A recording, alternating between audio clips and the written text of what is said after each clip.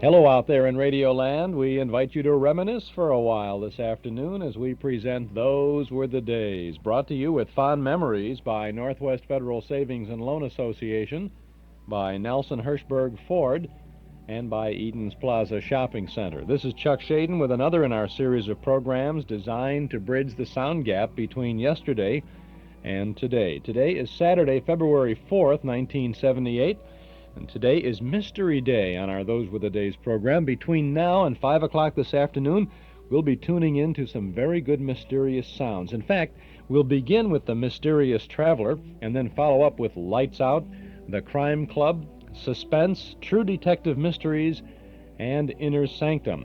We'll also have a bit of an extra for you this afternoon because we're going to offer a rebroadcast of an interview we had with Irving Fine, author of the book Jack Benny, An Intimate Biography. We'll tell you more about that a little later on. But get ready now, because the mysterious sounds of good old radio will be coming right up after this mysterious sound from Northwest Federal Savings.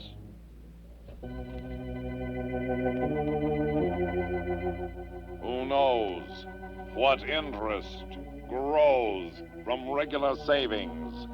Northwest Federal knows. Northwest Federal Savings, that is. Northwest Federal Savings experts will clear up the clouds in your mind about confusing savings plans. Northwest Federal offers a wide variety of savings programs with interest from the day you leave it to the day you need it. You'll get prompt attention and clear, accurate information when you open your insured savings account at Northwest Federal Savings. And remember, the seed of savings bears fruitful rewards. Regular saving pays. Northwest Federal knows. Northwest Federal Savings, serving you 63 hours a week.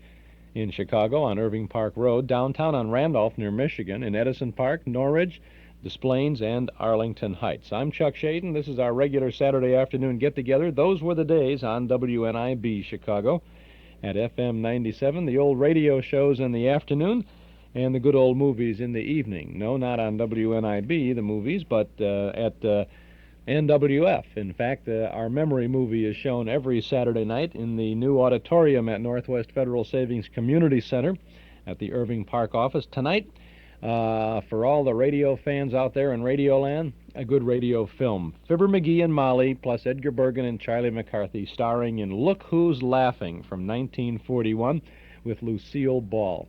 Hectic happenings when the famous ventriloquist and his little friend is forced to land his airplane in the village of Wistful Vista. You'll love it. It's a great radio-type film on the big screen in the new auditorium at Northwest Federal. I hope you can join us tonight. Donation is $1.25 per person. Proceeds are donated to recognized charities. Our movies begin at 8 o'clock. The doors to the auditorium open at 7:30. You'll find us at the Community Center at Irving Park office of Northwest Federal. Entrance to the Community Center auditorium is from the parking lot on Dakin Street, right behind the Northwest Federal building. So if you drive over and the parking lot is cleared, there's no problems getting in or out of the parking lot if you come from Irving Park and just off of Laverne into the lot and then back out on Lamont into Irving, you're all set. And if you take the bus, you get off at Lamont and then just walk along the side of the building and then to the back entrance to the community center. Beautiful, comfortable auditorium, theater-type seats, sloped floor, high ceiling, comfortable setting, and a nice big screen, a beautiful sound system. Refreshment counter, it's going to be nice. You'll be able to get some popcorn and some goodies, too. And everything goes to recognized charities. So how can you go wrong with a nice night like that? The whole family will enjoy our film tonight. Look Who's Laughing with Edgar Bergen and Charlie McCarthy and Fibber McGee and Molly. Oh, they're great. They're really fun. It's a good picture. It's really a good film. I hope you will pop in. We'll be there tonight, and we hope that you'll join us for our memory movie this evening at 8 o'clock at Northwest Federal Savings. Now we want to begin things with our Mystery Day today as we go back behind the locked door. That's the title of this Mysterious Traveler broadcast that was heard originally on the Mutual Broadcasting System on November 6th of 1951. It's a super story, and if you're a tapeworm, I think you'll be glad that you've got the old tape recorder set up for this one. Let's tune in to The Mysterious Traveler.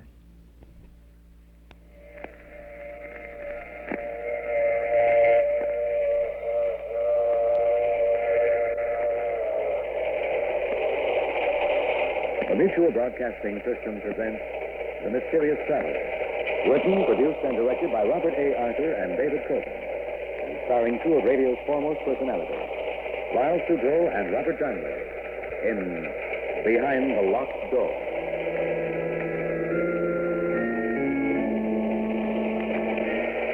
This is a mysterious traveler inviting you to join me on another journey into the realm of the strange and the terrifying. I hope you will enjoy the trip, and it will thrill you a little and chill you a little. So settle back, get a good grip on your nerves, and be comfortable, if you can, as I bring you the strange and chilling story so many of you have asked to hear again. I call it Behind the Locked Door.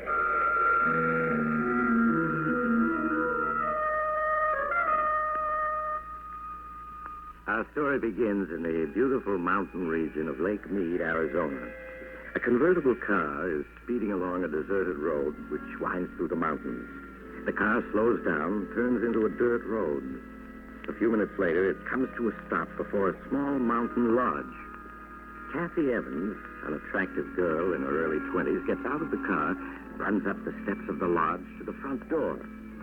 She knocks impatiently, looking about anxiously.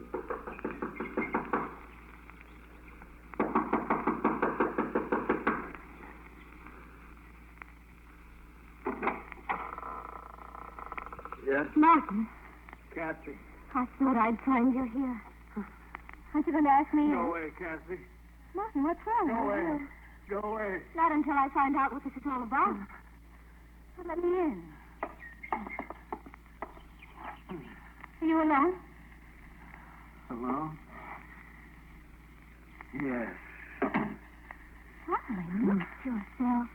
You haven't shaved in days. And Martin, those deep gashes on your face. How did you get them? It doesn't matter. Darling, you must have lost a great deal of blood. And your fever. Yes, I know. Is it true about Professor Stevens? Yes. Why did you leave town so suddenly last night? The authorities are looking for you. Do they know I'm here? No. How could they? It was intuition that brought me here. They mustn't find me. Martin, nothing makes sense. You returned from an expedition last night alone, unexpected. You stay in town 1 hour and then vanish. Not even phoning me. It's best that way, believe me, Kathy. You've got to tell me everything that's happened. I can't, Kathy, I can't. I'm your fiancé. I've got a right to Kathy, know. go away, please. I won't go away until you tell me what's happened. If I do, then will you go? Yes. I don't know where to begin. I suppose if you can say it had a beginning, it was that day a little over 2 weeks ago in Professor Stevens' office.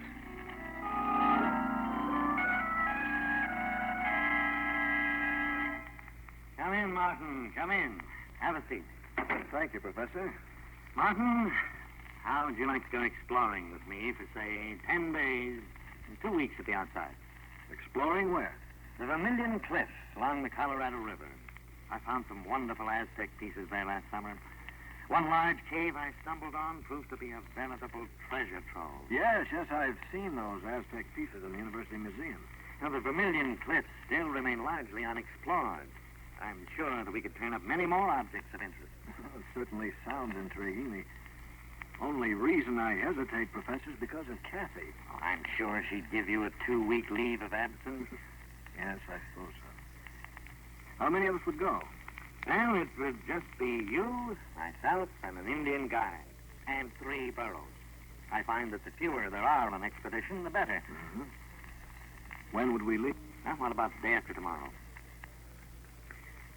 All right, Professor, I'm with you.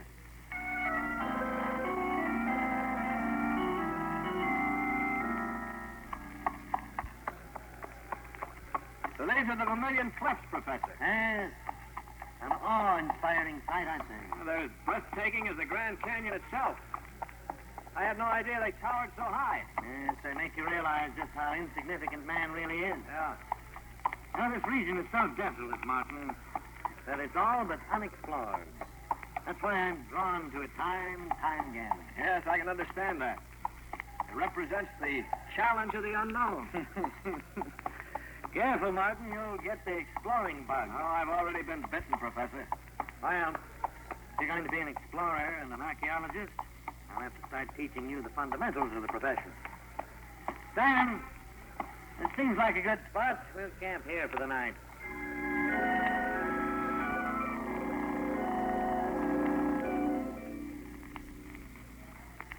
Phew.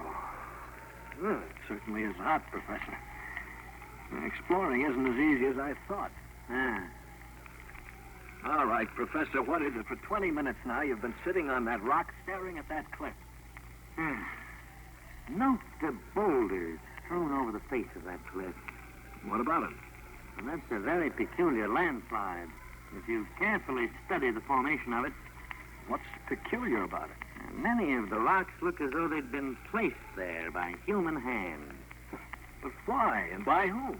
Well, one of the ancient Aztec forms of punishment was to seal a person in a cave by means of a landslide or just piling heavy rocks in front of the mouth of the cave.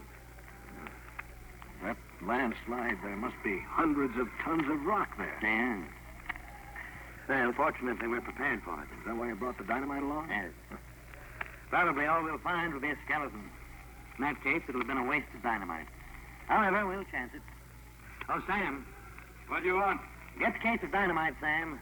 I'm going to blast that landslide. Professor, better leave it same way it be. Why? Evil spirit sleep in cave. Better not wake him up. You really believe that? Martin, I wouldn't laugh. Sam may be uneducated, but he senses things that you and I can't even begin to comprehend. Well, now, wait a minute. You mean you believe what he said about evil being asleep in that cave? I wouldn't say that I believe it. But nevertheless, I respect Sam's opinion. Sam, I still want to blast that landslide. I get dynamite.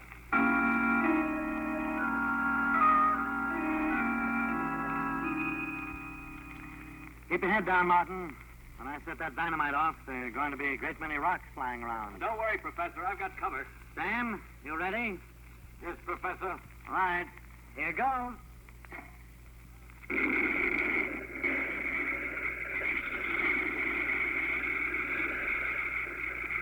Keep your heads down. All right. It's safe now. Professor, I think you did it. I can see a small opening. It looks like a mouth of a cave. Yes, it is. Sam, let me have one of the flashlights. Martin, you take the other. I'll lead the way in. Just as you say, Professor.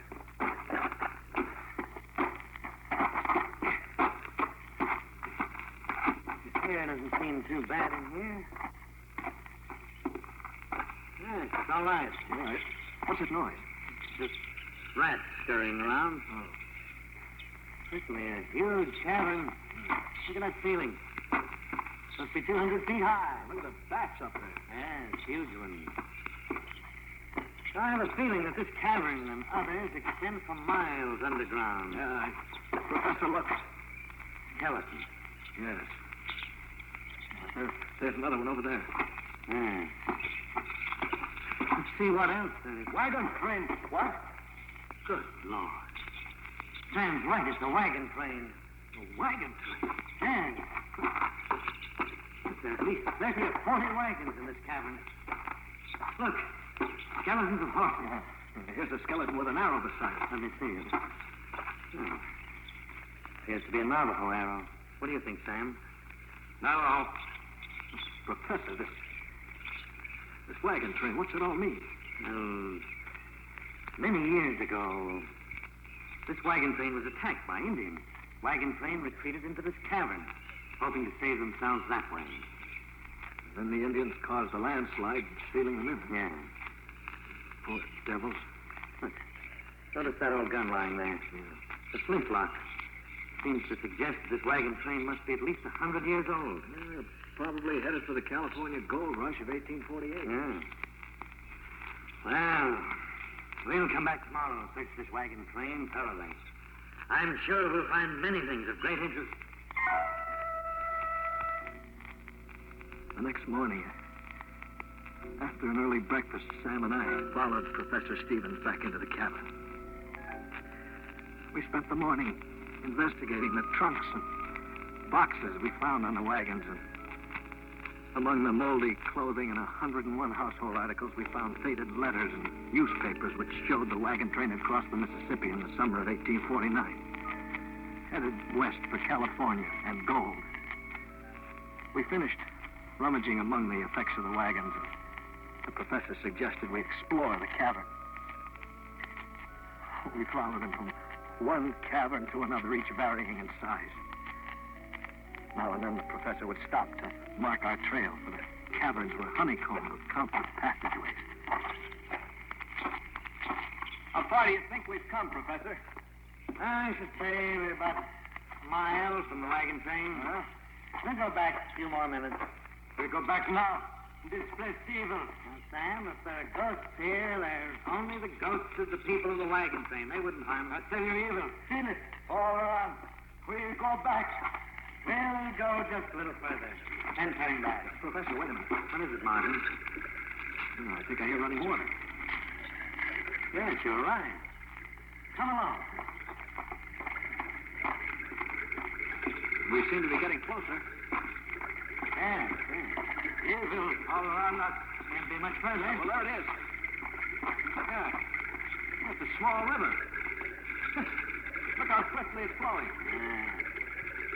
It probably flows for miles underground and it empties into the Colorado River. Hey, Professor, here along the bank. There's a tremendous pile of fish bones. Yes, so there is. What? Well, there are even more on the other side of the river. What do these huge piles of fish bones mean? It's very strange. How do you account for it? I'm afraid that at the moment I can't. Sam, you any ideas about it? Evil all around us. Feel him strong. Professor, he's trembling. Sam, there's nothing to be afraid of. Look, I'll shine my flashlight around, see? We've been watched. Watched? What are you talking about? You won't stay here. I go. Sam, come back. You haven't even got a flashlight. Sam! Come on, Mark. We've got to catch him.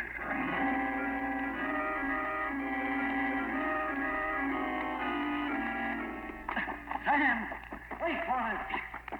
I can still hear his footsteps. We've got to catch him. Can you himself a serious injury running in the dark like that? Sam! Wait for us. Professor, it's Sam. Screaming. This way. That fool's probably broken his leg. Sounds more like a fight. Who's giving passes he's fighting with? Stop. Sam, where are you? Keep shining the flashlight around. Can't be much further. Sam! There he is. Yes. He's just sitting against that boulder. His head down. Sam. Give me a hand with him. God, Lord. Face. Neck.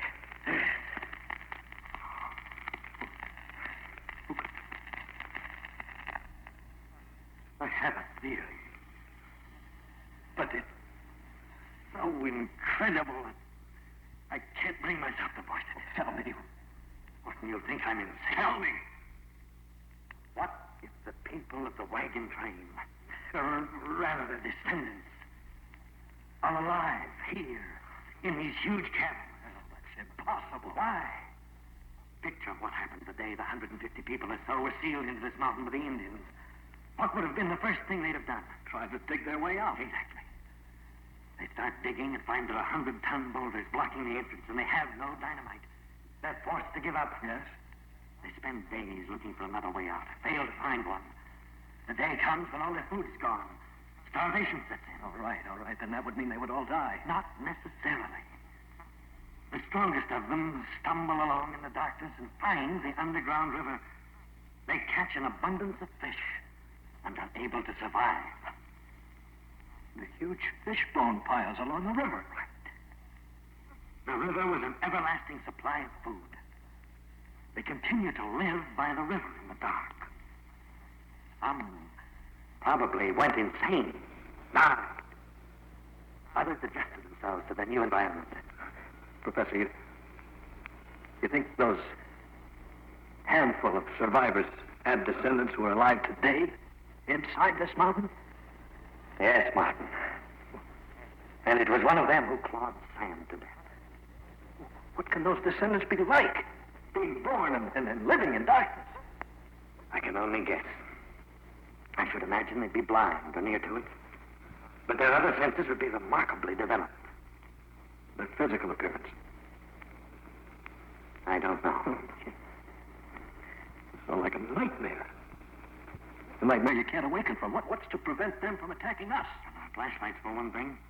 I'm sure light frightens them, just as fire frightens animals.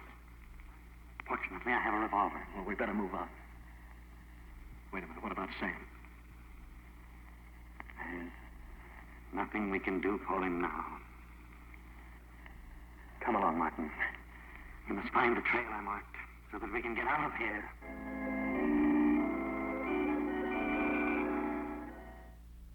Pretty good mystery here. From The Mysterious Traveler, a story called Behind the Locked Door from 1951.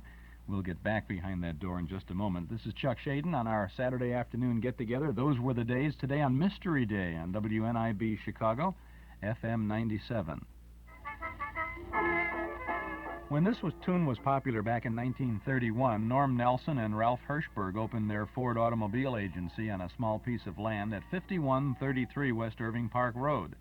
The first year they sold about 100 new Fords. Today, 47 years and thousands of new Fords later, Nelson Hirschberg Ford occupies a whole city block at the same location on Irving Park Road at Laramie. And thousands of Chicagoland families have not only bought their first Ford from Nelson Hirschberg, but have returned again and again for all their new Fords. The proof is in the seeing. Next time you're out for a drive, notice how many Fords bear the Nelson Hirschberg emblem. And you'll notice how many drivers have seen Nelson Hirschberg, one of Chicagoland's oldest, most respected Ford dealers. 5133 West Irving Park Road at Laramie. Open 7 days a week, Monday through Friday till 9, Saturday and Sunday to 5. Nelson Hirschberg Ford, Irving Park at Laramie. And not too far from Nelson Hirschberg Ford, down a bit on Irving Park Road over at 5941. They're at 5133. At 5941, you'll find our Metro Golden Memories shop. We're certainly very well tied into Irving Park Road with Northwest Federal at 4901, Nelson Hirschberg at 5133, and our Metro Golden Memories shop at 5941 West Irving Park. That's just east of Austin. And that's where we are having now the last 2 days of our special 10% discount sale. You can save 10% or more on anything in our store. It's our special discount sale, and if you visit our shop today or tomorrow, the last 2 days of our special sale, you'll find some good old savings along with all the good old memories we have for you. Everything in the shop has been reduced by 10% or more, and that means you can save a big 10% on all of our records, our old-time radio records or our cassettes, our 8-track tapes on radio shows, books, magazines, cards, gifts, and novelties at our Metro Golden Memory Shop, 5941 West Irving Park Road, just east of Austin. Now, just like any other store in the Chicago area this last week or two, we have been zonked by the storm, the bad weather and all of that, so we have not had tremendous numbers of people coming in, so we still have tremendous amount of merch. Of course, we're not selling out or anything. We just offer the sale. So you know that you can get a good break on all of the things that we have. But we have to end it sooner or later, and it's going to be sooner now because tomorrow will be the last day of our big 10% discount sale. So while the weather's not too bad yet, why don't you pop over? Irving Park Road is not bad as far as parking is concerned around there, too, by the meters and all that sort of thing. So you'll be able to deal pretty well if you come over today or tomorrow. We're open tonight until 7:30. You may want to pop in before you get over to our memory movie at Northwest Federal. Or tomorrow afternoon from noon until 5, take advantage of the 10% savings on everything in the store. You got lots of things for you. You can even get some of our nostalgic jigsaw puzzles at a 25% discount and some other goodies too. So why don't you pop in today until 7:30, tomorrow Sunday from noon to 5. Every item in the store, with the sole exception of our February cassette tape of the month, which is already a special at $5. Everything else, 10% or more. So come on in and save. Your MasterCharge, Visa, or Bank Americard is welcome at our MGM shop. When you come in, don't forget to register for the drawing. We're going to give away $10 MGM shop gift certificates, and we'll have the drawing just as we close the doors tomorrow, Sunday, and then we'll announce the winners on our show next Saturday, and all of the winners will be notified by mail. Also, come in and get your copy of our Nostalgia Party Planner at the MGM shop, 5941 West Irving Park Road. That's just east of Austin. Now let's return to the mysterious traveler.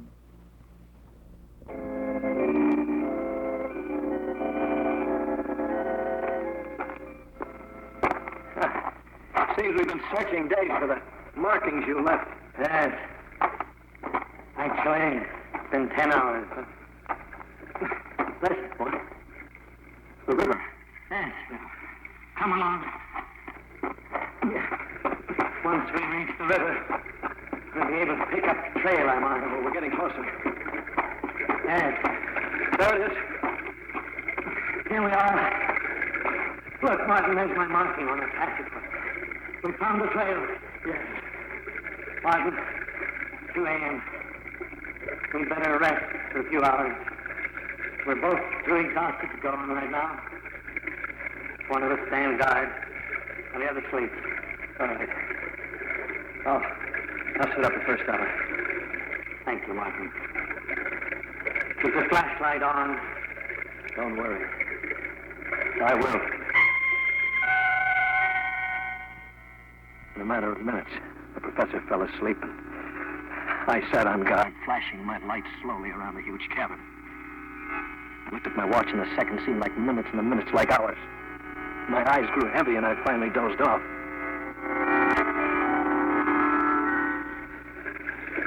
Suddenly, I awakened in the darkness to hear the professor screaming. Martin! Help me!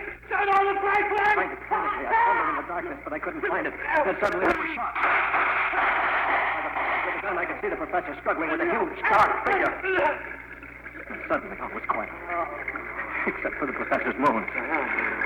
As I crawled toward him, in the darkness, my hand struck the flashlight. I turned it on, and there was the professor.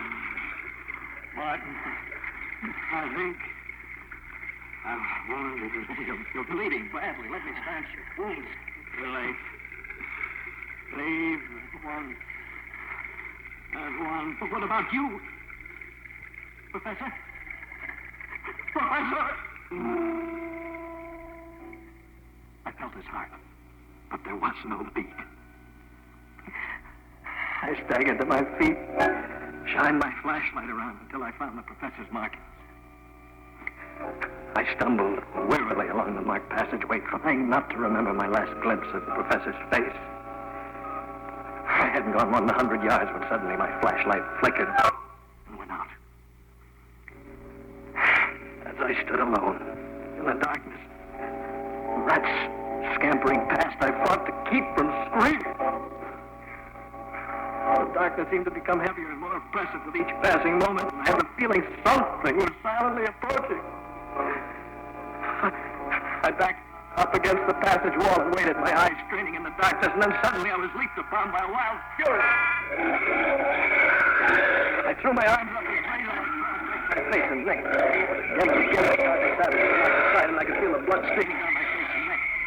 And then suddenly the deathly clawing ceased as my attacker turned to ward off something in the dark. As I sank to my knees, I was dimly aware of a fierce fight taking place, and then consciousness left me.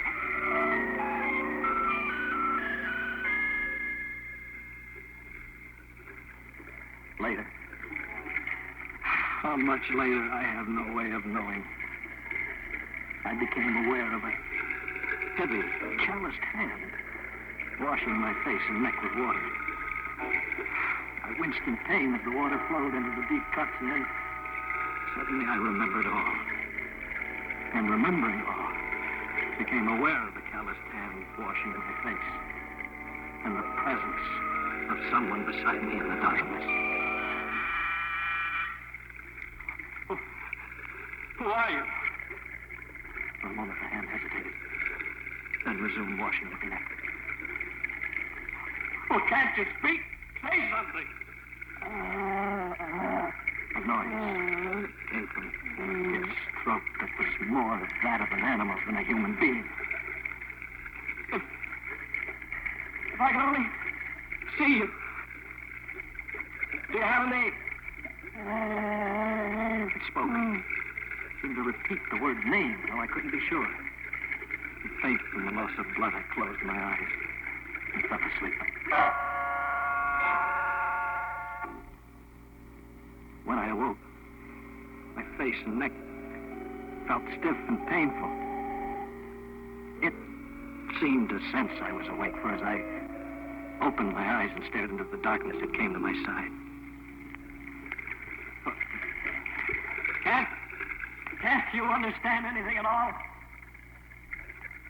Don't my words make any sense to you? Why did you save my life? My hand brushed against its hand. And I could feel the sharp, claw-like fingers on it. I reached out in the darkness as I touched its face. It bit my hand. I tried to get to my feet, but it placed a strong hand on my shoulder and held me down. At that moment, I realized that not only was it my savior, but my jailer as well. I lost all track of time. Now and then, it would leave me. And I would cautiously get to my feet to steal off, but no sooner had I taken more than a few steps than it would be there at my side, forcing me to return to the bank of the river. I spent my every waking moment trying to think of a way to escape. And then, when my despair was greatest, an idea came to me. The professor had said that the underground river I lay beside emptied into the Colorado River. Though the odds were 100 to 1 against my surviving, I knew it was the only possible way of escape. Slowly, I crawled a few remaining feet to the edge of the river and, leaning over, started to wash my face. I could sense that it was watching me. I leaned forward a few inches more and fell into the river. As I came up for air in the swift-flowing water, I heard a splash beside me. A moment later, I felt its arms around me. The current swept us along with breathtaking speed, and as we clung to each other, I discovered that it couldn't swim. For what seemed hours, the river swept us along in the darkness, and I felt myself losing consciousness as I attempted to keep the two of us above water.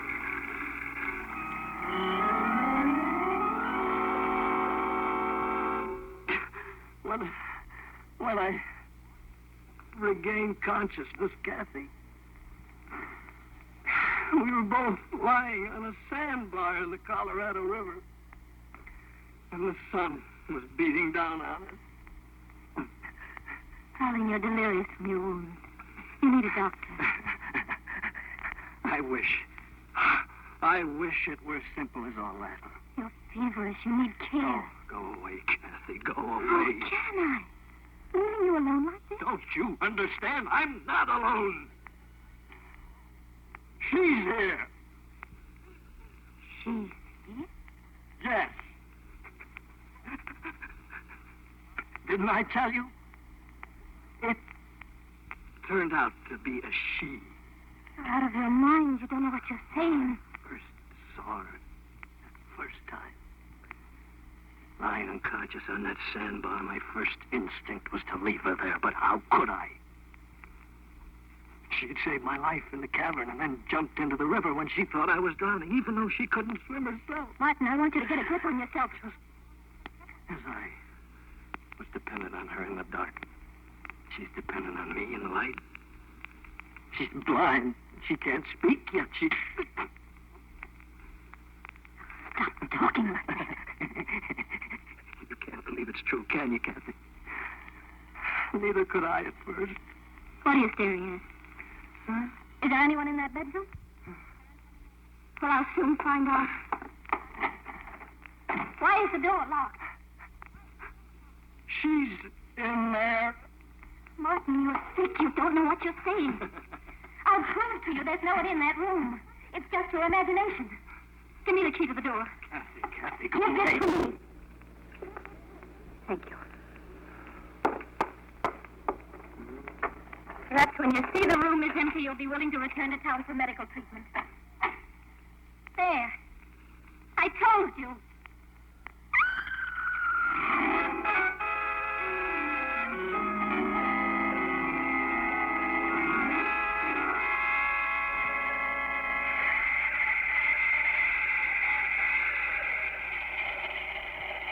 This is the mysterious traveler again.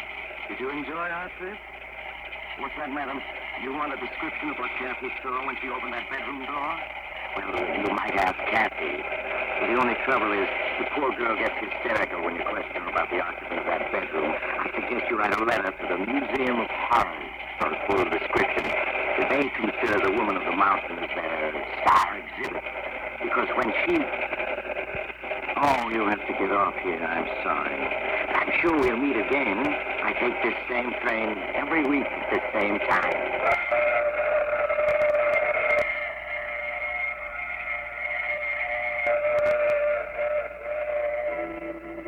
You have just heard The Mysterious Traveler. You may now enjoy other exciting adventures of The Mysterious Traveler in the current issue of The Mysterious Traveler magazine. In our cast, Lyle Sudrow, Ann Shepard, and Robert Donnelly, with Maurice Tarplin in the title role. Bill Tonkin speaking. This program came to you from New York. Mutual's ace commentator Cecil Brown, currently on a 3-month fact-finding tour of the world, heads for the Orient on the last lap of his history-making trip. In these last weeks, Mr. Brown will bring you on-the-scene reports from such tinderbox areas as India, Hong Kong, Hawaii, Japan, and Honolulu. You won't want to miss any of the eyewitness accounts by this able commentator of the latest happenings in these headline-making spots of the world. Be sure to listen to the news reports of Cecil Brown over most of these stations. This is the Mutual Broadcasting System.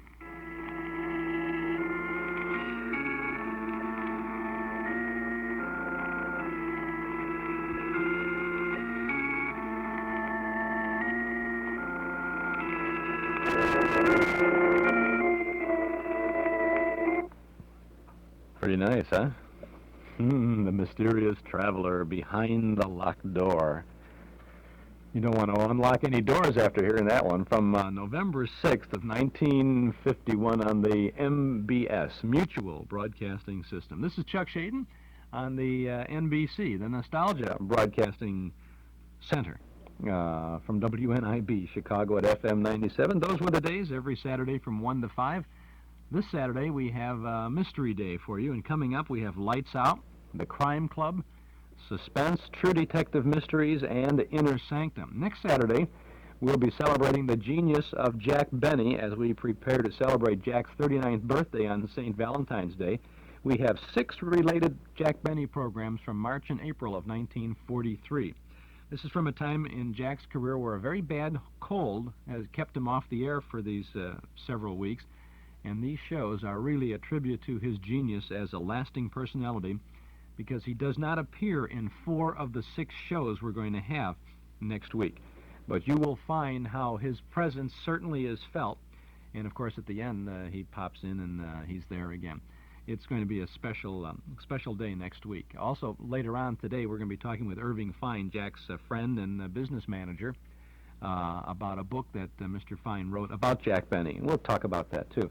In 2 weeks, on the 18th of February, we have a variety of programs for you. We have Fibber McGee and Molly, Dangerous Assignment, songs by Frank Sinatra, Screen Guild Players, and The Adventures of Ellery Queen. And then on the last Saturday in February, it'll be theater time on our Those Were the Days program with the Armstrong Circle Theater, First Nighter, the Lux Radio Theater, the Screen Directors Playhouse, and the Comedy Theater. So got some nice things lined up for you in the weeks ahead. If you are a tapeworm and you would like to know how we're producing these shows, how we schedule them, the length of the time of each segment, you'd want to know in advance the programming that we have here and the dates of the broadcasts and some of the little 1-line or 2-line information about the shows, you should subscribe to our Nostalgia newsletter and radio guide, because all of that information is in it, and even more because we have articles from and about the good old days.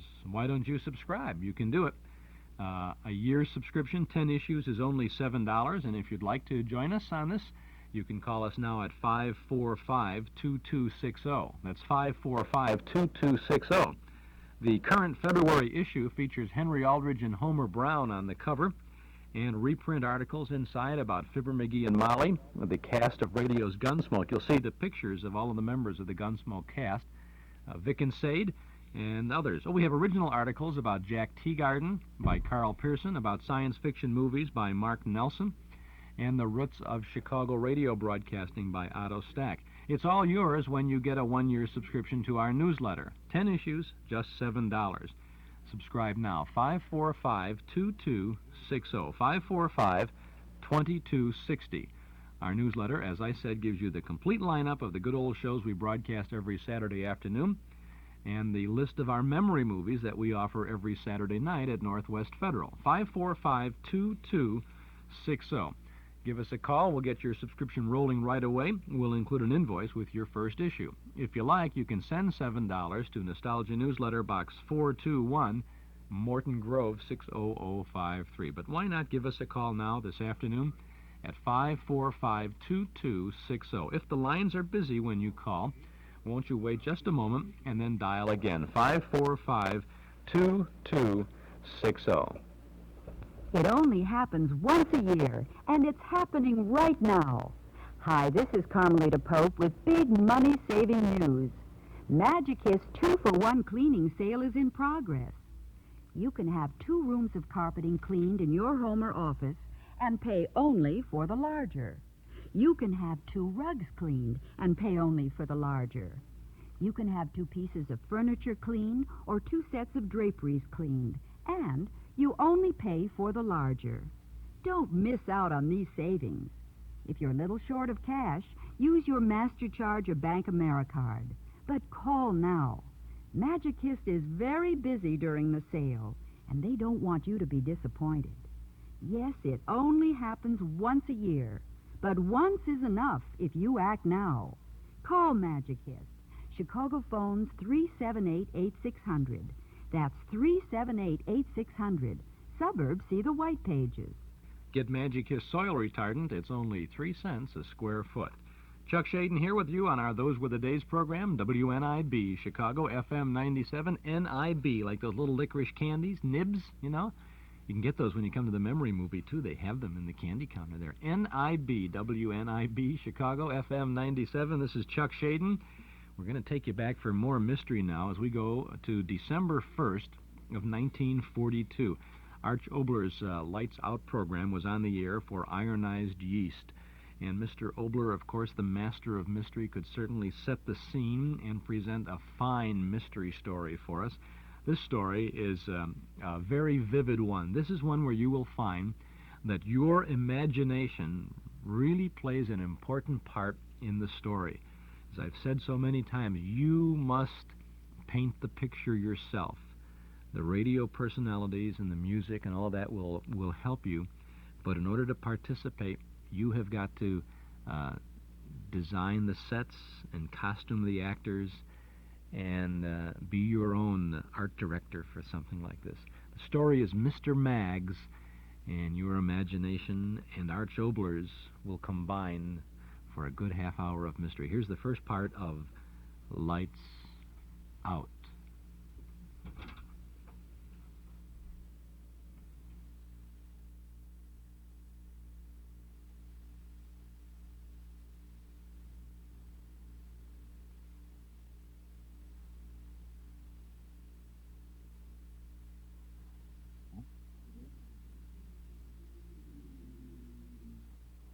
Ironized Yeast presents Lights Out. Everybody.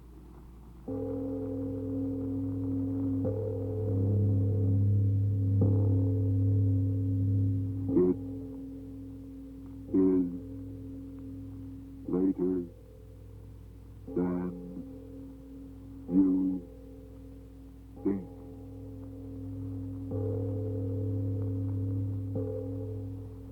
Lights Out brings you stories of the supernatural and the supernormal. dramatizing the fantasies and the mysteries of the unknown. We tell you this frankly, so if you wish to avoid the excitement and tension of these imaginative plays, we urge you calmly but sincerely to turn off your radio now. My name, Arch Oboler. Tonight, another in our series of tales of the weird and the unusual. The idea for today's play, the story of Mr. Maggs, came to me a few years ago when I was in England, pre-war England. Calm, peaceful, serene, no enemy bombers overhead, no screaming sirens, and England happily without worry. But before we start, Frank Martin has a word for you. Friends, these critical times are making terrific extra demands on all of us. But if you've gotten miserably thin and tired and run down, don't necessarily blame the war or your job. It's quite possible you simply need more vitamin D and iron than you're getting from your food. Well, if you do need more of these vital substances, get them a quick, easy way. Take Ironized Yeast tablets. They help two ways in cases of such deficiencies. Help two ways to build you up. Help two ways to increase weight and strength. Help two ways to step up pep and energy. Remember that name, Ironized Yeast tablets. And now, light out, everybody.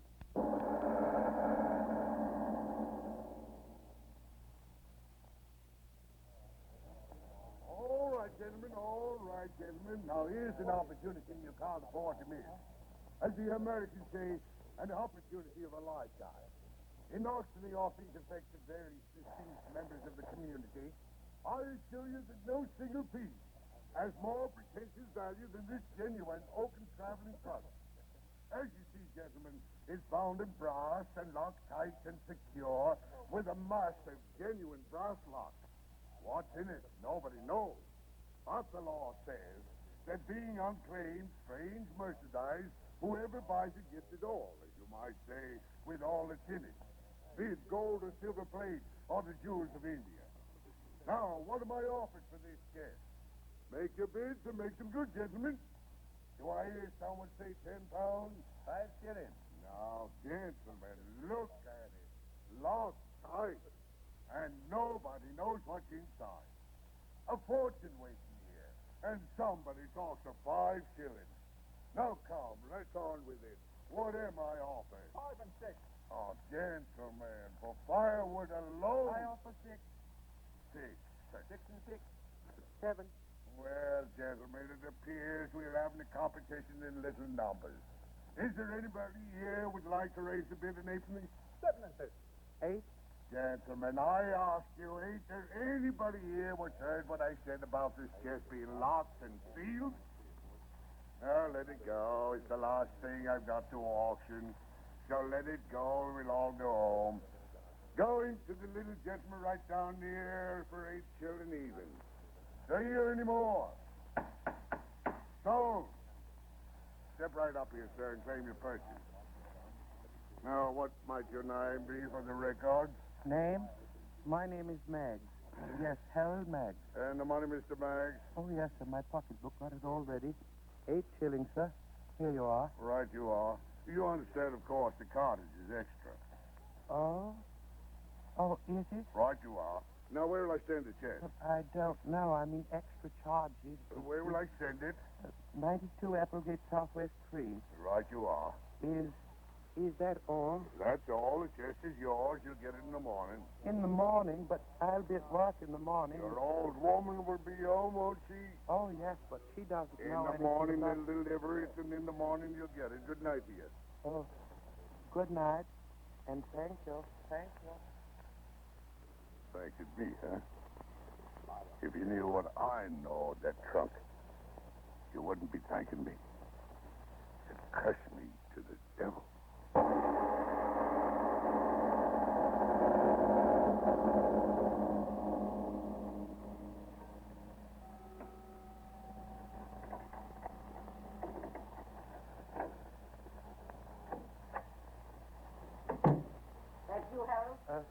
Yes, Agatha. Well, I must say it's a fine time for a man to be getting home. Mr. Bainbridge asked me to stay and check the inventory. Never mind what Mr. Bainbridge said. Did you get anything extra for doing what Mr. Bainbridge said? Well, I... Never mind what he said. I tell you what you get from me. A cold supper, that's what. Oh, it's all right. Oh, is it? Now, just a minute, Mr. Harold Maggs. There's something else I want to talk to you about. Yes, Agatha? How much money have you been making on the races? Races? Me? You. Oh, no, you know I never play the horses. And how much money did that rich uncle of yours in Australia leave you? Australia? Me? Why, Agatha, what are you talking about? I haven't got any uncles in Australia. No. Then maybe it's a gold mine you discovered. Or maybe a well that gives 100 gallons of petrol a minute. Agatha, are you all right? The chest. Oh. Why did you buy it? Well, They didn't give it to you, did they? It was only 8 shillings, and I... Only 8 shillings? You mean to stand there and tell me you spent 8 whole God-given shillings for that thing? Yes. Harold Meggs, I ought... Agatha, what's that? Never you mind what that is. Up in the garage. Yes, up in the garage. Where that great prize of yours is. Up in the garage where you should be until your head's examined. But, Agatha, what... It's Freddie, breaking the thing open to see what's inside. Breaking it open? Yes, and I told him to do it. Freddie, have you opened it yet? Not yet, Mom. Oh, Agatha, please, I don't want him to... Oh, keep quiet. I know you haven't got a key to it. But Raymond told me all about this prize package that did. Oh, but... Plunked it right down in the middle of the kitchen floor. And poor Freddie and I had to carry it all the way upstairs. Oh, but Agatha... Oh, we'll find out what's in it soon enough. Oh, no, please, he shouldn't break the lock. It's a good one. Maybe I could pick it. I'll go up. No, Harold, come back here. Let Freddie do what I told him to. Harold, come back here this minute. Harold, you regret this, making me climb these stairs. Harold, do you hear me? Mom, nothing. So, Harold, what's come over you? He won't smash my chest. He won't. Well, Mom said I could. She did. She said I could. Dare you strike that boy? Oh, I didn't. Well, you thought about it. He may not be your flesh and blood, Harold Meggs, but he's mine. He's a big lout, 30 years old. Mom, he called me I a heard. big loud And again. it's quite enough. Harold Meggs, give me that hammer. Yes, Agatha. I'll fix your precious chest, your precious lock. That's right, Mom. Show him. Oh, a good one, Mom. You smashed it. Oh, it was a good padlock. You keep quiet. Buy a cat in the poke, will you? Teach him, Mom. Well, now we'll see your grand bargain. Help me lift the lid, Freddie. Sure thing, Mom. We'll see what you wasted with my good money. Mom. Why, it's empty. Empty? Harold Meggs, you wretch, you. Taking the bread out of the mouths of your good wife and your son to buy empty trunks. Wait, Agatha. Wait for what? For what? It's not empty. What are you talking about? See? The whole inside crusted with dried blood.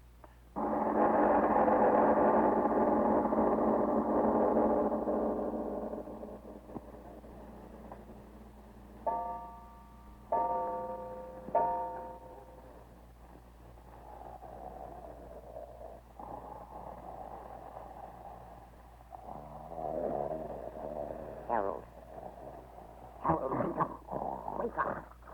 Open your eyes, you fool. What? Wake up.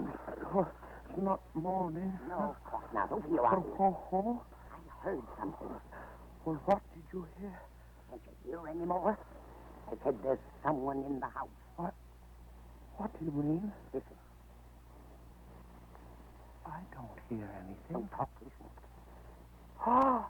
You heard? Yes. Up in the garage. Oh. Get up and do something. Well, what could I Well, you're not going to let them steal the house away from us. There, again. But why in the garage? Are you going to lie there talking while they... But we've nothing there for anyone to take that. It's Freddie. Freddie, what? Come on. No, not up there. Well, I'm going. Harold, come back and don't leave me alone to be murdered. Harold, don't go up there. Harold, I'm frightened. Agatha, come up here quickly. No, I'm afraid. Agatha, quickly. All right. I'm all more afraid down here than I'll be up there. Can't be much to be afraid of. If you're not afraid, Harold. So dark up here. Well, Harold, what is it? Agatha, come here. Help me. Well, what is it? What's the matter with you? What? It's your Freddie. Freddie.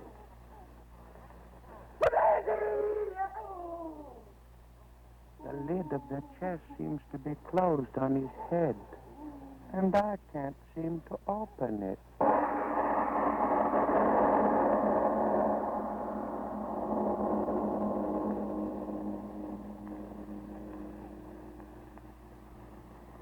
Ladies and gentlemen, I think you'll agree when an old chest becomes a thing of horrible death, and when there is more of death in the air, then's the time to leave tonight's Lights Out for a deep breath and a turning of our thoughts to something that perhaps is your problem. We'll get back to Lights Out in just a moment. Mr. Maggs is the title of this Arch Oboler story from December 1st of 1942. Good story. Promised you that. You never go wrong with the mysteries, you know. Once in a while we come up with a hokey thing or something, but this is not that. This is very nice, and we'll return to it in a moment. Chuck Shaden with you on Saturday on WNIB Chicago, FM 97. You buy with confidence when you get the Townhouse Guarantee from Townhouse TV and Appliances. Give them a try. They won't be undersold, and you won't be underserviced. Shop around, get the best deal possible, and then visit Townhouse. Townhouse guarantees that you'll get the best price on the hundreds of Frigidaire refrigerators, washers, dryers, and ranges in stock. And there's more. Townhouse guarantees to make delivery on the day promised, guarantees normal installation on all products delivered, guarantees to move your old appliance to the basement or the garage, or to remove it from the premises if you like. Check with Townhouse and take advantage of the big Townhouse guarantee from Townhouse TV and Appliances. See, if you had purchased all of this snow from Townhouse, they would remove it from the premises. Townhouse TV and Appliances, 7243 Touhy Avenue, just west of Harlem. They're open Monday, Thursday, and Friday nights till 9, Saturday until 5. Eden's Plaza Shopping Center, where plenty of free parking makes it a pleasure to shop your favorite store or service. Eden's Plaza Shopping Center, where Eden's Expressway, Skokie Boulevard, and Lake Avenue meet at Wilmette. Eden's Plaza Shopping Center. Easy to reach, easy to park, easy to shop. Shop and save 7 days a week at Eden's Plaza Shopping Center in Wilmette. Now back to Lights Out. Now back to Lights Out and our story of Mr. Maggs.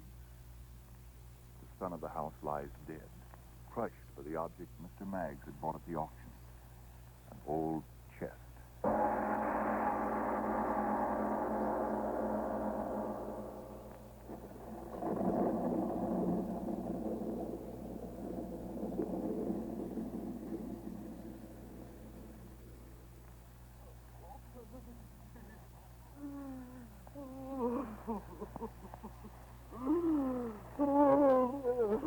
Agatha, it's no use going on like that. There's nothing we can do for you. I knew you loved the boy. Guess he's the only thing you ever loved in all your life.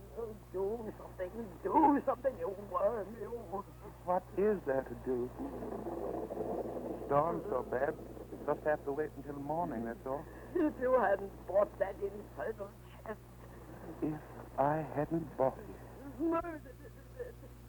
You hated it for the memory of my first husband. No, I wouldn't say that, Agatha. Why not? You bought the chest, so it's your doing. Well, in a way, you're right. I brought the evil into the house, now didn't I? What are you talking about? An unhappy house, and now there's evil in it. What are you saying? Since we came downstairs, all these hours since it happened, I've been thinking. Thinking what? How do you think Freddie died? And why? You crazy? Asking me if I know how he died? I saw it, didn't I? But I asked you, why did he die? Why? Because the infernal lid of it fell on his head, that's why. Oh, my Freddie. Yes. The evil did it. Evil. You are crazy. The only thing evil was your buying it. You just don't understand, do you, Agatha? What are you looking at me like that for? I tell you the lid fell down on his head. Evil.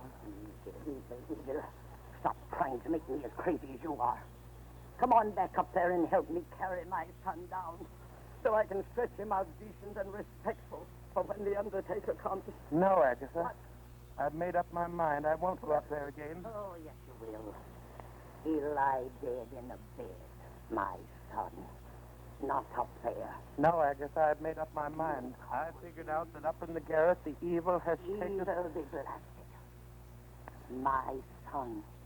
You will help me carry him down. Don't stand there. Don't stand there. Storm's over. Help me carry down his body so I can lay it out. No, Agatha. No, hear me out. It's evil. I'll have you locked away, I tell you. Evil, and I knew somehow that it was there. That's why I dragged you downstairs again so quickly. You never thought much of me, Aggie, but this time, believe me, if I go up there with you, it means my life. I've listened to enough. A split-headed little worm, that's what you are. There's nothing up there but that blasted chest you bought, and Freddie's body. And if you won't help me bring him down, then, curse you, I'll bring him down myself. No, Agatha, come back. Aggie, come back. Agatha, I beg you. Aggie! Aggie, you shouldn't have. This once in all these years, you should have listened to me. If you'd have listened this time, I would have meant something more than... Agatha? Agatha, what's doing up there? Are you all right? Agatha, do you hear me? You all right? What in the... Agatha, what? Agatha, what? What happened? What's the matter? Oh, Agatha, heaven help me. I can't come up to you. I'm afraid.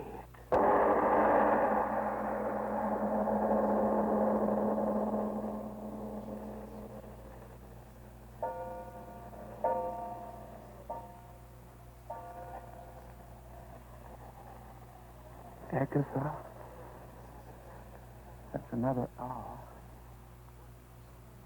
It's hard waiting, Agatha. I've got to keep so quiet. I've got to listen. Perhaps you'll say something. Call me again. I've got to know what happened. Man can go crazy not knowing what happened. I'll keep very quiet. Perhaps I'll hear you saying something up there. Agatha? Wind. I hear nothing but the wind, Agatha. I'm afraid to move out of this chair, Agatha. As afraid as I've ever been in all my life. And that's been many times, Agatha. Something safe about this chair. It's my chair. I've sat in it so many times it knows me. And while I'm in it, nothing can happen to me. Now, can it? But if I were to get up, leave it, walk toward the door. No, I won't do that. I'll sit here and wait in the chair. And when it's daylight again... Agatha, is that you? I heard you again. Agatha? Agatha? Agatha, why don't you answer me? I hear you moving around. Why don't you answer me? Agatha!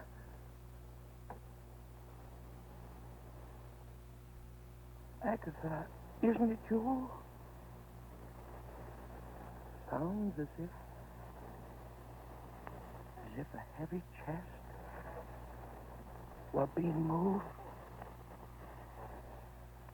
along to the head of the stairs. No, nothing more. So quiet. Coming down the steps. Coming down. Agatha, is that you? You bringing the chest down? Agatha, is it you? No, No, it couldn't be you, could it, Agatha? And who is bringing it down? Who is it? Answer me. Answer me!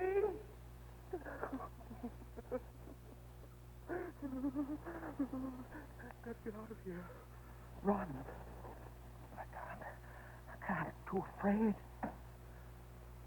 Who is it? Agatha, it is you, isn't it? It must be you. It must be. Not many more steps, and I'll see. No, I won't look. I won't. Stop, you, whoever you are. Don't bring that chest down here. Stop! Stop!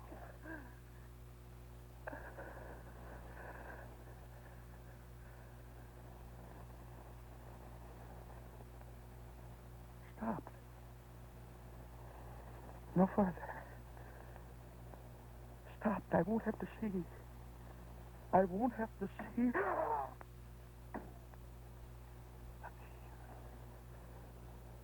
Oh, no.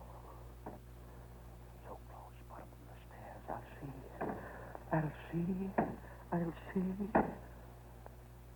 What? Oh, if I could close my eyes. Only one more step. I know it. Ah! No. How could it be? No one. Just the chest. No one with it. How can that be?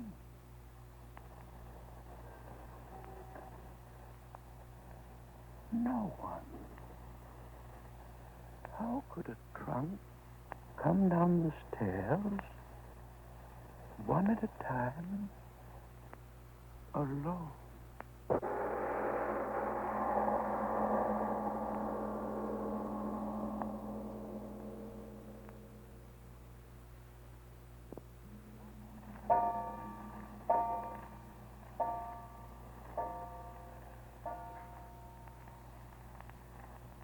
Daylight.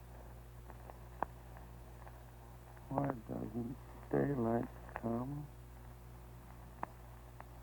There's something buzzing in my head. Oh, my head.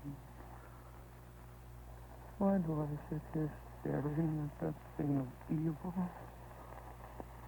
I've got to know. Yes, I've got to know. Get up. Close to it. Just a chest. Why should I be afraid of it? Just a chest. Put my hand on it. Move it under my hand.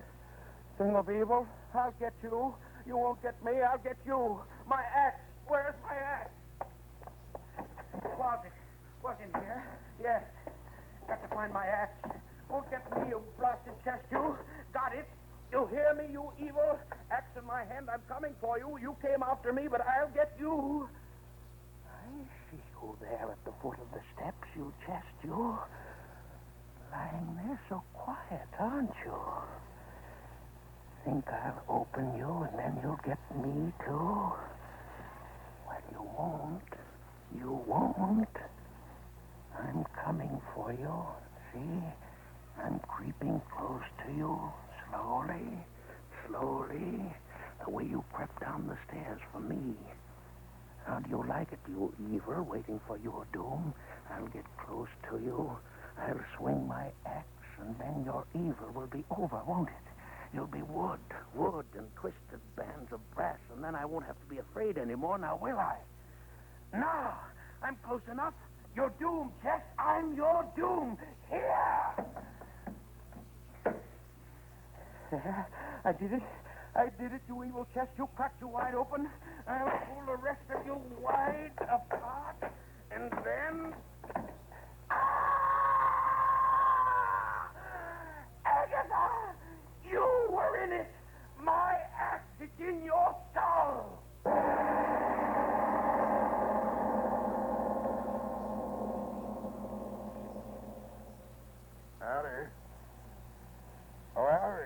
Mr. Jemison?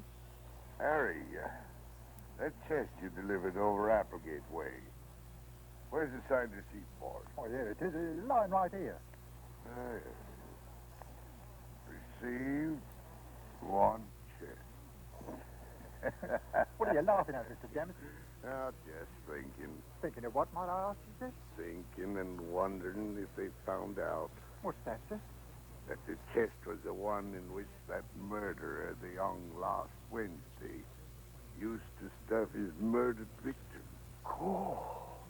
I wonder if that little man that bought it, what was his name?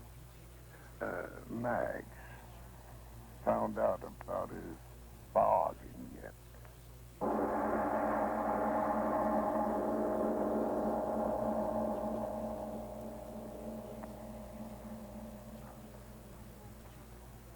Phew.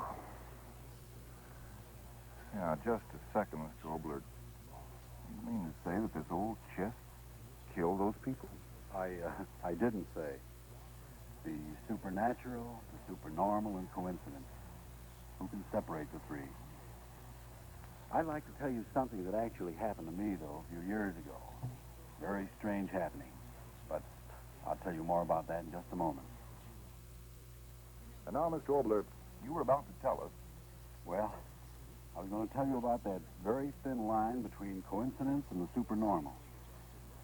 A number of years ago, back in Chicago, late at night, I sat down on my typewriter to try to write a short story. I sat and sat and sat there, but no ideas came along.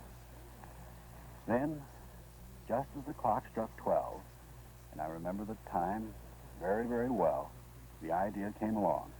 Quickly, I began to type a story, a criminal in the hotel room hiding from the police. He can't remember exactly what to do. Finally, in his panic, he climbs out the window and hangs from a narrow ledge high above the city street. Finally, just as the police come in, he falls. Well, I got that very far with the plot, and suddenly, rather tired, I went to bed. The next morning, the headline of the paper told of a criminal who had hidden in a hotel room, and then, when the police broke in, the panic, when the hour was just at midnight, had tried to escape by hanging from the narrow ledge outside the room. In other words, as I was writing that story, at that very moment, mind you, it was actually happening. Coincidence, supernormal, who knows? But now, what happens next week, Mr. Oboler? Next week, Scoop. Quite a strange title, I'll admit, and a very strange story. It's about a man who worked all his life only to have what he had worked for taken away. But that, as usual, is next week. Yes. Lights Out will come to you again next Tuesday at the same time. Be sure to listen to Arch Oboler's weird story, A Scoop. Oh, by the way, in answer to those inquiring about scripts, a new book of plays by Arch Oboler, Plays for Americans, has just been published by Farrer and Reinhardt. These plays may be used without royalties by any person or group in connection with our country's war work. And if you need more vitamin B and iron, be sure to try Ironized Yeast, the one and only Ironized Yeast, with the big letters IY on the package and on each tablet.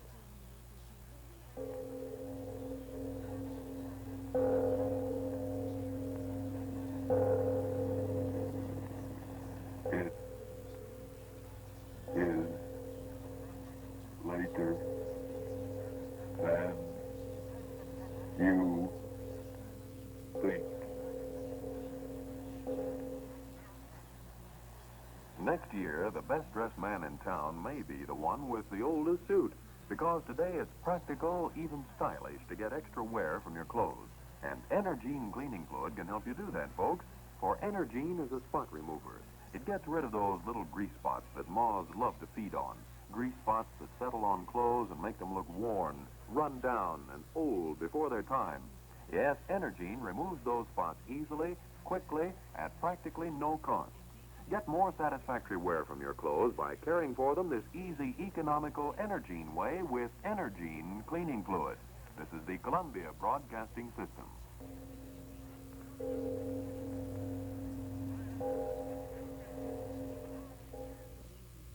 Lights Out from December 1st of 1942. Sorry about a little crosstalk in the back of that. Best possible quality that we could give you today.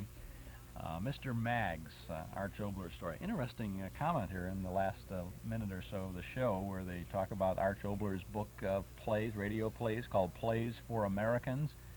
And then they say that any group or organization could use those without royalty or payment in connection with the war effort. Very interesting. Boy, I'd sure love to have a copy of that book. Don't have one of those, and I've not seen it any place, and it's no doubt out of print, and I don't know whether or not it is available in the library system. Maybe someone knows about that. Chuck Shaden with you on our Those Were the Days program, WNIB, Chicago, FM 97. And coming up, we have a crime club mystery, The Gray Mist Murders, and we have James Cagney starring in No Escape on a suspense program. The True Detective mystery for today is Trailing Red Ryan. And then finally we'll have Mind Over Murder starring Everette Sloan on Inner Sanctum. Oh, we're going to be talking with Irving Fine about Jack Benny in just a little while, too. This is Chuck Shaden, WNIB Chicago, at the Paul Meyer Shoe Store, 2924 Central Street in Evanston. They try their very best to find finer workmanship, finer leathers, and finer fit. At the Paul Meyer Shoe Store, they strive for quality, comfort, and reasonable prices, too, because they choose to care. And we hope you'll choose the Paul Meyer Shoe Store at 2924 Central Street in Evanston. Walk over there, and James Shoefrieder or Matt Mason will do their best to fit you properly at the Paul Meyer Shoe Store. Well, this is a brand new month. February is only 4 days old, and we have a brand new cassette tape for this month. And here's a little sneak preview.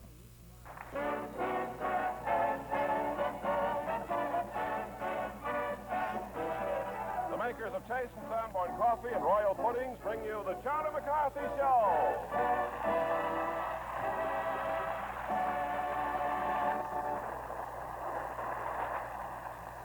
This is Ken Carpenter, ladies and gentlemen, greeting you on behalf of Edgar Bergen, Charlie McCarthy, Ray Noble, and his orchestra, Nita Gordon, Mortimer Snerd, Pat Patrick as Ursula Swing, Alan Reed, Jack Mather, and our special guests, Walt Disney and Donald Duck.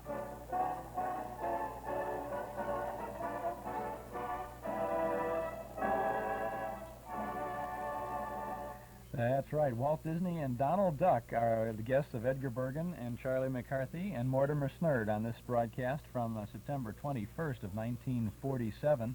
It's our cassette tape of the month for February. In fact, we have not just that Charlie McCarthy show, but another one, too, from 1942 with Abbott and Costello and Edward Everett Horton. So we have two Charlie McCarthy shows from the 1940s. They're yours for only $5 this month from the Hall Closet, Box 421, Morton Grove, 60053. You'll have a lot of fun with this cassette doubleheader for February. Two Charlie McCarthy shows back-to-back on a single hour-long tape. Only $5 from the Hall Closet, Box 421, Morton Grove, 60053. Now, if you like, you can pick up our February cassette at any of the 6 offices of Northwest Federal Savings, and that includes the new downtown office on Randolph near Michigan, or when you visit our Metro Golden Memory Shop at 5941 West Irving Park Road in Chicago. Two new Charlie McCarthy shows, one from May 3rd of 1942 and the other from September 21st of 1947, both sponsored by Chase and Sanborn with all of the regulars on this show. Two new Charlie shows for your good old cassette collection. Get Charlie from Chuck this month, $5 from the Hall Closet, Box 421, Morton Grove, 60053. By the way, if you enjoy Charlie McCarthy, you will want to see our memory movie tonight over at Northwest Federal's Community Center Auditorium. The film is from 1941, and it's called Look Who's Laughing, with Edgar Bergen and Charlie McCarthy, and Fibber McGee and Molly, and Lucille Ball. Oh, it's a lot of fun as Edgar and Charlie, in a little airplane, are forced to land in the village of Wistful Vista. It's a lot of fun, and I think you will enjoy this. Many of the radio cast people from both the Bergen and McCarthy and the Fibber McGee and Molly shows are in this 1941 film. The doors open at 7:30. Our movie begins at 8 o'clock. donation is $1.25 per person. All proceeds are donated to recognized charities, so you can help someone else and help yourself to a good evening of good entertainment. So why don't you come on over tonight? We have a beautiful new auditorium in the Irving Park office of Northwest Federal at 4901 West Irving Park Road. You can enter the Community Center Auditorium through the parking lot.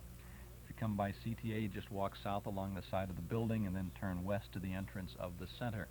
We have a nice refreshment counter there with fresh popcorn. As a matter of fact, I don't know if you know, but Northwest Federal has an antique popcorn wagon, which is used by local community groups for fundraising things. And this real nice antique popcorn wagon is usually out on the weekends popping corn for some local community organization. With the snow and things, they did not take the popcorn wagon to a community group which had expected to use it this weekend, because they said the access to wherever they were going was poor, and they didn't want to take any chances. You know how that stuff is.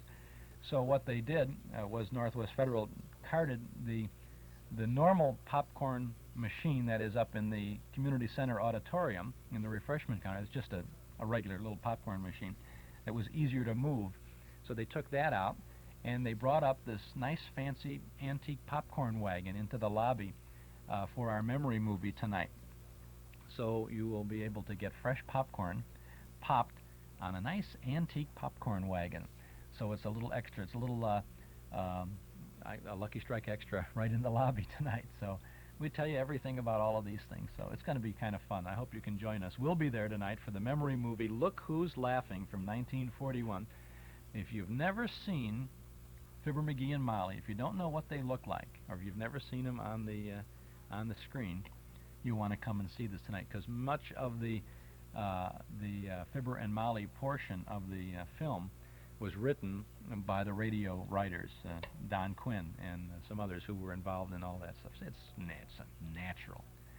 Gotta come. You know, if you like Fibber and Molly, you like old radio, like Bergen and McCarthy, you like old movies, you like good old hot popcorn, nibs, Tootsie Rolls, jujubes.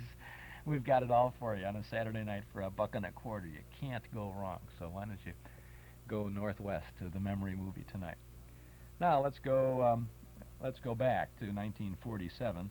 April 10th of 1947 is the date of this program. That was a sustainer on the Mutual Broadcasting System, meaning it was not sponsored by any specific sponsor, but it was a good show, and it was called The Crime Club, and this is one of the best of the Crime Club programs. I remember hearing this, or I got this early in my collection, and I like it very much, and I hope you will too. It's called The Gray Mist Murders on Mystery Day here on WNIB, The Crime Club.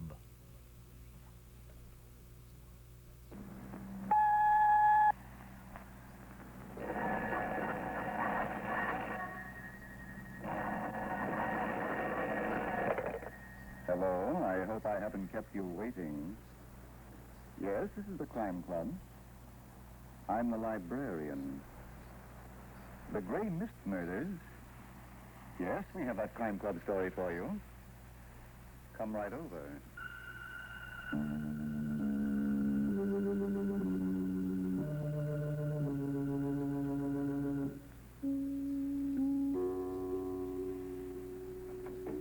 Ah, you're here. Good. Take the easy chair by the window. Comfortable? The book is on this shelf. Here it is. The Gray Mist Murders by Constance and Gwyneth Little. The very intriguing story of a pleasure cruise that became a floating horror. Let's look at it under the reading lamp. It was late afternoon, and Robert Arnold's ocean-going yacht, the Gray Mist, was already 8 hours out of San Francisco and traveling under full steam toward Honolulu. Two of his friends, Peter Condit and Phyllis Marsh, stood by the rail in the bow of the ship that sobbed as they watched the water go by. Then, a few moments later... Nothing to say, Peter? Oh, I'm sorry, Phyllis. I was just thinking. What about? We ought to get married. What? All of us. A triple wedding. Carla Bray and Bob Arnold, you and Chet Gordon, and... And you and Kay Bailey? Uh-huh. Today. Bob could get the skipper to do the honors. You're slightly off the beam, Peter. I know it sounds crazy, but why not be crazy for a change? Not with my life. I believe in waiting and watching. What for? You're going to marry Chet anyway, aren't you? Maybe. Oh, aren't you sure? I don't know. But you're engaged. So, Peter? Huh? It's Kay. Now you can ask her how she feels about a double wedding. All right. Stand by and watch the reaction. Okay, darling, come over here. I've got something to ask you. After me, sweetheart. Hey. Well, Peter, wouldn't you like to know what that was for? What's the idea, Kay? Don't you ever try to make a fool of me again. What are you talking about? Your ex-heartthrob, Peter, Sally Grable. Huh? She's on this boat. And wherever she is, she's doing a good job of hiding. No, now, listen. We've been sailing for 8 hours, and I haven't seen her. Now, where would she be, Peter? No, she isn't. You must have had a bad dream. She is, and I didn't. But, Kay, if you didn't see her, how do you know? This handkerchief was where it shouldn't be. Oh? Recognize it, darling? Let me see it. Be gentle, or you'll rub off the monogram. Where'd you get it, Kay? I found it on the other side of the deck. It was hugging the rail to be a light. Well, I'll be... Of course, dear. The sooner the better. Wait a minute. Yes? Where's the rest of the crowd? Your laugh, mate? Cut it out, Kay. Where's Bob and Chet and Carla? In the lounge, I suppose, giggling over their brandy. Then you showed them this handkerchief, huh? Oh, yes, and they were so surprised. Thanks. I'll see you later. We'll soon find out who's kidding whom.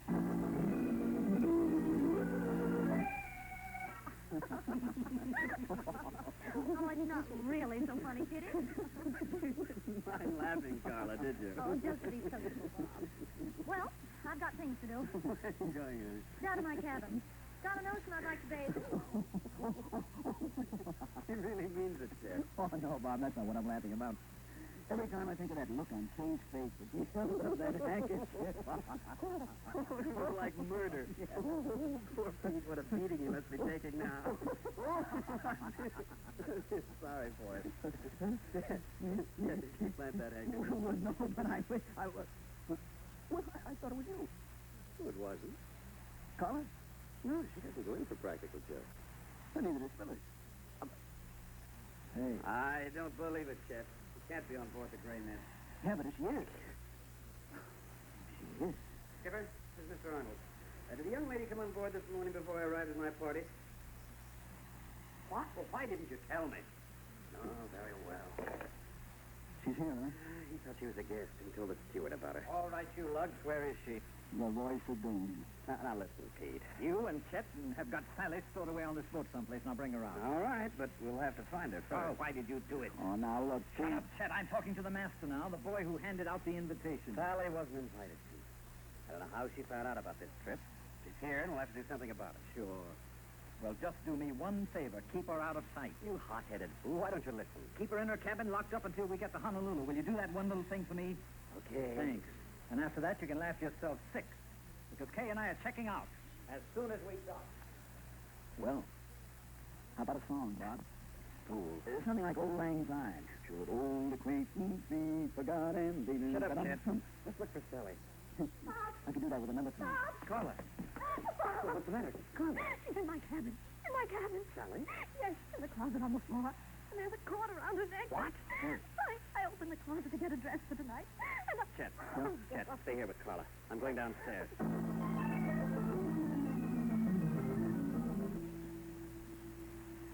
Yes, Dr. Lang. Come down here right away. Carla Bray's cabin. Bob, Chet, what are you doing here? Well, I thought I might be able to help. How's Carla? Oh, she's all right. Phyllis came into the lounge, and I... Oh, there's no doubt of that, is there? Yeah. Poor kid. To wind up like that. Who could have done it, Bob? You're asking me? Yeah, but right here. In Carla's room. Sally wasn't killed in here, Chet. What? She'd been dead for hours when she was planted in that closet. Hours? What are you talking about? Huh? Take a look at the body. Okay. Yeah. That could be rigor mortis. It is, Chet. I sent for Dr. Lang. He'll know more about the exact time she was killed. Yeah, sure. But I got a few ideas of my own. Sally was dead before we pulled her out of the harbor. Hey, wait a minute. You're going too fast for me. That's right, Chet. Somebody, one of our little crowd, saw Sally first, and that was the end of our Sally. Yeah, but why? And why park the body here after keeping it hidden for a whole day? Say, Bob, is somebody trying to frame Carla? That doesn't make sense. No, it's cockeyed. Why, everybody knows it's Carla and Sally were the best of friends. It was Carla who tried to keep the big romance going between Pete and Sally. That's right, doesn't make sense. What? Hey, Huh? Just an idea, so don't breathe fire. You didn't ask Sally to join the party. I said I didn't. All right. But how do you know Carla did? Now, see here, Chet. All right, just to get her friend and Pete together again. Some people call it loyalty, you know. Go ahead, Chet. All right. Now, suppose Kay found out what Carla had done, and she had visions of losing Pete to Sally.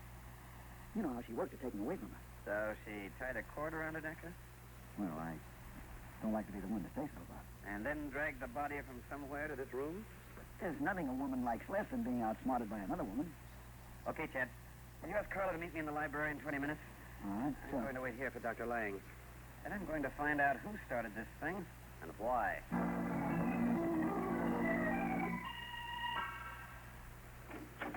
Bob.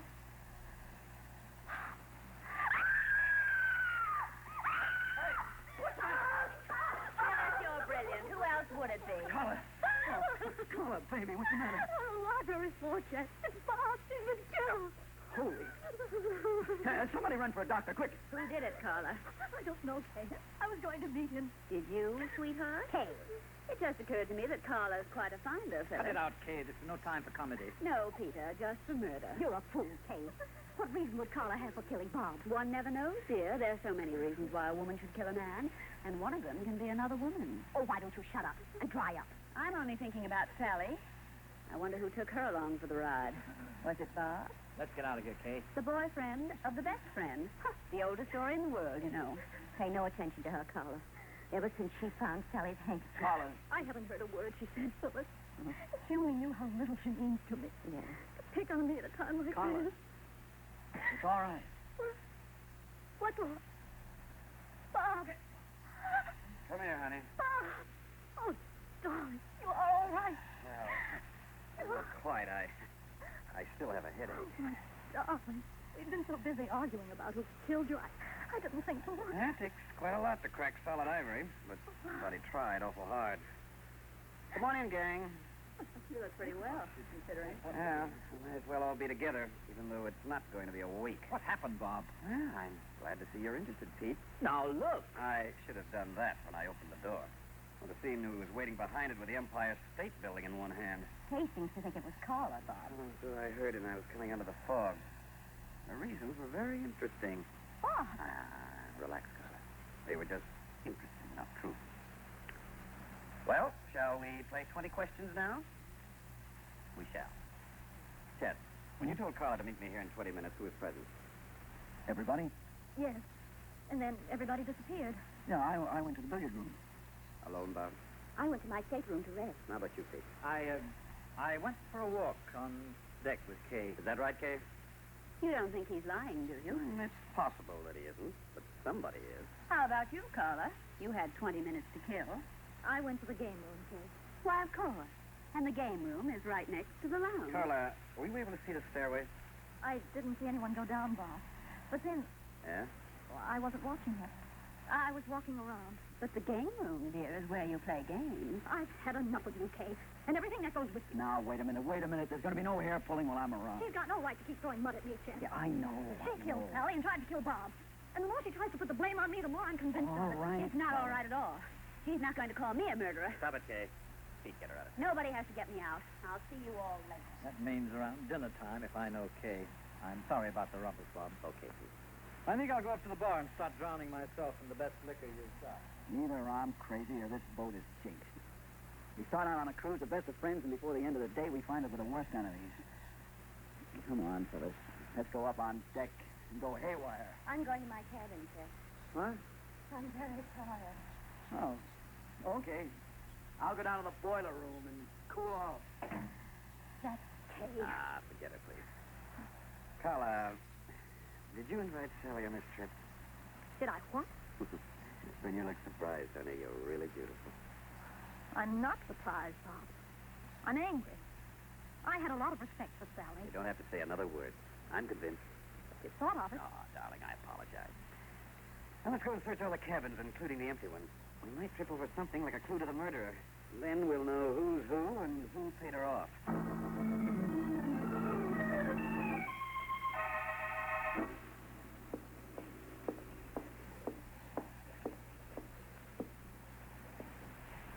Where have you been for the last hour, Kay? Around. Pull up a deck chair, Peter, and make believe we know each other. I've been looking for you. How nice. I hope you weren't too disappointed when you peeped in my cabin. What was the idea, Kay? Oh? Did I have an idea? That lousy scene you made outside the library. Why did you accuse Carla? I don't like her. It's the dirtiest thing I ever listened to. But I'm very fond of you, Peter. And I wouldn't like to lose you to the hangman. What's that? Oh, you're wonderful. Why don't we get married and end this beautiful romance? What did you mean, Kay, about the hangman? You killed Sally. Now listen. That's all right. I don't mind. I'm only sorry you didn't kill Bob Arnold, too. I don't know what you're talking about. But I do. After Chet told Carla to meet Bob in the library, we didn't go for a walk on the deck. You keep your mouth shut about that, Kay. But you said we did. And that wasn't the truth, was it, darling? If you say one word to Bob or anybody else... What'll you do? Kill me, too? Good grief! There. I'll keep your secret. But I tell you, Kay, I had nothing to do with this business today. I didn't know Sally was on board until you showed me that handkerchief. Your piccolo's out of tune. What are you trying to do? That's what I want to know. What are you trying to do? Sit down, and keep your temper. Because if I start screaming... There, that's a good boy. I didn't kill Sally. No one will ever know from me. Would you like me to prove it? How? Well, a wife can't give evidence against her husband. You haven't got anything on me. Don't be silly. All I have to do is talk, and the only alibi you've got becomes a witness to the prosecution. Yes? Yes. Because whoever tried to kill Bob killed Sally.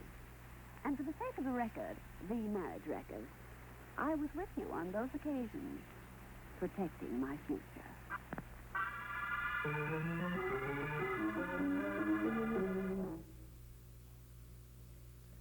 First half of The Crime Club and the Gray Mist Murders from April 10th of 1947. More of that in just a moment. Chuck Shaden with you on a Saturday afternoon, WNIB, Chicago, FM 97. The fine family of Paterno offers you a selection of fine wines from the vineyards of the world. From California to France, from Italy to Portugal, you'll find the Paterno wine cellar stocked with the widest selection of wines from all the best places. Paterno Foremost Liquors at 5303 Milwaukee Avenue at Central, just north of Foster. It's the largest beverage store of its kind in all Chicagoland. A visit to the Paterno wine cellar is an experience you won't forget, and you'll return often to keep your own wine cellar stocked. Whether it's an intimate candlelit dinner for two or an important dinner party for quite a few, you'll find everything you need to add the word special to your next occasion.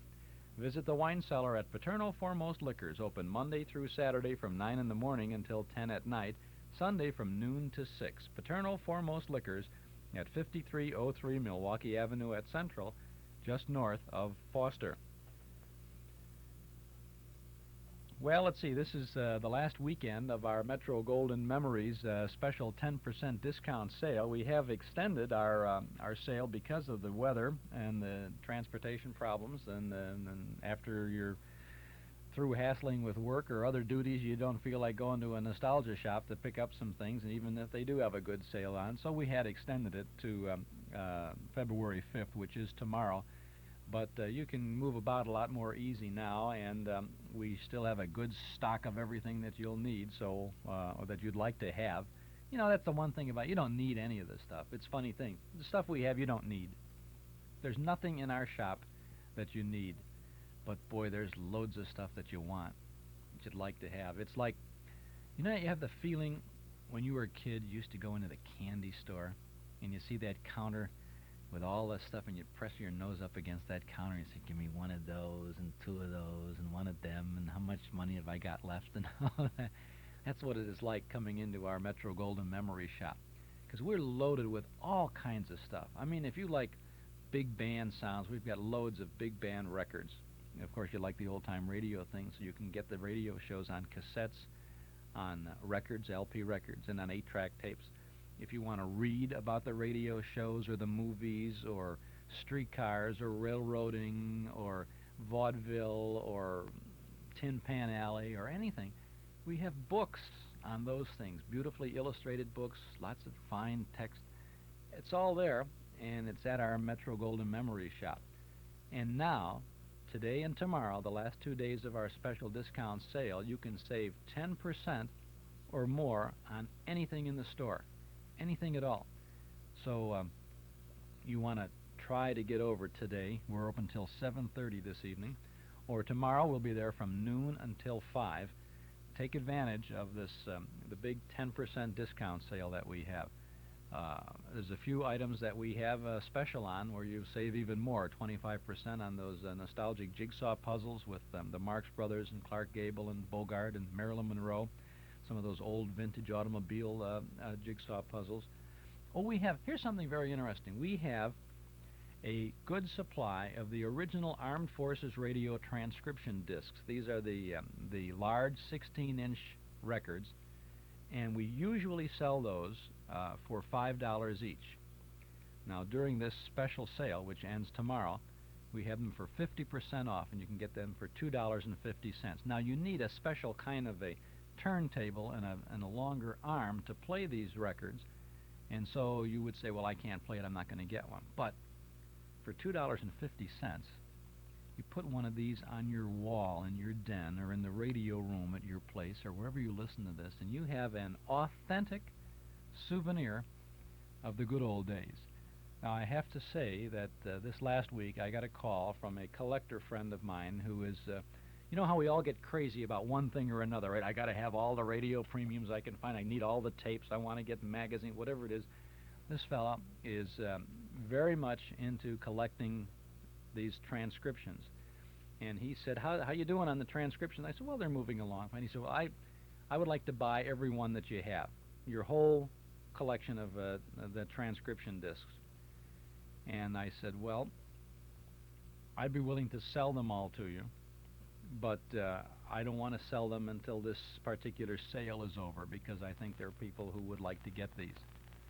And he said, well, all right, okay. I said, well, let's wait to see what happens. If whatever we sell, then we'll whatever's left, then I'll make a deal with you and you can have them all.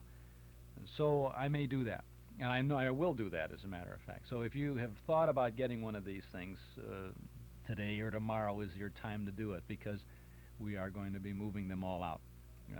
It's just a comment. I just want you to know what we're doing. So if you thought that you might like to have one of those transcription discs, this is the time to get a hold of it. It's a good price, and they may not be around much anymore after this. Our Metro Golden Memory Shop at 5941 West Irving Park Road, just east of Austin. We're open every day, Monday through Friday, from 11 to 5:30. Today, Saturday, from 10 to 7:30. If you're coming to our memory movie tonight to see Bergen and McCarthy and Fibber and Molly, leave a little early and stop at the MGM shop. Or tomorrow, come in Sunday from noon till 5. Every item in the store on sale for 10% or more. Your Master Charge or Visa card is welcome at our Metro Golden Memory Shop, 5941 West Irving Park Road, just east of Austin. Pick up your free copy of our Nostalgia Party Planner, and be sure to register for our drawing of 10 $10 MGM Shop gift certificates when you come in. Our Metro Golden Memory Shop, a place where you will have, you could spend a couple of decades in our shop in just an hour or so. Now let's get back to 1947 and the Gray Mist murders on the Crime Club.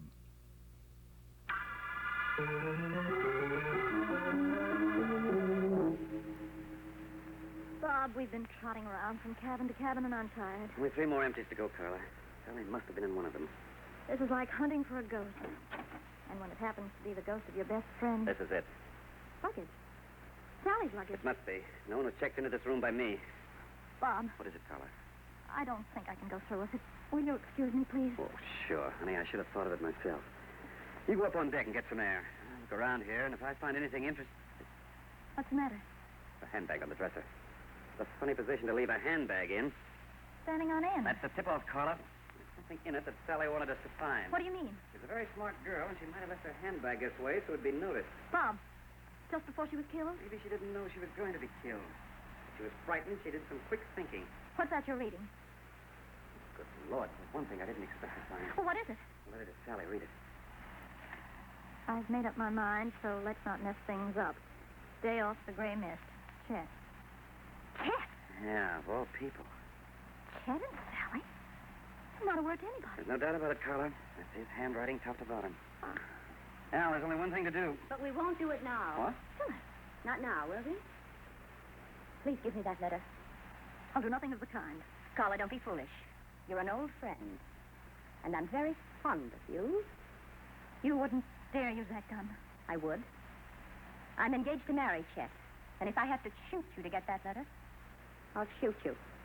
There's no use arguing, Carla. Give it to her. But she'll destroy it. There's nothing we can do about it now. Give it to her. Well, all right. Thanks.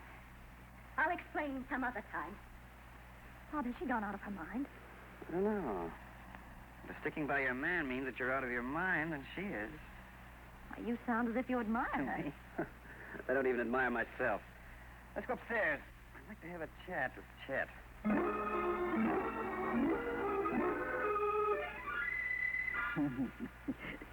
You know, Bob, this is the nicest bar I've ever been in. It's the cleanest, too. You ought to get a medal for it. Snap out of it, Chet. You're playing drunk. Sure, I'm playing.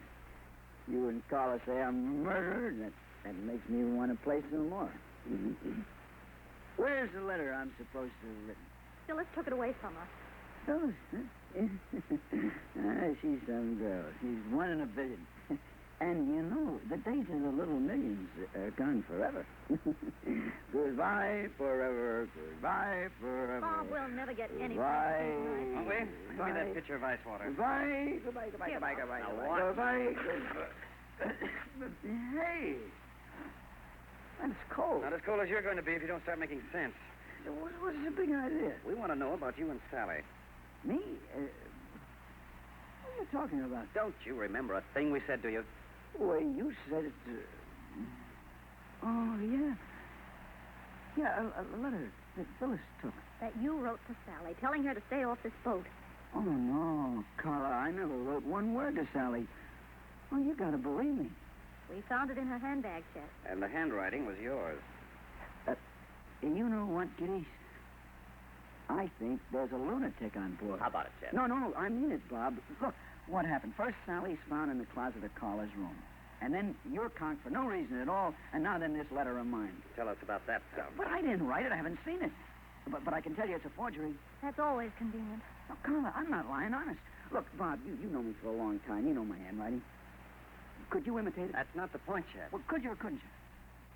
Yes, if I wanted to. Well, so could Carla and so could anybody. It's the easiest handwriting in the world to imitate. It's like a schoolboy. Well, will you get that letter from Phyllis? I'll try, if she's still got it. And I certainly hope she has. Bob, did he put one over on us? I don't know, Carla. I wonder. Well, you want to be a detective. And you know, a good detective has to take lessons. Good lessons. Huh? Would you like to have a lemon fizz, darling? Or just a fizzle?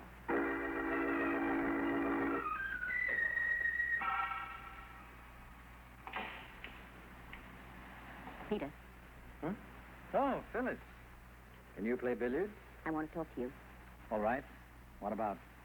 I overheard what Kay said to you a little while ago. Snooping, huh? I didn't mean to, Peter. Let's go out on deck. I want you to understand one thing. When we get outside, Phyllis. Very well.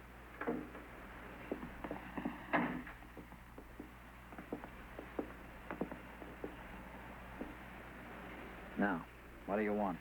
The truth. You too. Bob and Carla found that letter in Sally's handbag. What letter? The one you wrote in Chet's handwriting after you killed Sally. Is this something new? There's no use denying it, Peter. You didn't want Sally to come on this boat. And when you found she was here, you killed her and tried to make it look as though Chet had done it. Who's got that letter now, Phyllis? I took it from Carla. I had to use force, but I took it. I'd like to see it. You can't. Why not? I destroyed it. Why, you dumb crook. What did you do a thing like that for? There was going to be no evidence against Chet. No evidence against Chet. Or against you. Have you got any idea what you've done? Only one person had a reason for killing Sally and wanting to kill Bob. It wasn't Chet. No, who's talking about him? It was Kay. Kay? She thought Bob had invited Sally to make this trip. You saw what she did when she found that handkerchief. But she's not as smart as she thinks. She put on the mad act, but Sally was already dead, and she killed her. But tonight, when she tried to put the blame on me... Peter, do you know what you're saying? What she said about me. Only this is the truth. I know it. All Kay wants is money, and I had it. She charmed me away from Sally, made me think she loved me. I fell for her like a ton of saplings. But all she was angling for was money. But I always thought that Kay was well off. She hasn't got a dime. For the last 2 months, she's been gambling with my money. And I was going to ask her to marry me. Today. A triple wedding. Oh, stop it. Stop it. What's the matter with you? Don't you believe me? No. All right. Let's form a posse. We'll beat through this boat till we find Kay. Then I'll make her tell the truth about everything, including murder.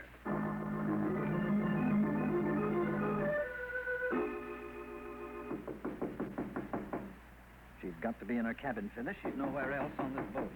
But she doesn't answer, Peter. That's just her way of being cute. Well, I'm not waiting.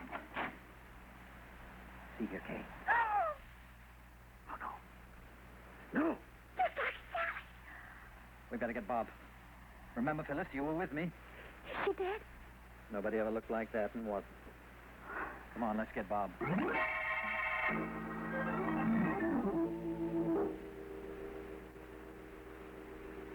I think that's all, Mr. Arnold. Thank you, Dr. Lang. Will you take care of the details? I'm going into the library to join my friend. If you want me to make any chemical tests... I'll call you, or I'll bring the murderer to you. I think we got all the evidence we need. I hope so, Mr. Arnold. Yeah. Bob. Sit down, Carla. Everybody sit down. Well, Kay's been dead about an hour. Anybody have an alibi? No? Well, that's good, because I don't care about alibis this time. All I want's a show of hands. What do you mean, Bob? I want to see everybody's hands, Chet. What for? Have you got any reason not to show me yours? Well, no. Here, look at him. I just watched him 15 minutes ago. Both sides, Chet. Okay. Up. Down. Do I pass? How about you, Pete? Well, I don't mind. This is a new way to tell fortune. It is. The kind of fortune that ends with, I now pronounce sentence of death. You're next, Phyllis. May I see your hand, please? All right. I wish I knew why. Carla, Yes, Bob. your hand. Here. Don't worry. You won't find any blood on mine. I wasn't looking for blood exactly. What were you looking for? I don't understand. Someone in this room is a murderer, a strangler. And Dr. Lang found the evidence that should convict. What evidence, Bob? Pieces of skin, Pete, under two of Kay's fingernails. She scratched her killer and she... I reach for your neck, Phyllis. For no reason. I was just going to loosen my scarf. Why don't you take it off? Isn't it sort of warm in here? I'll just loosen it. What are you hiding? Stop! Hey, you got one heck of a nerve. Give her back that scar. Okay, Chet, after she explains those two scratches on She the side of doesn't her have to neck. explain anything to I'm you. afraid she does, to all of us. How did you get those scratches on your neck, Phyllis? Bob, leave her alone. You got them while you were twisting the cord around Kay's neck, didn't you? She reached up while you were standing behind her and clawed at you, trying to get hold of your hair so she could pull your head down. Isn't that right, Phyllis? You got no proof. Well, that's what you want. All right. Dr. Lang has a skin that came off that neck. He's ready to make any test he has to. He's not going to make any tests, Bob. You're licked, Phyllis. That gun can't help you now. Why doesn't somebody try to take it away from me? Oh, no. Yes. Why doesn't somebody try?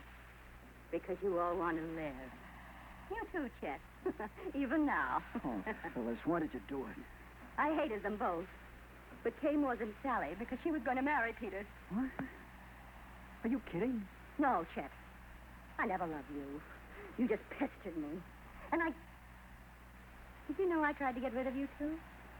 I wrote that letter to Sally right after I killed her.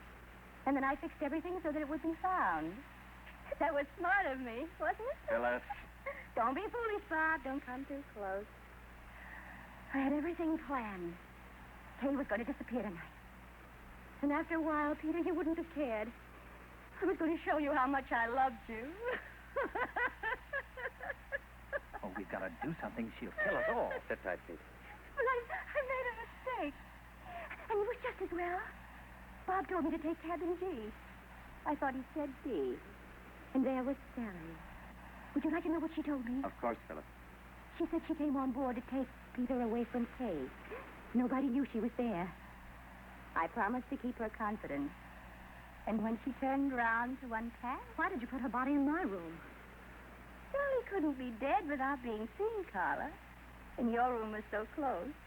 Just across the hall. Well, why did you try to frame me, Phyllis? I never did anything to you. Didn't you? You kissed me and I hated you.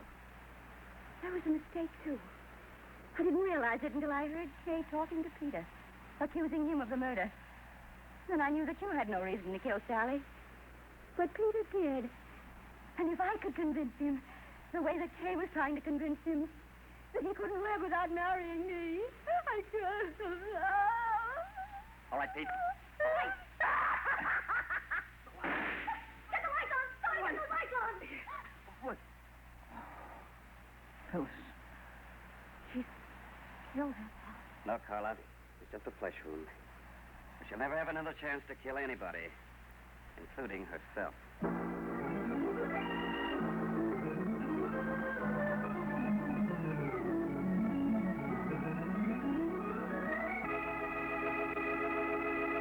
And so closes tonight's Crime Club book, The Gray Mist Murders, based on a story by Constance and Gwyneth Little.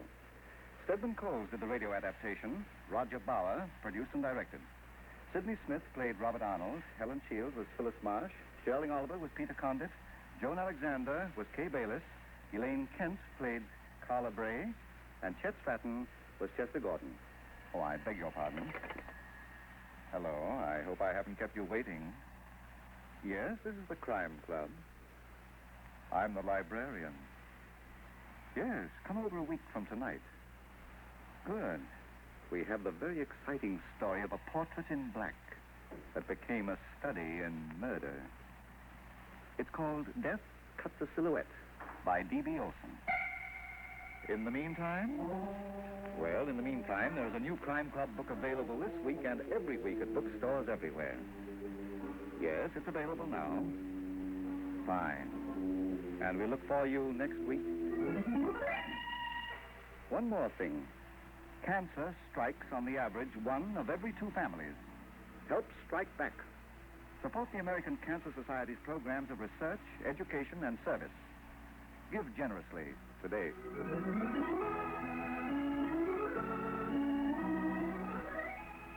This program came from New York. This is the Mutual Broadcasting System.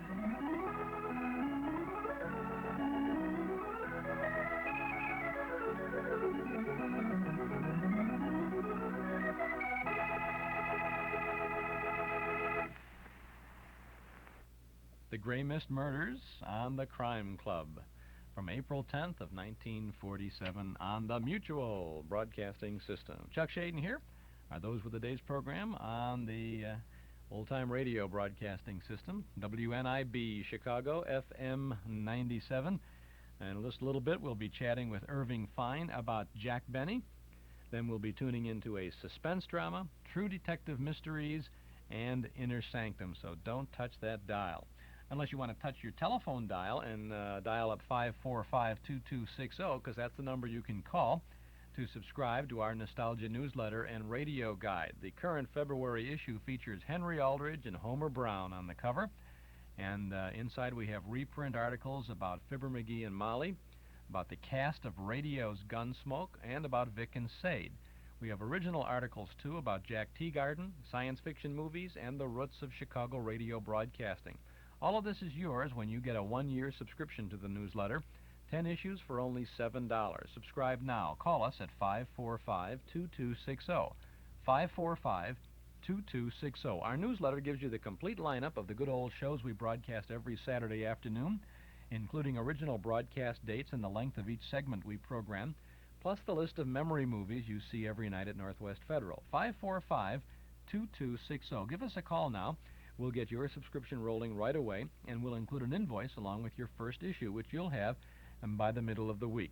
Now, if you like, you can send $7 to Nostalgia Newsletter, Box 421, Morton Grove, 60053. But why not give us a call this afternoon at 545-2260, And again, if the lines are busy when you call, we sure would appreciate it if you'd wait just a moment and then call back again at 545-2260.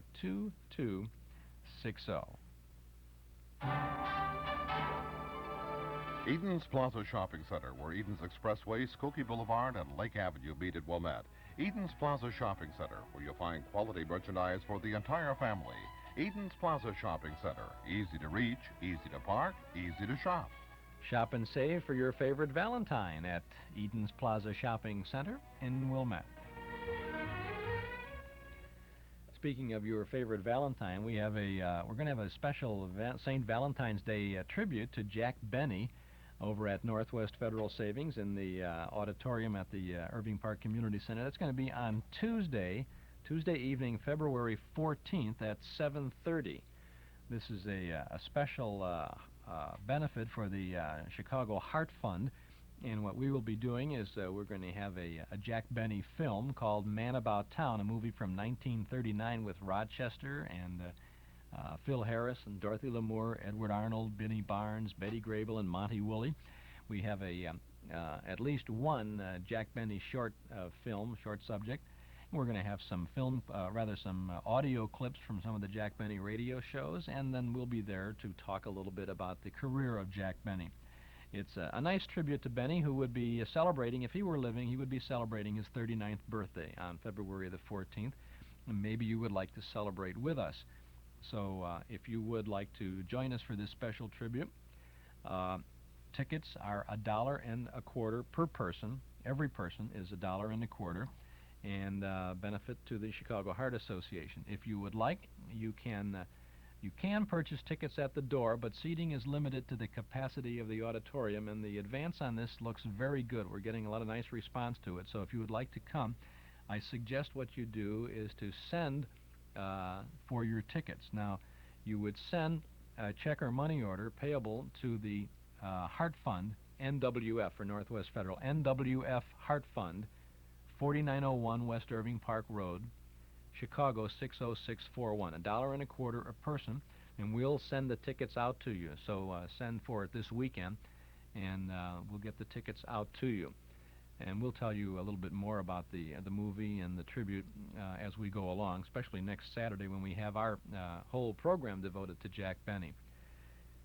Now, in line with that, the fact that we are going to have 6 Jack Benny programs next week, and that we do have the St. Valentine's Day tribute to Jack Benny coming up, I thought I would go on the shelf of our hall closet and take off a reel of tape with an interview that we had about 2 years ago with Irving Fine, who was Jack Benny's friend and manager for many years, when he was in town to promote the sale of a book that he had written about Jack Benny, and which was published shortly, not too long after Jack Benny died. In my mind, it's an interesting conversation because there's some very nice, very wonderful memories of Jack Benny. And we did have a little bit of time in our program this afternoon. I thought it might be a nice little aside from our mysteries. So we'll set the scene first with some familiar sound, and then we'll be chatting with Irving Fine in this interview that runs about 21 minutes.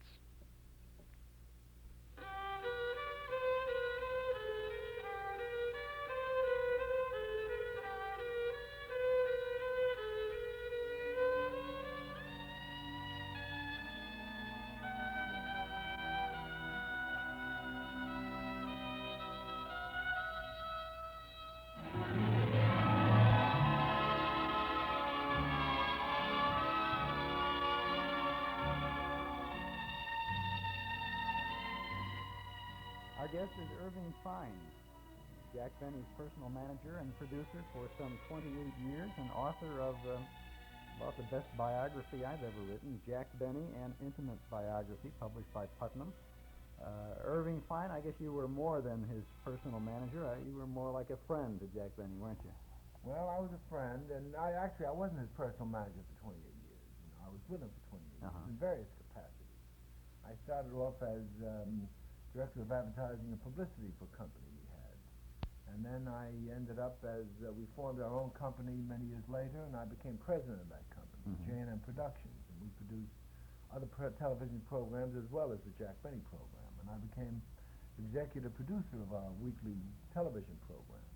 And then the last 10 years of his life, I became when we finished that weekly program, I became executive producer of his specials, and then I became his personal manager, and I became his business manager. He didn't have a business manager at that time, and I became his, I still was his press agent. I still was his, I became his musical director, even though I knew nothing about music. But I knew Well, how much went. do you have to know about Love in Bloom? Well, no, we had more music in the act. Yeah. Jack would play medleys, and he would do other things, and the Bee, and he would play Getting to Know You and things like that with a little girl violinist. But I learned the music, and I knew his part, and I could do the whole rehearsal without him. I knew how the music went, and I could tell the orchestra leader how to do it, and when to break, and when to stop, and what tempo to do. And Jack used to be amazed that I could do the rehearsal, the music rehearsal, knowing I knew nothing about music. Were you with Jack when he was in Chicago a few years ago at the Mill Run? Yes, I was. I was with Jack all the time. We traveled all over the world together. We traveled to Australia together for a month. We went to England. We went to Ireland, all over Canada. We went to Mexico City together. And I would say we traveled practically to every city in the United States. Well, while you were rehearsing the orchestra at the Mill Run, I was interviewing him backstage a couple of years back when he was there. So I'm glad that you did a good job so I could get a nice chance to chat and meet him. Yeah, well, we used to do that. We used to save time. Jack used to do newspaper interviews while I would rehearse the orchestra. It would save a lot of time. Your book is just filled with fascinating stories about Jack Benny and about your association with him as well. You mentioned that you started out, you were doing some publicity work for him. You pulled a pretty goodly number of publicity stunts that a lot of people didn't have much faith in, but finally packed them in, didn't they? Well, we did all kinds of things. The first big problem we had was to, when Bill Paley moved him from NBC to CBS, beginning of 1949, we had a big problem to let the audience know that he had moved to a new station and all over the country. And, you know, habit is very important in people's lives. And you never know when people will leave you because of habit. And we worked hard, and I worked with CBS, and we did all kinds of things to let people know he moved. And when he did move, he not only remained number one, but he even had a higher rating than when he was on NBC. But isn't there an episode in the book about a couple of gimmicks that you pulled as a PR man? As well, a press agent? we did. In those days, when we started television, all the studios, motion picture and television studios, shows, used to open shows with a big party afterwards in New York. They used to take over the 21 Club or El Morocco or the Four Seasons and have big, lavish, expensive parties where they'd invite the press and spend fortunes of money to entertain them. And one year, we, because of Jack's thrift image, we took over the automat. The automat, which is, you know, you put 10 cents or 15 cents into a slot and get a sandwich. And we took over the automat. And Jack Benny, we sent out engraved invitations, and we was a black tie party. And we had a red carpet out, and Rolls Royces would pull up, and we had all the stars on Broadway, and the press come to this party. And it's got front page coverage all over the United States, and it costs very little. That's the way to go, isn't it? Well, that's the trick. We do things like that, and we kept Jack alive, and we kept Jack in the public eye, and we were all good humored things.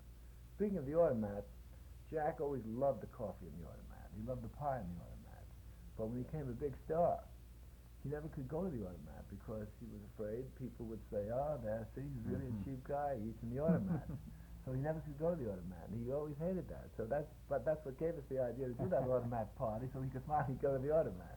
A similar story to that is related in your book from time to time, too, where Jack would find something very simple, as far as a sandwich or pie and coffee, and he would just get so enthusiastic about it. He would be a sandwich, maybe, or the greatest of all time. Well, Jack was very enthusiastic about all those things. And Jack would say, we go in for a hamburger, and he'd say, "This is the greatest hamburger I ever had in my life."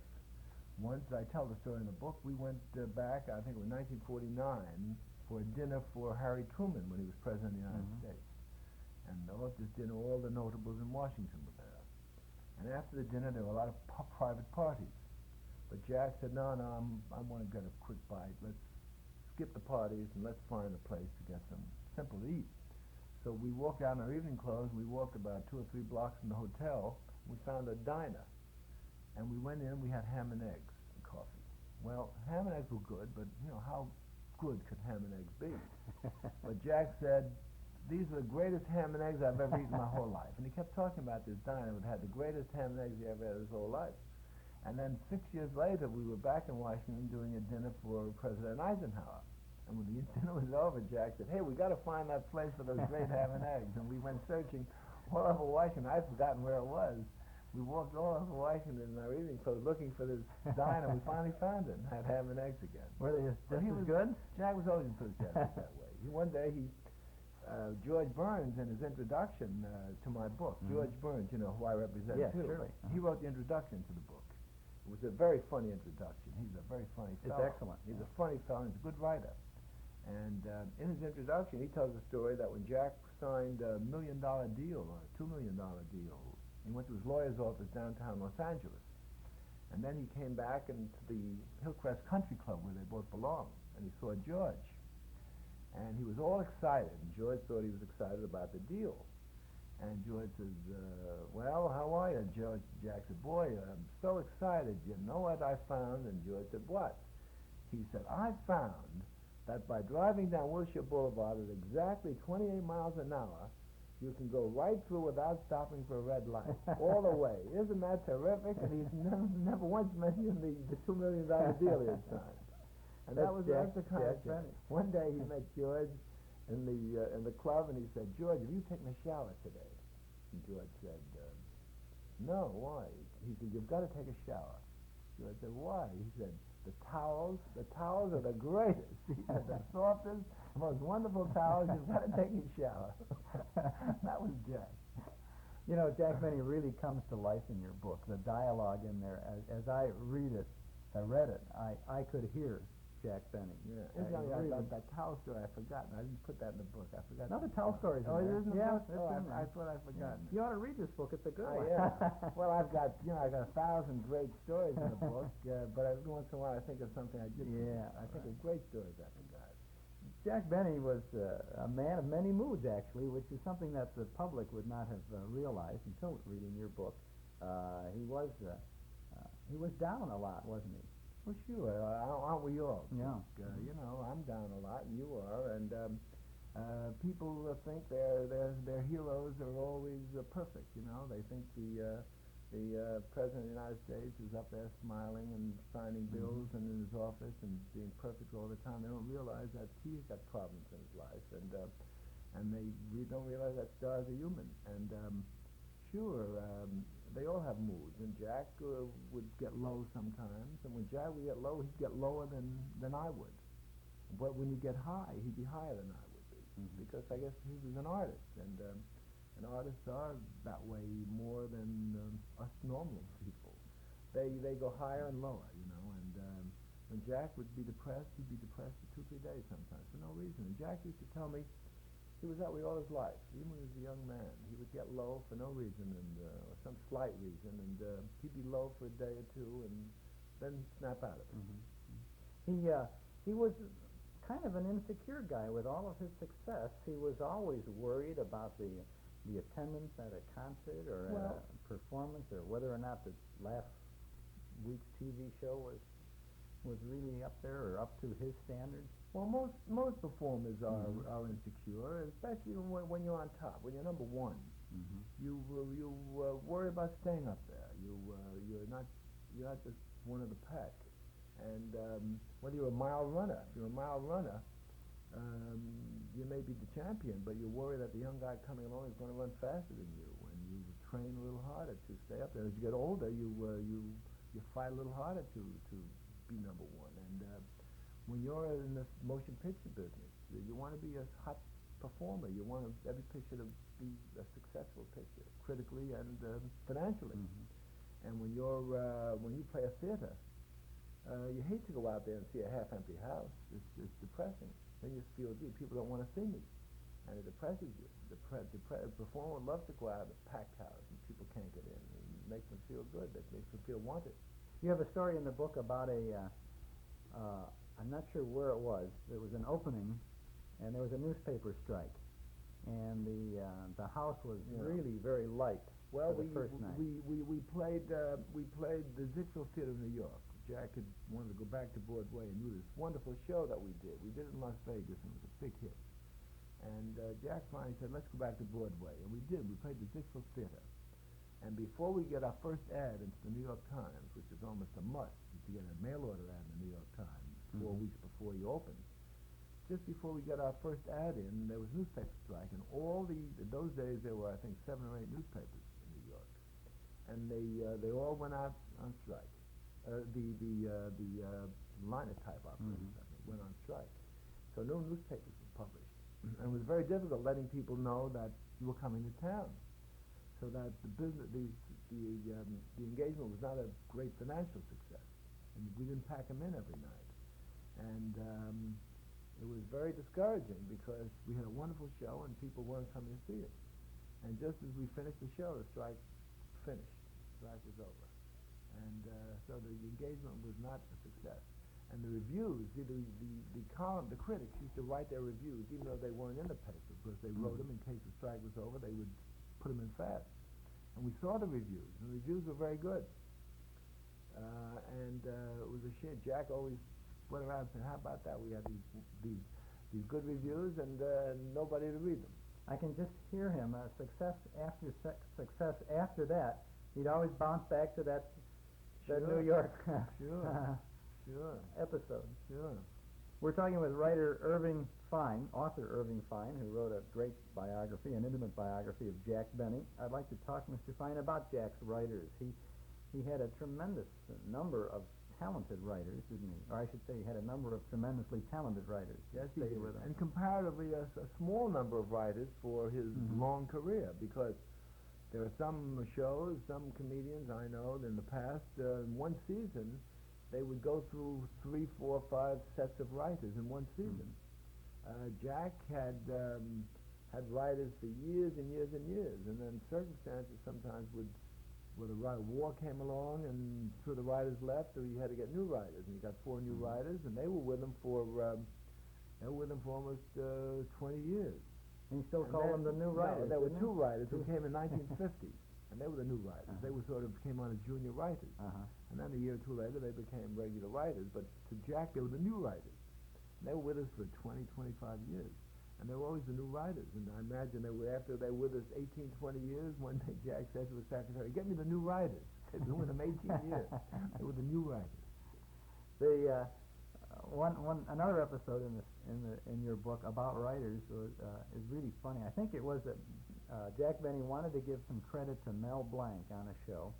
Yeah. And he went into the writer's room. What was what happened was Mel Blanc played the various characters on the show. He did the voice of the Maxwell. He did Anaheim, Azusa, and Cucamonga. He played the Mexican, the Irish. He did all that. He did the French violin. And one time, he was very good in the show, and after we heard the radio, Jack called the writers over out of the booth. And he said, fellas, at the end of the show, he said, I'd like to write something now to give Mel Blanc credit. I'd like to say that Mel Blanc played the part of the French violin teacher. So one of the writers said, okay, why don't you just say, at the end of the show, Mel Blanc played the part of the French violin teacher. Jack said, yeah, that's what I'll do, and he wrote it down. And as they walked away, the four of them, one of them turned and said, Jack, one of us could have given you that time. It's really good. And Jack, of course, was a great audience. He fell on the floor for 10 minutes. He laughed, you know. If I could really believe everything that's in the book, and I really, you can. There's no lie. It's all true. But I have to feel that Jack Benny spent 80% of his life on the floor, rolling with hysterical laughter. No, it wasn't 80%, but he spent an awful time laughing. He would laugh at everybody who was funny. And people liked to be with him because people who had even mild senses of humor felt like great comedians. And comedians loved to be with him because he made them all feel number one. And the one, of course, he laughed at longest and loudest was George Burns. And George would do crazy things to Jack, and George could do simple things to Jack, and Jack would fall on the floor. You know, George could. I tell the book story. George, one day, Jack was wearing a blue suit, and he had a little teeny piece of thread on his lapel. And George went over and took off a piece of thread and said, "Could I borrow this thread for a while, Jack?" Well, Jack fell on the floor, you know, and he laughed and laughed. And then 2 days later, he received a package in the mail. It was a little velvet box, and in the box was this little piece of thread. And George sent a note, says, "Thanks for lending me your thread." And down he went again. Yeah, Jack. And George would do that kind of thing to Jack, simple little jokes, and Jack would just think they were hilarious, and they were funny, you know. Everyone, I'm sure, talks about Jack Benny's image of being a rather thrifty kind of a person, but indeed he was absolutely the opposite. And in fact, he was almost extravagant, wasn't he? Well, he was extravagant in certain things. He was extravagant to prove that he wasn't cheap. He would overtip. And we figured out that he would spend $7,500, $10,000 a year extra every year just to prove that he wasn't cheap by overtipping to porters, waiters, cab drivers. If we go to a restaurant where you'd ordinarily tip $2, he'd tip $8, $6, $5. Sometimes I'd say, "Jack, that's ridiculous. You know, we just had a sandwich and a cup of coffee, and the check was $2, and you left the man $6." I said, "It's ridiculous. You're letting as big a tip as we ate." And Jack would say, "No, that's all right. Just, forget about it."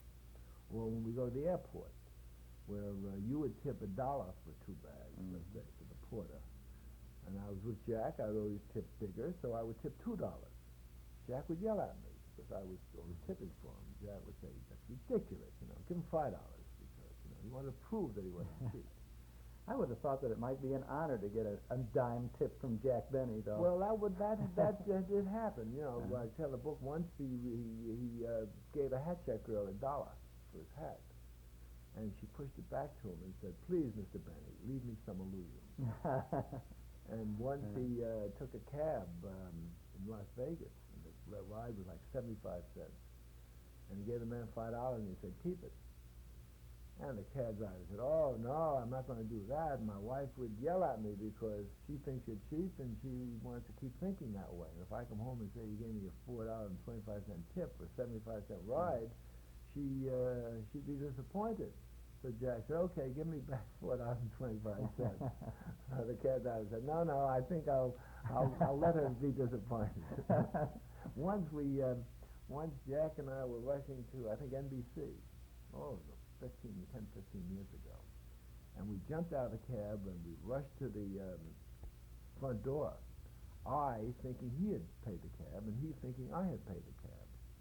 And we got to the front door, the cab driver yelled, "So it's true about you, Mr. Benny?" And Jack looked back and he realized he hadn't paid him. And he came back and, of course, gave him like $10 just to get rid of him.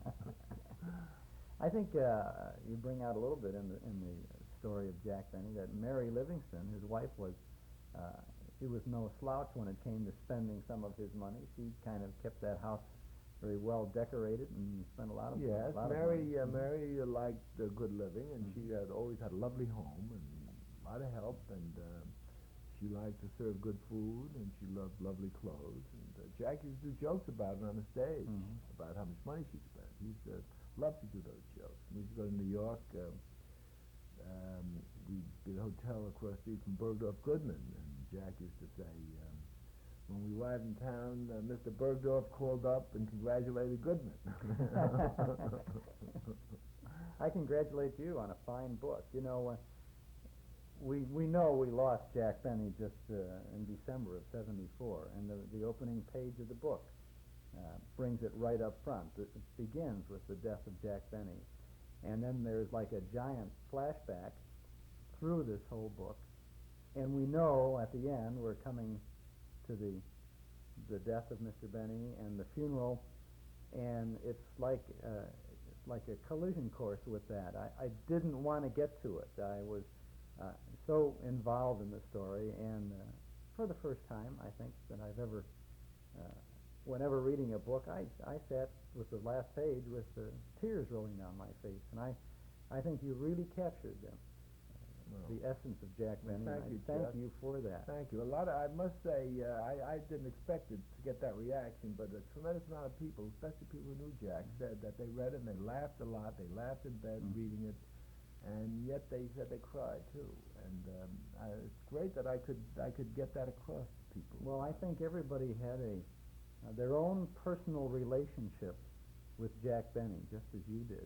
Sure. And as you were writing about the man, we knew him intimately too, I think, and I'm glad that you put it down on paper, and it's available at all bookstores, as they say, by Putnam, Jack Benny, an intimate biography by Irving Fine. Thank you very much. Well, thank you, Chuck. I appreciate it.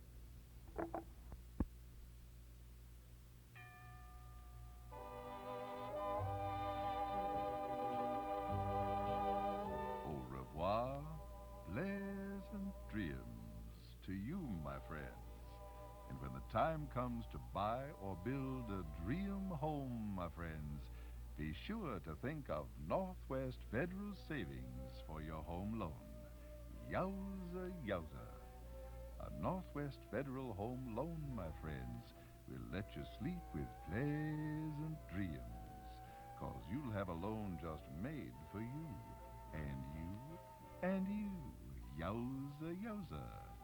One of the laddies from Northwest Fed will check over the plans and take a peek at that home you dreamed about.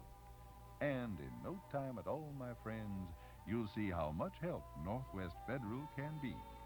Just make a request, and we'll sure try our best, with a home loan from the leader and all the lads. Northwest Federal Savings, yowza, yowza. Au revoir, a bon cheerio, a bit of a tweet, bless you, and pleasant dreams.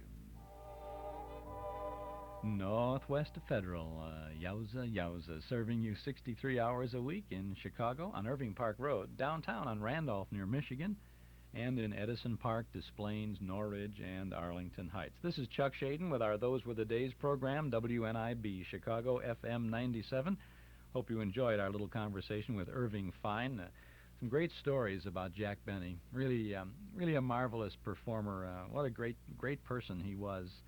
And we are going to have a tribute to Jack Benny on the stage at the Northwest Federal Community Center Auditorium on Tuesday evening, February 14th at 7:30. The doors will open at 7 o'clock, and our program will begin at 7:30. It'll be a benefit for the Chicago Heart Association. Proceeds will benefit the Heart Fund tickets. All tickets are $1.25 a person, and invite you to send for your tickets this weekend, so you won't be disappointed if you'd like to come. $1.25. Send your check or money order payable to NWF for Northwest Federal, NWF Heart Fund, 4901 West Irving Park Road in Chicago, 60641. We will have the complete 1939 comedy Man About Town, starring Jack Benny, with Rochester and Phil Harris and a host of others. Plus, we'll have a short subject, and we'll be there to kind of host the evening, reminiscing a little bit about Jack Benny's career, and we'll have some excerpts from some of his radio programs. So you'll have a nice night. You'll help the Heart Fund. It'll be tax deductible, and well, what more can you ask? So I hope that you'll join us for this Heart Fund tribute on St. Valentine's Day to Jack Benny, because if he were around, you know that he would be celebrating his 39th birthday. Well, he is with us in spirit, and so we're going to celebrate his 39th birthday on St. Valentine's Day. If you want to come, $1.25 a person, all seats $1.25. Send the check or money order payable to NWF Heart Fund, 4901 West Irving Park Road, Chicago 60641. If you mail in this weekend at the beginning of the week, we'll guarantee that seats will get the tickets will get to you. We won't send you the seats, we'll send you the tickets. We send you the seats, there'll be no place to sit, right? And then you won't have to worry about not getting a seat if you show up on the night of the program. That'll be Tuesday, February 14th, St. Valentine's Day. Good time to bring your sweetheart out for a nice evening. So you just send that out, and I'll give it my personal attention, too, over at Northwest Federal. I'm Chuck Shaden. This is our Those Were the Days program. Mystery Day today. As we get back to the mysteries, we have Suspense, True Detective Mysteries, and Inner Sanctum ahead of us.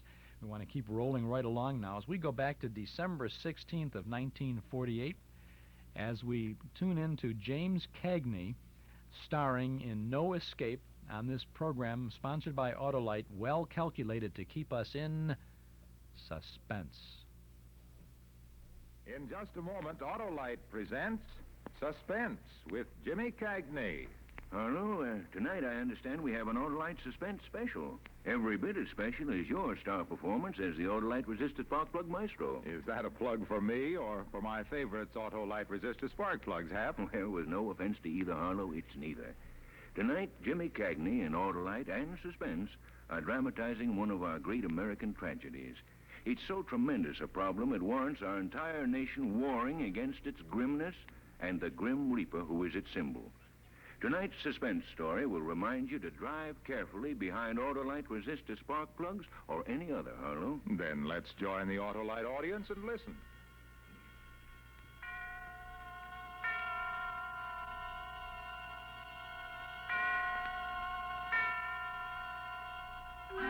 Suspense.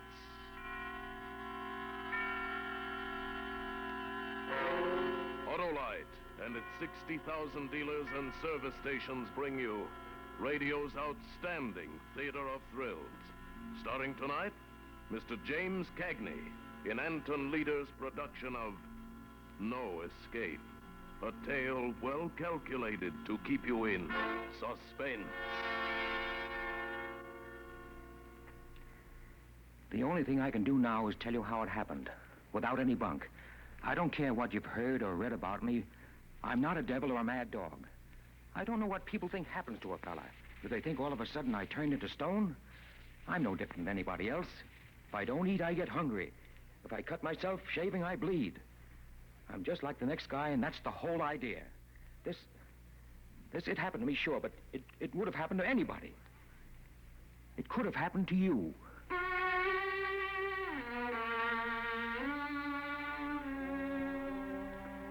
It was supposed to have been one of them days you circle on the calendar with a red pencil.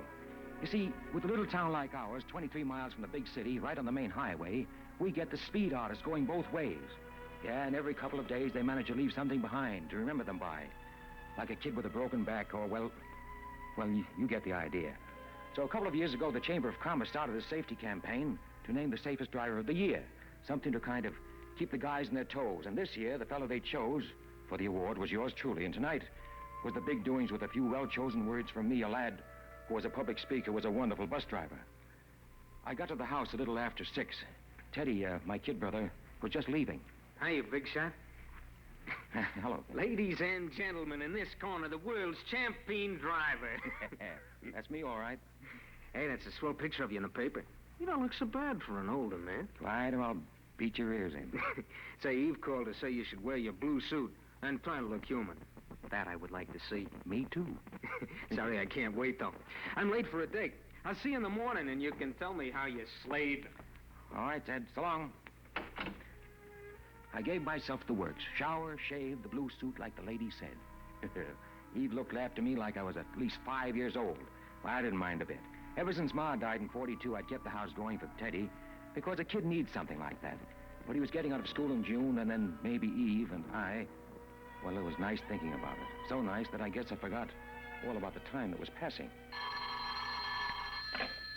Yeah? Look, slow motion. You should be halfway over here by now. Okay, Eve, honey. Got the speech ready? Yes, but if you don't get moving, you'll be making that speech to a bunch of empty chairs and dirty plates. Yes, Mama. Be right over.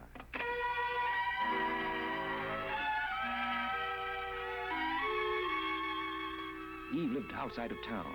I'd really have to step on it to pick her up and spend some time rehearsing the speech, and then get to the high school auditorium by 8. I got into the car, and I decided to take the canyon road through the hills where there wasn't any traffic. I could make better time that way.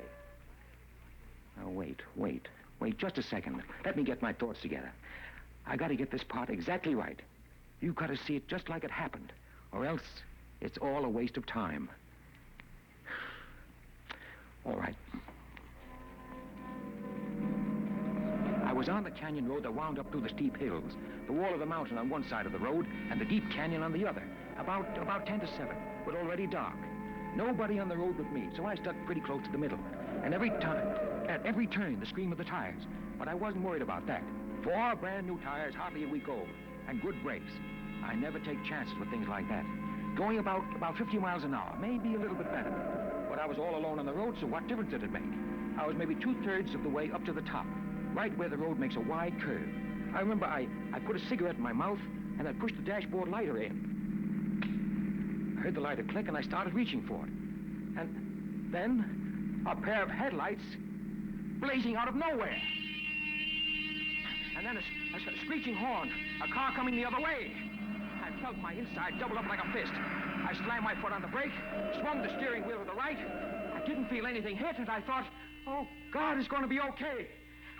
I jammed on the emergency. I jerked the door open. I looked back. The road was empty. I still heard the horn, though, but far away, and another sound, too, like a bunch of empty crates toppling over and over. And at first, it didn't register with me. For maybe half a second, I just stood there wondering what happened. Then I saw the reflection of the flame lighting up the whole canyon. I went to the side of the road and looked down. The car was about 500 feet below, burning. And the horn still blasting away, like the driver's body had fallen against it. I started down the canyon. It was almost straight down. I fell and I rolled and I came to my feet again. Why didn't that horn stop? Why didn't it stop? And then it did stop. And I realized that I had stopped too. What was I waiting for? Oh, to get my wind, that's all. I went down another few feet. And then I stopped again, holding myself against the tree. Come on, Harry. Get going. No. What good would it do to go down there? I couldn't help whoever was in that car. It was too late. Nobody could help. Then far down the road, I saw another pair of headlights starting the long climb. I went back to my car. I told myself I was going for help. I drove on to the top of the hill. There was a little gas station up there. They'd have a phone. I was almost there. An old fellow in white overalls was putting around the pumps. I started slowing down. My whole life was about to be smashed. I'd have to tell them the truth, and what good would it do? What about Eve? What about my kid brother Teddy? What's more important than a man's own family? I'd reached the gravel driveway to the gas station. The old guy heard me coming and started straightening up. No. I swung back onto the highway and pushed the accelerators to the floor.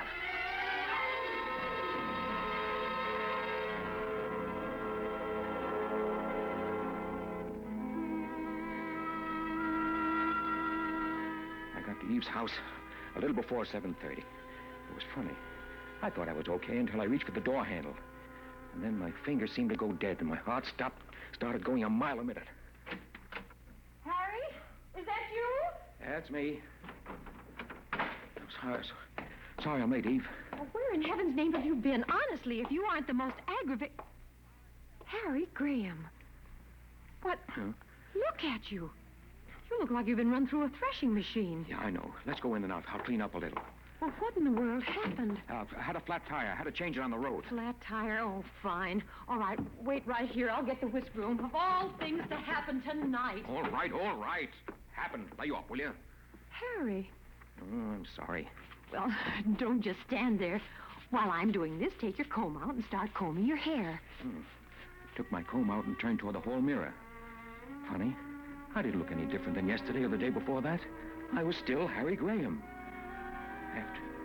After he finished with me, we went back to the car. Get in. I tell you what, you're so upset anyhow. Why don't you let me drive into town? Okay, if you want to. See, now, I turn left at the next block, don't I, for the Canyon Road? Canyon Road? Yes, we can save some time going that way. No. Huh? No, I don't want to go to Canyon Road. I want you to go the regular way. But we're going to be late. Do what I tell you. I'll drive the car myself. But, Harry, we always... Do what I tell you, Eve. All right. I'll have to bite my head off. What have you got against Canyon Road? It's too dangerous at night. Well, all I've got to say is that when they picked you for the safest driver of the year, Harry Graham, they really hit the jackpot. We got to the high school auditorium just a couple of minutes late. But as it turned out, we weren't the only ones late. When we got to the main table, I saw that the chair next to mine was empty. Police Chief Blake, who was supposed to introduce me for my speech, hadn't showed up yet.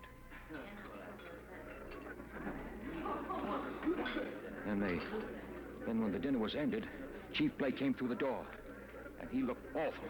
He went over to the chairman of the meeting and whispered something, pointing at me. And then he started for me, and I thought my heart would quit beating. I was looking for a way to escape, maybe when... Hello, Harry. Oh, hello, Chief. Hello. Folks, please. I'm sorry I'm so late. I've just come from Canyon Road. Another terrible accident. The car went over the canyon. 4 people killed and burned. We still haven't gotten them out of the wreckage. It looks like they were forced off the road. Another dirty hit-and-run case. My boys are up there now looking for traces of this other car. I don't have to tell you that we're going to keep on looking till we find out who it was. That's why I had one of my boys bring me back to town here to this meeting tonight. Because now it's even more important to let a fellow like our friend Harry Graham here know we appreciate his good work and wish to the saints there were more like him. Yes, after what I just saw on Canyon Road, I'm really proud of Harry Graham.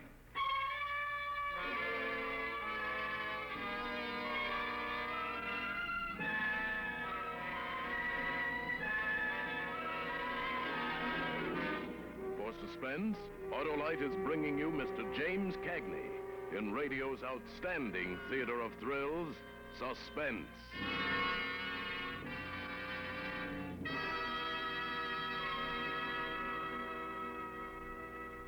Hap, this show hits with the zing of a set of Autolite resistor spark plugs. It gets me right between the optics. Arlo, I've been doing a little research. Yes? The frigid facts on faulty driving should dispel the optical illusions of any automobile driver foolish enough to relax his vigilance for one single moment. Every 30 seconds, a man, woman, or child is injured on our streets or highways.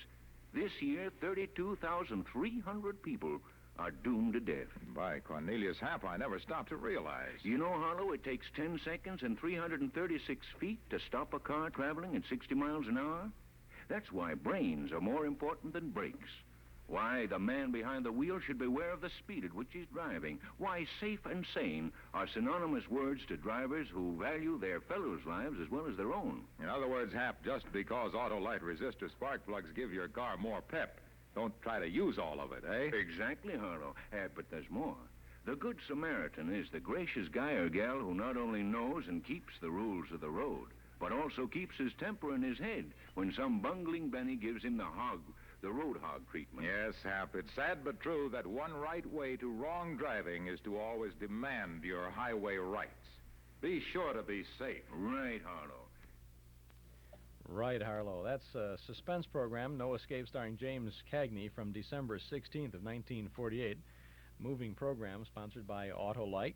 We'll return to it in a bit. This is Chuck Shaden, WNIB Chicago. Our Those Were the Days program every Saturday from 1 to 5 at FM 97.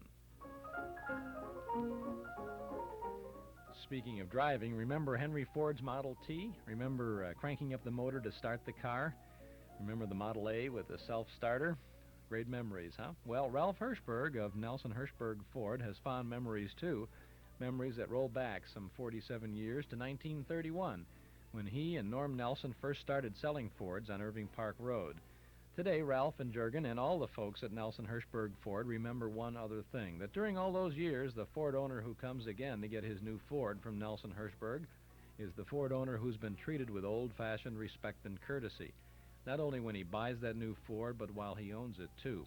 Thousands of Ford owners come back again and again to do business with Nelson Hirschberg, one of Chicagoland's oldest, most respected Ford dealers. Find out for yourself. Get your new Ford from an old-fashioned dealer. Visit Nelson Hirschberg Ford, 5133 Irving Park Road, 5 blocks west of Cicero at Laramie. A quick reminder that we have a good memory movie lined up for you tonight over at Northwest Federal Savings in the auditorium at the Community Center, the brand new Community Center. Beautiful auditorium, good place to see an old movie, a good old movie. We have one from 1941 tonight. It's Look Who's Laughing, starring Fibber McGee and Molly and Edgar Bergen and Charlie McCarthy. Even Lucille Ball is in this, and a lot of favorites you'll see on the screen. The ventriloquist, Mr. McCarthy and Mr. Bergen, are forced down in their little airplane in Wistful Vista, and lots of fun takes place. And you will have lots of fun, too. Doors open at 7:30. Our film begins at 8 o'clock. Donation is $1.25 per person. All proceeds donated to recognized charities. We hope you'll join us tonight in the new auditorium at the Northwest Federal Savings Community Center, 4901 West Irving Park Road in Chicago. We'll have a nice time tonight. We'll be there, and we hope that you will come on out and have a good time with that good old movie. Now let's have more good time with this 1948 suspense program. And now let's get back to Suspense. And now, Autolite brings back to our Hollywood soundstage Mr. James Cagney as Harry in No Escape, a tale well calculated to keep you in suspense. I had to keep my eyes on the table. I couldn't even look at the chief as he stood there praising me. All I could see was that burning wreck at the foot of the cliff, and all I could hear was that awful horn blowing. I had to bite my lips to keep from screaming, "I did it." Harry. Harry. What? Oh, what? Open your feet, son. We'd like to hear a few words from you. Look, Chief, folks, I don't think anybody wants to listen to me tonight. Please, let's forget it. No, Harry? Now more than ever, we should hear what a fellow like you has to say. Come on, Harry. But listen. Go on, Harry. Oh, well, all right. I'm afraid I'm no great shakes as a speech maker. Just a lucky thing my girl's a good English teacher. I don't believe we should honor a man for safe driving any more than we should honor him because he's never killed anyone with a gun. When a man gets behind the wheel of a car, he doesn't give up his responsibilities to his fellow men. No one can escape the responsibility of being his brother's keeper. And that goes for... Harry, what's Listen wrong? to me. How can I stand up here and read a speech after what Chief Blake just told us? No, I can't do it. I'm sorry. I can't do it. I guess Harry's right after all, folks. I guess maybe we just better call the meeting off. I know I've got to get back to Canyon Road as soon as I can. Come on, Eve. Come on. Let's get out of here. All right, honey. Oh, Harry. Yeah, Chief.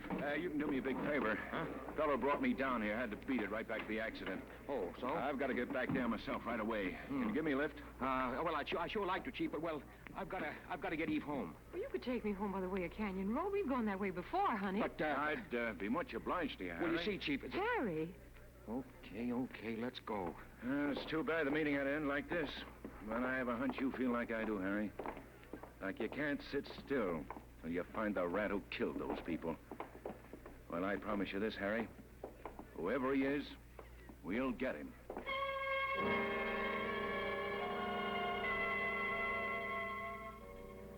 Yeah, wasn't that one for the book? Less than 2 hours after my accident with the other car going over into the canyon, I was back on Canyon Road. Only this time with Eve sitting behind me and the chief of police in back. Harry, if you don't mind, could you step on it a little bit? I promise you I won't give you a ticket. Okay, Chief. Honey, push the lighter in, will you? Lighter? For my cigarette. Oh, sure. This speed better, Chief? Fine. Harry hates this road. I wanted him to take it earlier tonight. It's all right if you got good tires. Oh, you don't have to worry about that. Had 4 brand new ones put on just last week. Oh, here's your light, Eve. Eve. Huh? Oh. Thanks. Her voice didn't sound right. And then I remembered. When I picked her up tonight, I told the reason I was so messed up was that I'd had to change a tire. She was thinking about that now. I knew she was, trying to figure out why I'd lied to her. Nobody said anything after that. When we reached the part of the road just before it made the big bend, I started slowing down. I hope I got you here quick enough, Chief. Yeah, you did fine. Is this where it was? Yeah, just around this bend. Yeah, that's right. But how did... Huh? Nothing.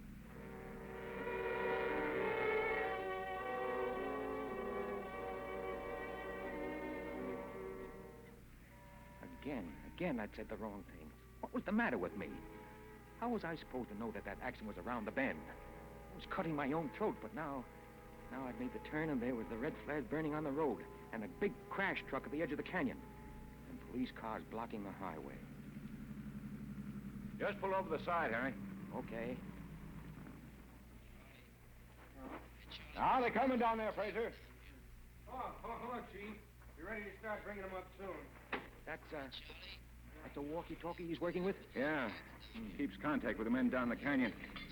Say, Harry, why don't you come along with me and really see how we work here? Oh, thanks, but I've got to get Yvonne home. The school teacher's got to get up early. Isn't that right, baby? I don't mind waiting if you'd like to stay. Huh? Well, come along, Harry. Oh, but, I don't mind waiting, Harry. Now it was me against all of them. Oh, I was sick about that car down there in the canyon, those 4 bodies inside. But, well, nothing could change that now. And I was fighting for my own life. And they wouldn't break me down. I stood with my foot on the bumper, and Chief Blake leaning against the fender of my car while his boys gave him their reports about the hit-and-run car.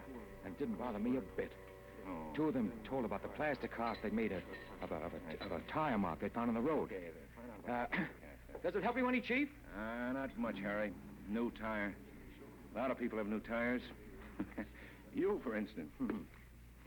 Yeah. I kicked my new front tire for them, kicked it hard. They brought over an old fellow in white overalls. The guy in the service station where I'd almost turned in to report the accident. The chief asked him if he thought the car I'd seen was a hit and run. It must have been just about that time, you know, and the way this fella skedoodled away for no reason at all. I don't know what kind of a car it was, though. A black sedan, I'd say. Like this one, maybe? Well, might be that. But there's too dark to be sure. Well, first thing tomorrow, I'm going to get myself a green convertible. And everybody got a good laugh out of that, but I would have to be careful. Mustn't go too far. It was me against all of them, and I felt the kind of excitement that a guy might get from walking a tightrope. Thinking back now, sure seems screwy, but that's how I felt. And maybe that is the worst thing that happens to a guy in my spot. The way it turns you into a wild animal against the world. Chief Blake. Hey, yeah, Charlie. It was the fellow with the walkie-talkie over near the crash truck. We're ready to start bringing up the bodies. Okay.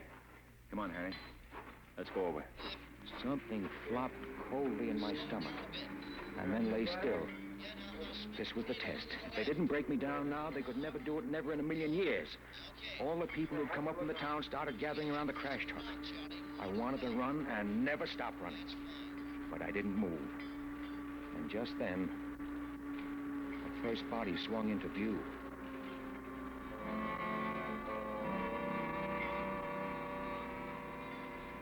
And you could hear everyone in the crowd suck in his breath. And I bit down hard on my lip till I tasted blood. A brown blanket wrapped neatly around something. And then the bundle rested on the ground. And everyone seemed to edge away from it like it could hurt them. And the cable went down into the valley again. And then there was a second bundle. And then there was a third. And then a fourth. And over like a drum beat, like a prayer, I told myself they wouldn't break me down. And then someone pushed forward from the crowd. Joe Mandel, the little tailor. He seemed shy and embarrassed, as though he had no business being here.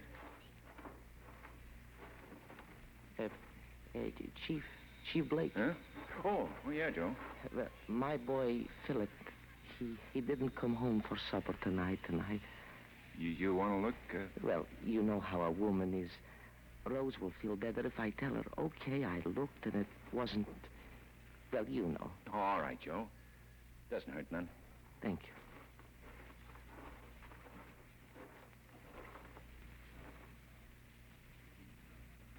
you. No. No.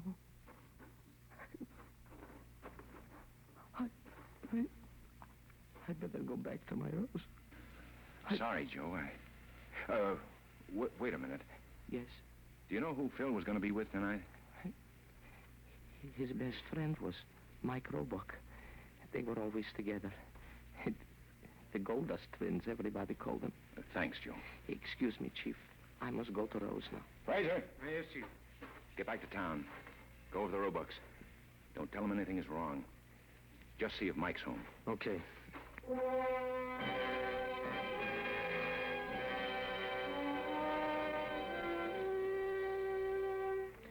I couldn't take any more. I started back for the car. My legs felt like they weighed a ton. I heard a sudden movement in the crowd behind me. Oh, no! Oh, my baby! They wouldn't break me down. They wouldn't break me down. I opened the car door. And Eve was there. I'd almost forgotten her. And I was sure she knew the truth. They brought up all four? Yeah. Harry. I don't want to hear anything now. I'm taking you home. Wait, Harry. Listen, I'm telling you. Kiss me, Harry. What? Hold me and kiss me. I'm such a stupid fool. Hold me. All right. Now stop it. Harry, if you knew what's been going through my mind. Okay. Stop it. Just a fool, a stupid fool. And then when I saw you come back to the car, the look on your face. Oh, Harry, how could I have ever thought... No, all right. Now, we'll talk about it later. I'll never talk about it again. Never, Harry.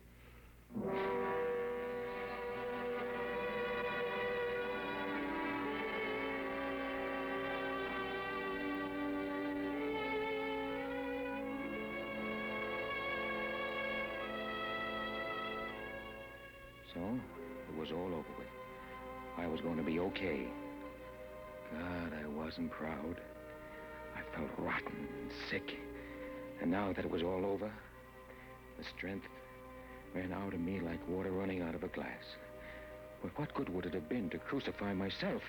It wouldn't have changed anything. I wasn't a bad guy. It could have happened to anybody. And now I was going to be able to take care of my own. Eve and my kid brother Teddy. Was that a bad guy? A fellow who wanted to do right for his family? I started the car. I put in gear, and then looking at me through the windows was Chief Blake, signaling me to wait. I turned the key off.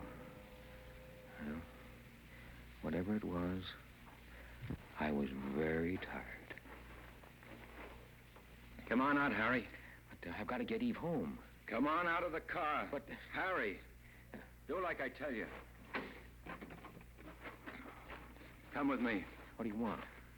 Come with me. You drove up here tonight. I didn't think it would end like this. You know about it? You, of all people, Harry. Listen, you've got to believe me.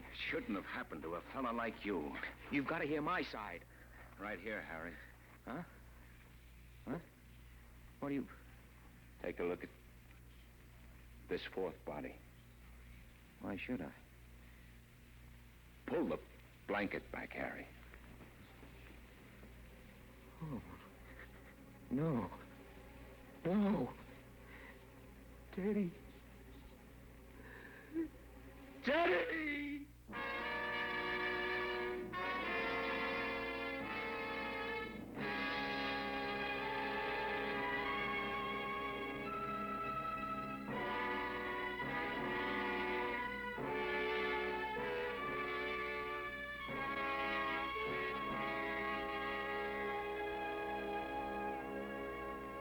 So, that's it.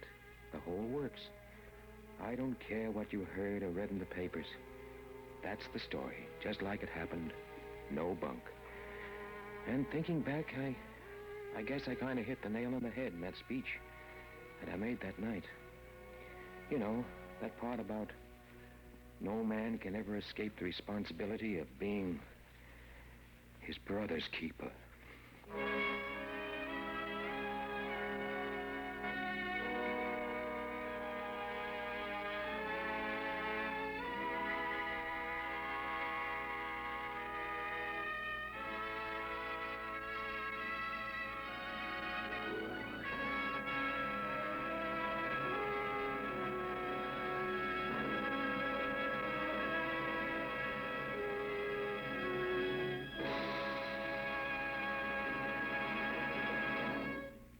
Thank you, James Cagney, for a magnificent performance. Mr. Cagney will return in just a moment. Well, Hap, after that performance of Jimmy Cagney's and your heartfelt expressions on the rights and wrongs of the driving man, it's hard to switch the conversation to Autolite resistor spark plugs. Well, Harlow, I'm sure you'll find a way. Yes, I think I'll just say, friends, switch to a set of Autolite resistor spark plugs just as quickly as you can swing into a service station. When you replace your narrow gap spark plugs with wide gap Autolite resistor spark plugs, your car will idle smoother, give you better luck with lean gas mixtures, actually save you gas dollars. What's more, Autolite resistor spark plugs cut down spark plug interference with radio and television reception. Switch to Autolite resistor spark plugs today. And remember, Autolite means spark plug. Ignition-engineered resistor spark plug. Autolite means batteries. Stay full batteries. Autolite means ignition system. The lifeline of your car.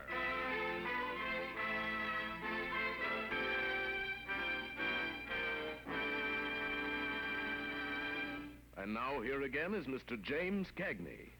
It's always a pleasure to appear on Suspense, but I was especially pleased when Tony Leader asked me to do tonight's story. That's because I feel strongly about the kind of thing that happened to Harry Graham.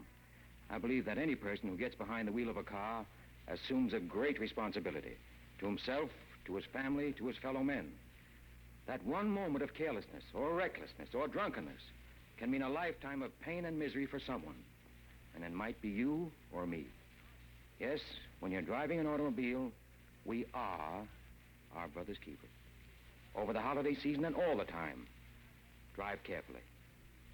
Next week on radio's outstanding theater of thrills, Herbert Marshall will appear in a story with a Christmas atmosphere. Another study in Suspense.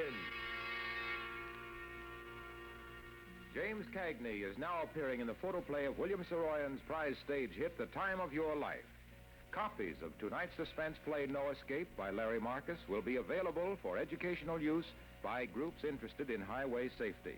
They may be obtained by writing Suspense, the Columbia Broadcasting System, Hollywood, California. Music was composed by Lucian Morawek and conducted by Lud Gluskin. The entire production was under the direction of Anton M. Leader.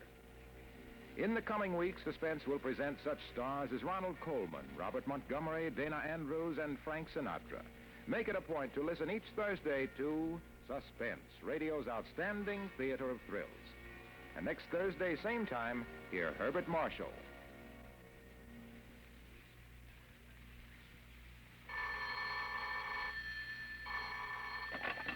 This is the Autolite Suspense Show. All right, Mr. Wilcox. Autolite and CBS wish to thank the radio editors and columnists of America for electing Suspense as the best mystery show in the annual balloting conducted by Motion Picture Daily for the magazine Fame. Good night. Switch to Autolite. This is CBS, the Columbia Broadcasting System. Suspense, No Escape, starring James Cagney, from December 16th of 1948. Boy, they offered copies of the show for educational groups for highway safety programs. I wonder, wouldn't it be nice to know how many responses they got to that? I bet they got a load of them. If you taped it, then you have your own copy of that show, don't you? This is Chuck Shaden, our Those Were the Days program. Today it's Mystery Day on WNIB Chicago, FM 97, True Detective Mysteries, and the good inner sanctum mystery coming up, so stick around and don't touch that dial. At the Paul Meyer Shoe Store, 2924 Central Street in Evanston, they try their very best to find finer workmanship, finer leathers, and finer fit. At the Paul Meyer Shoe Store, they strive for quality, comfort, and reasonable prices, too, because they choose to care, and we hope that you'll care to choose the Paul Meyer Shoe Store, 2924 Central in Evanston, where James Schufrieder and Matt Mason will do their very best to fit you properly at the Paul Meyer Shoe Store. February is here, and we have a brand new cassette tape of the month for this month, and here's a little sound from one of the 2 Charlie McCarthy shows that you can get this month for only $5 from the Hall Closet. And here are Edgar Bergen and Charlie McCarthy.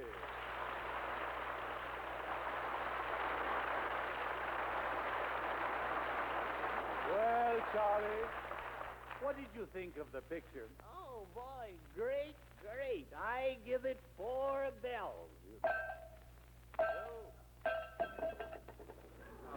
Why, you clumsy butterfingers, you. That man is through. All right. Well, I love the title, Fun and Fancy Free. You'd love anything that's free, Bergen. Well, frankly, my chest is sticking out with pride. Yeah? Yes. Your stomach is even prouder. Yeah. Edgar Bergen and Charlie McCarthy on a broadcast from 1947 with their guest Walt Disney and Donald Duck. It's all about the movie Fun and Fancy Free, a Walt Disney production with that stars Bergen and McCarthy. And it's just one of two shows that are available from the 1940s this month as our cassette tape of the month. Two Bergen and McCarthy shows by Jason Sanborn. The other, from 1942, features the regulars, plus Abbott and Costello and Edward Everett Horton. You'll have a lot of fun with our cassette doubleheader for February. Two Charlie McCarthy shows back-to-back on a single hour-long tape. Mortimer Snerd is in these programs, too. Yours for only $5 from the Hall Closet, Box 421, Morton Grove, 60053. Now, if you like, you can select your February cassette at any of the 6 offices of Northwest Federal Savings, or when you stop by and visit the Metro-Goldwyn Memory Shop at 5941 West Irving Park Road in Chicago. Two new Charlie McCarthy shows for your cassette collection this month. $5 from the Hall Closet, Box 421, Morton Grove, 60053. It only happens once a year, and it's happening right now. Hi, this is Carmelita Pope with big money-saving news.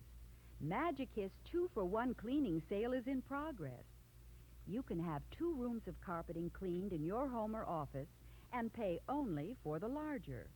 You can have 2 rugs cleaned and pay only for the larger. You can have 2 pieces of furniture cleaned or 2 sets of draperies cleaned, and you only pay for the larger. Don't miss out on these savings. If you're a little short of cash, use your MasterCharge or Bank AmeriCard. But call now.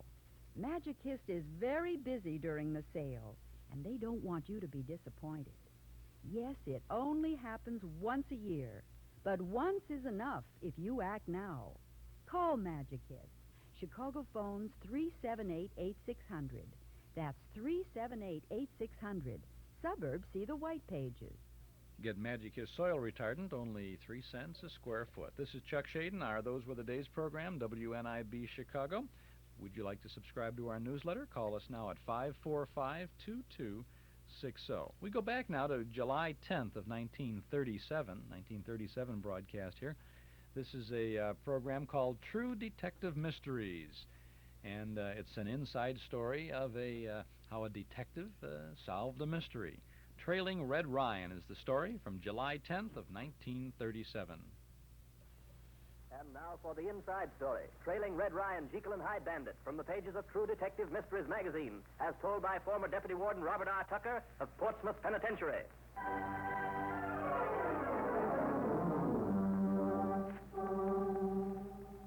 Our story begins behind Portsmouth's grim wall of steel and stone. It is September.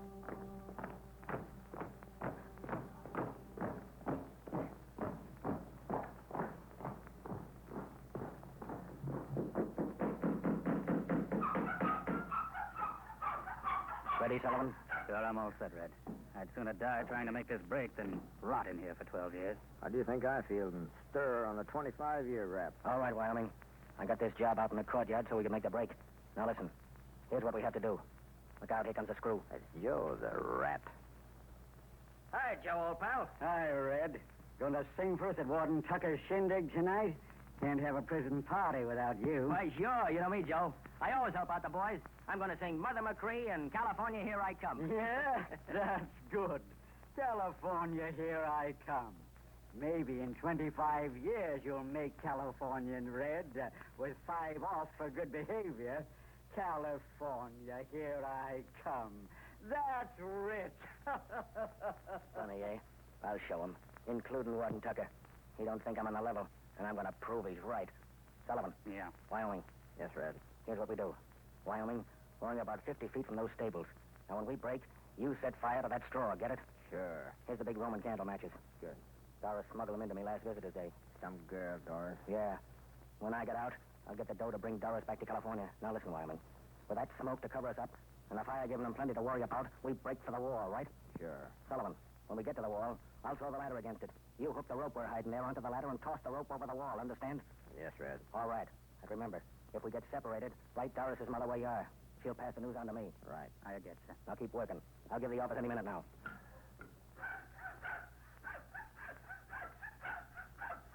Now, come on! Fire! Fire in the stable! Fire! Come on, Sullivan! Over the wall! Come on, over! I'm over! Come on, Red! Break! Break! They're going over the wall! Get away, you, or I'll put this pitchfork through you. There goes Red over the wall! Get a hold of that, man! Get those convicts back in the cell block! Get in there, higher!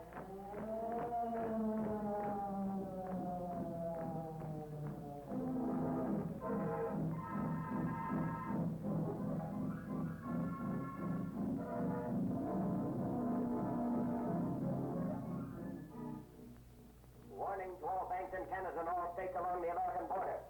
Red Ryan, merciless bank bandit, just escaped from Portsmouth Penitentiary. At large with him are Arthur Sullivan, desperate gunman, and 2 other criminals, Gordon Simpson and Thomas Bryan. Wyoming McMullen, who made the break with Ryan, was wounded and captured. These escaped convicts will want money and guns immediately. As bank holdups are their specialty, all banks are warned to put on extra guard and to report any information to Warden Robert Tucker at Portsmouth. Remember, Ryan is red-headed, Sullivan blonde.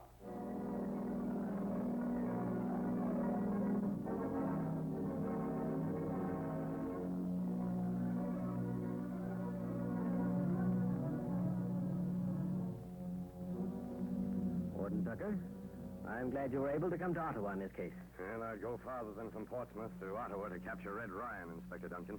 Well, Warden, the entire criminal investigation department here is at your disposal. And I personally am going to devote all my time to the capture of Red Ryan. Thank you, Inspector. I need all the help I can get, from you and from the American police, too. You can depend on the American authorities. Sit down, Warden. Thanks. Tell me all about the man. Well, Inspector, he's the most dangerous and the most misleading criminal in Canada. Hmm? Misleading? Yes. Ryan has the most attractive personality you ever met. He can sing like an angel. He makes people like him. Worst of all, he makes them trust him. Then he betrays that trust. But he didn't fool me. Hmm. How long was he in Portsmouth Penitentiary? He's been there 3 times. Always gets out for good behavior. Came to Portsmouth first on a 3-year stretch for burglary and attempting to kill an officer. Was his sentence reduced? Yes, for good behavior. Oh, he's a model convict. 3 months after he was out, he was back. The 12-year term for robbery. This was in 1915. You don't mean to say he was let out again? That's just what I mean to say. For good behavior. His term was reduced, and he went overseas. The Canadian Army. Some say he deserted and joined the Foreign Legion. Well, what happened then? Well, in 1921, he was sent to St. Vincent de Paul prison, then transferred to Portsmouth, where I came in contact with him. He was an ideal prisoner. Even hard-boiled guards swore by him and trusted him. Has he friends outside? Powerful friends outside. The best people. They always hope for his reform, and he always fools them. But he didn't fool me much. His good conduct, however, did get him out in the yard from where it was possible to make the break. Which he did. Well, I'll get Ryan if I have to chase him all over Canada. How about women friends? Has he many? Well, there's one girl he likes, Doris. She lives in Toronto. She visited Ryan and wrote him every week. We're having her house shadowed. Mm-hmm. Have you the file of all his prison letters and the record of all his visitors? Yes, Inspector. I brought them with me. Here they are. Well, this fellow McMullen was captured. We don't have to worry about Simpson and Bryan much. No, they're petty criminals. No, they're petty criminals. But Ryan and Sullivan now... think they'll stick together? Unquestionably.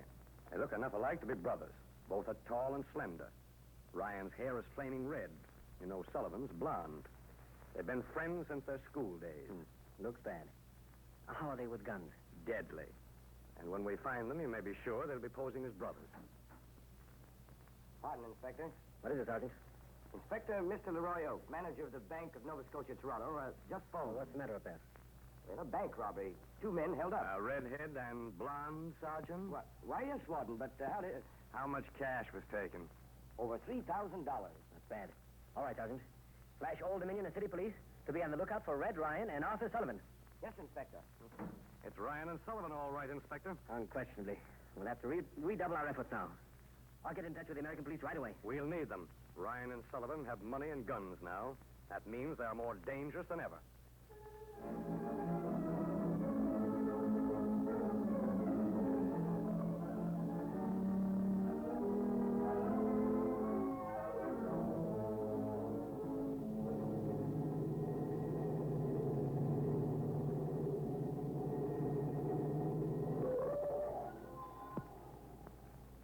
Oh, is that you, Red?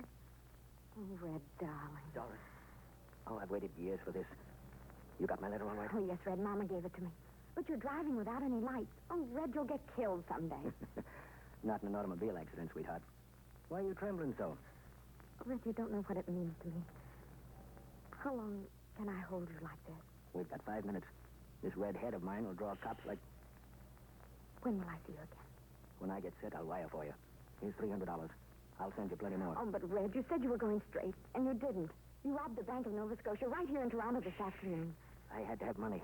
But I swear on my mother's memory, this is the last job I'll ever pull. I'll go straight, get a job, buy a little home for you in California. We'll go away, together. Away, together. From jails and policemen and bank robberies and shame. Promise. Swear. I swear.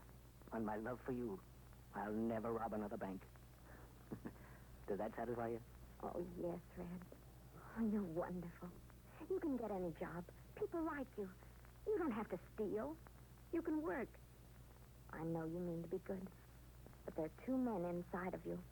One good, one horrid. Yes. And both crazy about you. I'll wire you when and where. Will you be ready? I'll always be ready. And remember your promise. A red-headed guy is like an elephant. He never forgets. Oh, Red.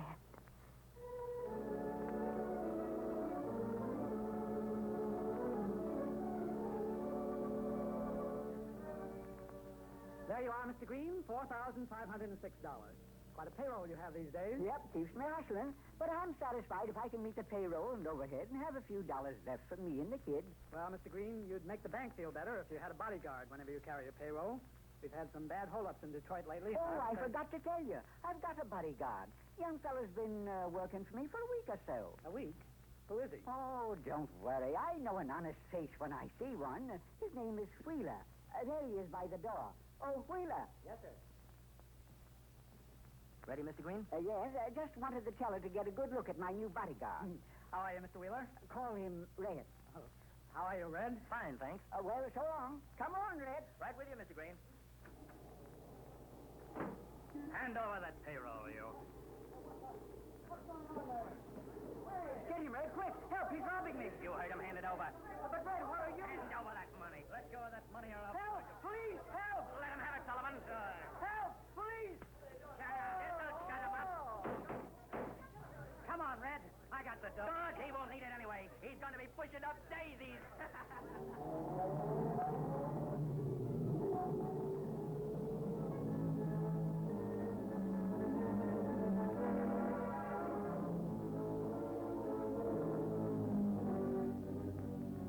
So you two gentlemen are settling here in Buffalo? Yes, my brother here and I are going into the automobile business. So the first place we come to is a bank. Yeah, we'd like to open an account. Good luck. Mighty glad to have you, gentlemen. What's the name, please? Miller. Edward and Charles Miller. Now, which is which? You look like twins, except that you have red hair and your brother blonde hair. Stick 'em up. Why, guns. Oh, what? Stop, you fool, or I'll blow your brains Keep 'em out. covered. I'll attend to the others outside. Okay.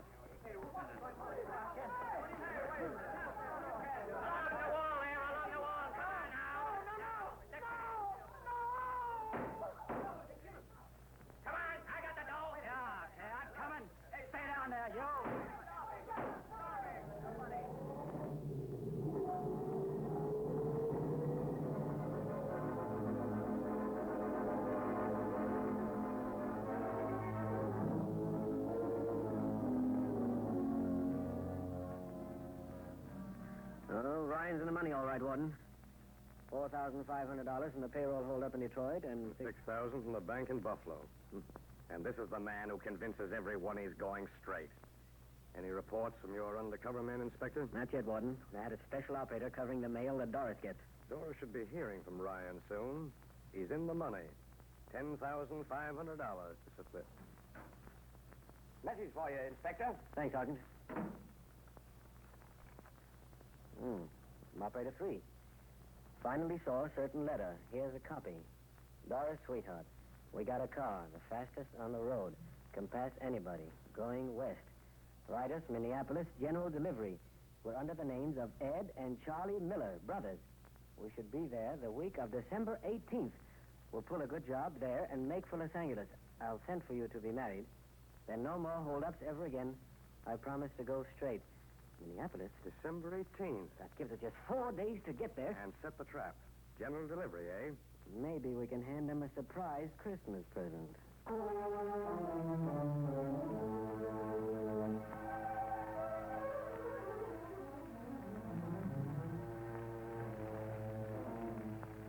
Yes, Chief Brunhill. We'll have to rely entirely on you and your Minneapolis police. Sure, Warden Tucker, but won't you and Inspector Duncan be in on it? Yes, undercover, but not in the open. Red Ryan knows both the inspector here and me. One glimpse of us in Minneapolis, and it would be all off. That's right, Brunhill. Well, we can't take a chance on giving him a tip. How many men can you spare to get Ryan and Sullivan? Inspector, I've called in my entire staff of detectives and patrolmen. And the best man I've got, Bill Meehan. He's absolutely fearless. Can he shoot? Why, he's a dead shot. I plan to have him in the post office near the general delivery window. When anybody asks for mail for Ed or Charlie Miller, Meehan will be right there. I wish we could be right there, too. Chief, since Tucker and I can't appear outside, how about putting us inside the post office, too? We've chased this man thousands of miles, and we intend to get him dead or alive. All right. We'll all be inside. Fine. Good. Now, everything's arranged with the post office authorities. If either man comes to the window for mail for Miller Brothers, the clerk at the window will step on a buzzer like this one. And that'll tip us off. Well, what about outside? Well, outside the post office, I'll have detectives and policemen. This may be a bloody business since it's Christmas time and the post office will be crowded with women and children. And Ryan wouldn't hesitate to shoot his way out of them. And we can't afford to give him a chance.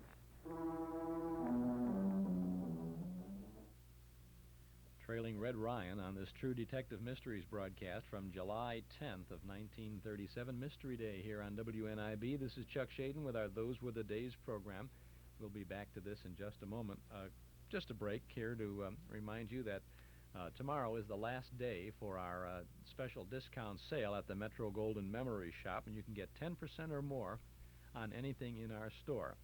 So come on in and find some good old savings along with all the good old memories we have for you. Everything in the shop has been reduced by 10% or more. So you can save 10% on books and magazines about the good old days. We have 8-track tapes, cassettes, and LP records of all of the old-time radio shows, a great many of them at any rate, and the big bands and personalities, too, on LP records.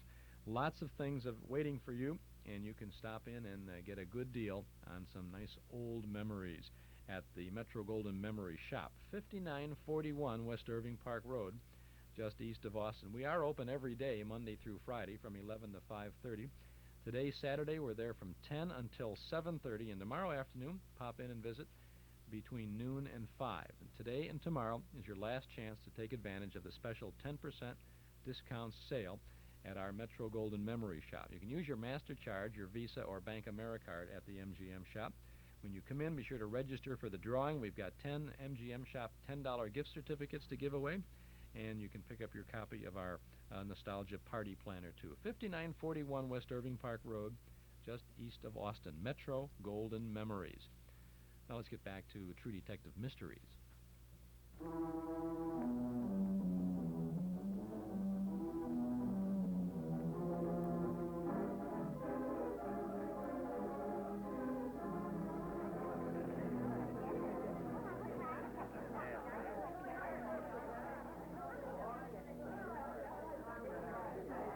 Any mail for Julie Svensson? Julie Svensson? Here you are. Next. George Butterfield. Sorry, nothing for Butterfield. Next. Now be quiet, Millicent. Have you any mail for Mrs. Grace Larkin? Here you are, Mrs. Larkin. Next. Oh, a letter from Daddy. Let's go over here and read. Well, Meehan, anything yet? Oh, I've been hanging around this general delivery window so long I can't think. 6 solid days, Chief. Think Ryan will show up? I don't know. Letter's still here waiting for Charlie Miller. Well, it's pretty near closing time. I'll be inside with the warden and the inspector. All right, Chief. Listen for the buzzer. Hello, Kitty. Hello, Merry Christmas. Merry Christmas. Come away, Millicent. Don't talk to strange men. Any mail for James Dixon? There you are. Next. Any mail for Charlie or Ed Miller? What name? Ed or Charlie Miller. We're brothers. I'll see. I was sure I saw a letter here for Charlie Miller. Oh, I'd change my brand if my hand shook like yours. Say, what is this? Come away from that window Let there. go of my arm. Let go! There's a gun up his sleeve. Get those hands up, Ryan. Come on, shoot it out. All right, you asked for it. Hands up, Bill. I've got his gun. Good work, Meehan. Shooting into a bunch of women and children. I can't move my arm. I'm paralyzed. Hello, Warden. We meet again, eh? Yes. You're lucky to be alive, Ryan. Where's Sullivan? I don't know. Take me to a hospital. Bring him outside of the wagon, Bill. All right, Chief. Come on, Ryan. Now stand back, everybody. Stand back there. Hurt that nice man. Millicent, look out. Come on, Sullivan. That's it. Give it to him. Sullivan, out, everybody. Hold on, Red. It won't be long now. We can't fire with all those people around him. How do you like it, Plasty? Watch Ryan, Inspector. I want just one shot at that gunfighter over there. I've got Ryan. Go ahead. Go on. Take good aim. You got him, Meehan. Sullivan. Sullivan. Hey, can't call him back now, Ryan. Come on.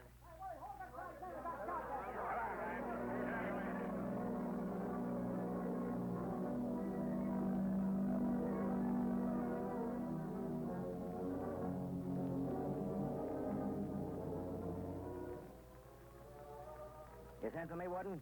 Yes, Ryan. I've got some news for you. Want me to sing an extra solo in the choir? No. Your choir of singing never fooled me much, Ryan. Oh, gee, you got me all wrong, Warden. I'm through. I may have to spend the rest of my days here, but I'm a changed man. We'll see. I've watched you now for 6 years, Ryan. Ever since we brought you back from Minneapolis that Christmas. Poor Sullivan. Well, maybe he was lucky. I got life. Crime doesn't pay after all, I guess.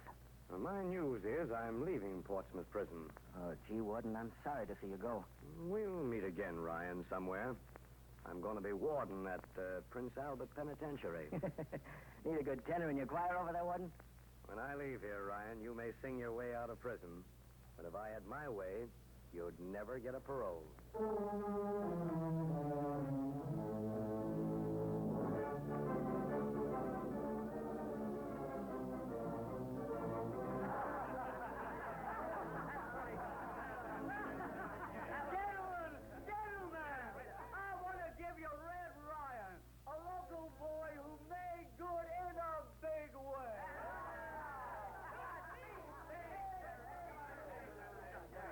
Well, gentlemen, I'm not much at speech making, but I can say from the bottom of my heart, thanks for this welcome home and this chance to make good. I realize I'm on a parole, but thanks to you good people, I've got a job. Assistant manager at the hotel, and I'm going to make... sell automobiles for me in your spare time, Red. Thank you, Mr. Nelson. Just got on parole 2 days, and I've got 2 jobs. Gentlemen, you'll never regret giving the new Red Ryan this chance. God bless you. Oh, Red, I always knew you'd make good.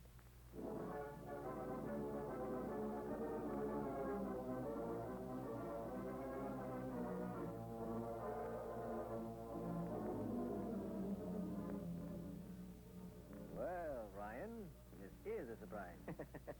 I thought it would be, Inspector. Oh, hello, Warden. Hello, Ryan. We meet again.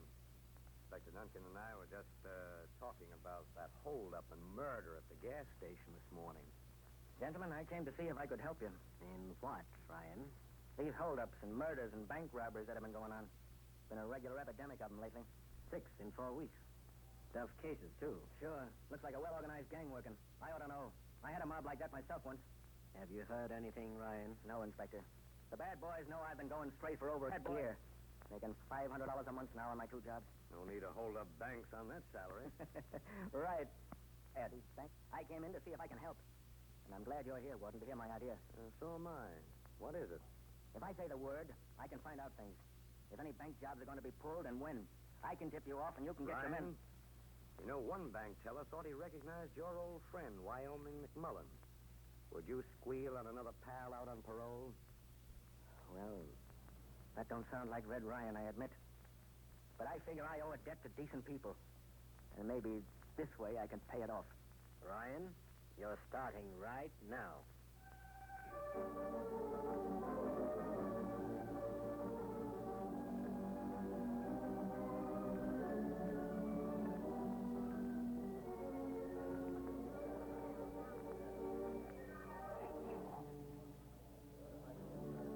Two bottles of that dry sherry, please. Yes, sir. Yes, sir. And 3 quarts of White Horse Scotch. Yes, sir. Just a moment. Hey, right here, please. Hands up, everybody. Hands up. Come on, come on. Get them out. Line up along that wall. Step on the alarm. Doing it? Yes, bringing in the stage guns right now. The police will be here any minute. Come on, never mind that whispering, you. Hand over that cash. Yes, sir. Come on, hurry up. Keep that ball, Kate. Hand over those bills. Yes, sir. Come on, hurry up or I'll blow you right on that case. It's the cop. The cop. I'll put it up as inspector. All right, Wyoming. I'll get him coming this way. Stay there, you. Along that wall. Come on, you flat feet. Come and get it. Oh, I'm shot. I got him, He got loose. Yes, and I'll get the rest of you. Oh! I give up. I give up. You got me. Give me that gun. Don't shoot again. You got me. Come on. Come on, talk. You're dying fast. Who are you? I'm Red Ryan. So you're Red Ryan. Well, well. So you thought you could fool us by dyeing your hair.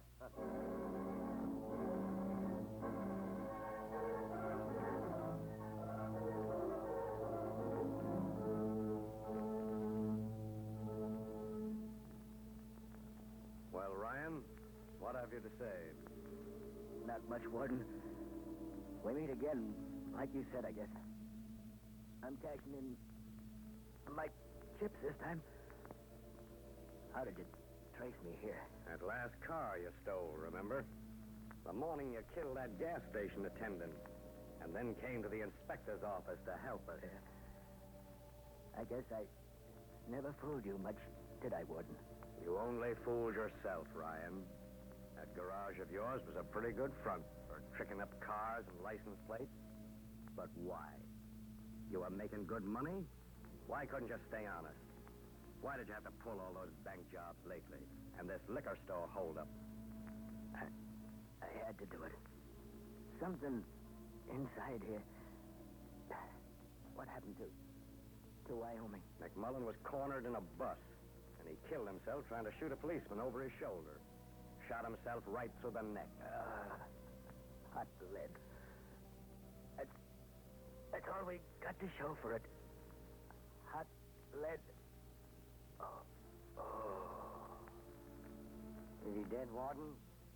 Yes. He's dead, Sergeant. That's the end of Red Ryan.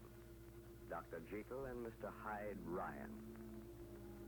He's up for his last parole.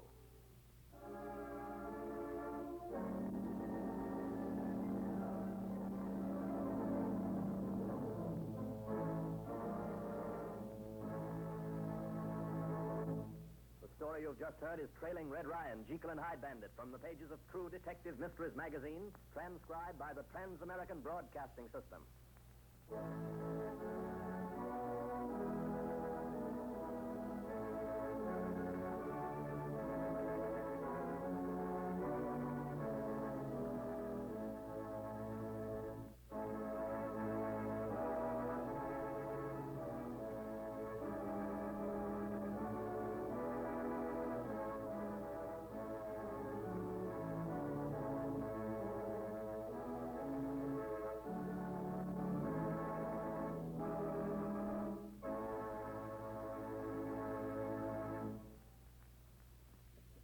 True Detective Mysteries, with an interesting patriotic theme at the end of it there, from July 10th of 1937. I wonder if that would represent the Trans-America Broadcasting System, as they said there. I think that was probably just what they call their transcription network, network of stations who subscribe to the setup. True Detective Mysteries, trailing Red Ryan. Chuck Shaden, trailing the old radio shows Saturday afternoons from 1 to 5 here on WNIB. FM 97 is the spot on your dial. That's where you'll find all about the good old radio shows. And I'd like to invite you to subscribe to our Nostalgia newsletter and radio guide. The current February issue features Henry Aldridge and Homer Brown on the cover, plus reprint articles about Fibber McGee and Molly, the cast of Radio's Gunsmoke, and Vic and Sade. We have original articles about Jack Teagarden, about science fiction films, and the roots of Chicago radio broadcasting. All of this is yours when you get a one-year subscription to the Nostalgia newsletter. It's 10 issues. It's only $7. And you can subscribe right now when you call 545-2260. That's 545-2260. You'll get the complete lineup of the good old shows we broadcast every Saturday afternoon throughout the year, including the original broadcast dates and the length of each program segment, plus the list of our memory movies that we offer every Saturday night at Northwest Federal. 545-2260. If you call us now, or sometime before we go off the air at about 5 o'clock, we'll get your subscription rolling right away. And we'll include an invoice along with your first issue, which you'll have before next Saturday. If you like, you can send $7 to Nostalgia Newsletter, Box 421, Morton Grove 60053. But why not give us a buzz now at 545-2260. 545-2260.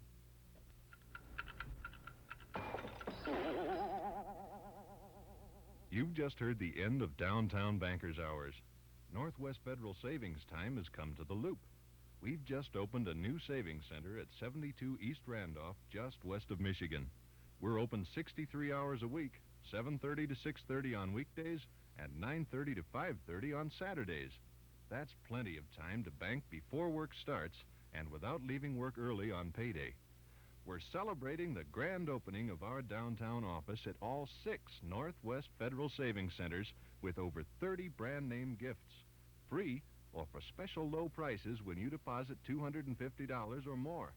So join us anytime while the celebration continues and help celebrate the end of Downtown Bankers Hours. It's Northwest Federal Savings Time, 63 hours a week. Lots of things going on at Northwest Federal beyond those 63 hours, too, because tonight, when all of our association offices are closed, we have a memory movie program at the Irving Park office in the Northwest Community Center in the auditorium there. Our film tonight, and you're invited, is Look Who's Laughing from 1941, starring Fibber McGee and Molly and Edgar Bergen and Charlie McCarthy. The whole family will love this film, and you'll enjoy it, too, and I hope that you can join us tonight. Doors open at 7:30. Our film begins at 8 o'clock. Donation is $1.25 per person, and we hope that you will come on and see this good movie, Look Who's Laughing, with Bergen and McCarthy and Fibber and Molly. We'll be there tonight to say hello to you, and I hope that you will come. By the way, there's the Northwest Federal parking lot is in pretty good shape, is in very good shape, as a matter of fact, and the access roads to the parking lot off of Irving Park especially are very easy to get in and out. So you've got no problem with that. I know people are concerned about traveling around a little bit like that, so don't worry, we've got it all together for you over at Northwest Federal.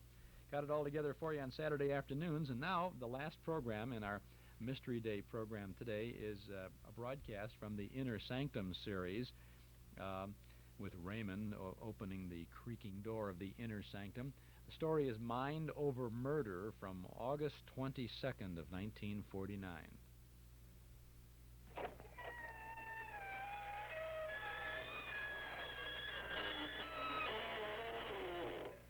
Good evening, friends. This is your host to welcome you through the creaking door into the Inner Sanctum. Come in. Went fishing the other day in troubled waters. Dropped anchor 5 miles out of mine. We used the heaviest man in our party as an anchor. A really solid chap, Willie. Tips the attic beams at 275 in his toeless feet. We all had quite a rugged time of it with the monsters of the sea. Live bait wouldn't do, so we tried dead bait. That cut our little fishing party in about half.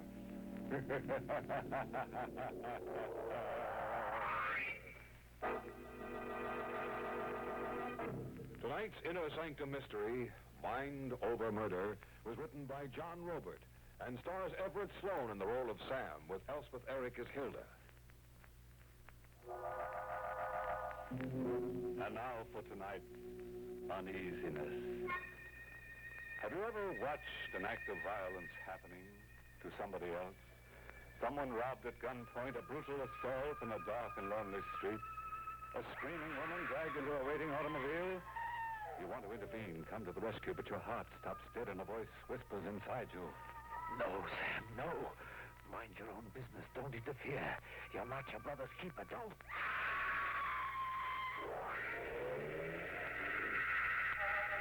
I obeyed the voice in my head, the voice of caution. I didn't interfere. I just stood there frozen, watching the car run away into the night. A heavy man in a loud plaid suit and a woman in summer cottons. A woman beaten unconscious and taken away in a car. Taken away to what fate, I wondered. I told myself I was an innocent bystander, deaf, dumb, and blind, just a man waiting at a deserted station, minding his own business. But a deaf man doesn't let a woman's scream enter his ears and lock itself in his mind. A blind man doesn't see and remember details or let the numbers of the license plates of the kidnapper's car, 4826, burn into his brain. 4826, 4826. It was none of my business, but I had to tell someone about it. Someone, a policeman. I ran through the dark streets. It was a town in the suburbs. Everybody had gone to sleep. On Kensico Road, a tavern was still open, Gallagher's. I could hear cheap jukebox music scratching at the night. A man stopped me outside the door. What's the rush, Mr. Morrison? Please, I must pass. You know me? Sure. Everybody knows you, Sam Morrison. You run the dry goods store over on South Main Street. Why the mad dash into Gallagher's at this hour? You that thirsty? No. Just now, down by the bus station. Another foot, Morrison, and your jaw is going to reach clear to the sidewalk. That suit. What about my suit? Loud plaids. A suit like... A suit like what? Nothing. Like absolute to nothing, I assure you. I'm confused, tired from a long day in the store, from running. I must go home. Hey, wait a minute, I'll buy you that drink. Hey, Morrison! I didn't wait. I ran 10 blocks to a policeman closing his call box. Hey, officer. Yes? Morrison, what brings you to this side of town? Wait, please. My heart. Yeah, it's going like a trip hammer. I can hear it way over here. What's up? Another minute, please. First, write down the number 4826. 4826. Are you pulling some kind of practical joke at this hour of night? Joke? What joke? Write down 4826. Write down my own shield number. 4826 is your shield number. Are you feeling okay, Morrison? I'm tired. I feel tired. Well, suppose you pull yourself together and take a cab home, huh? Yeah. Yes, pull myself together.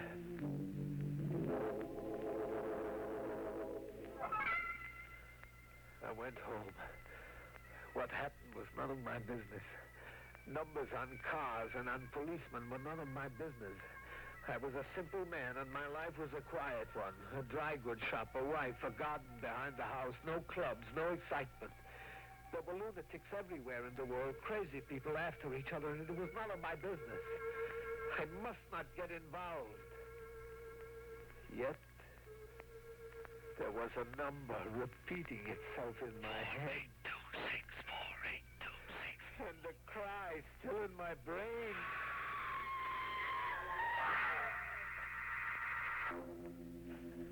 At home, I didn't go to bed. I sat up all night in my clothes, wondering about the woman, wondering and worrying. In the morning, I sat down to breakfast with my wife, Hilda. Well, what's in the newspaper? No. No, I mean anything important.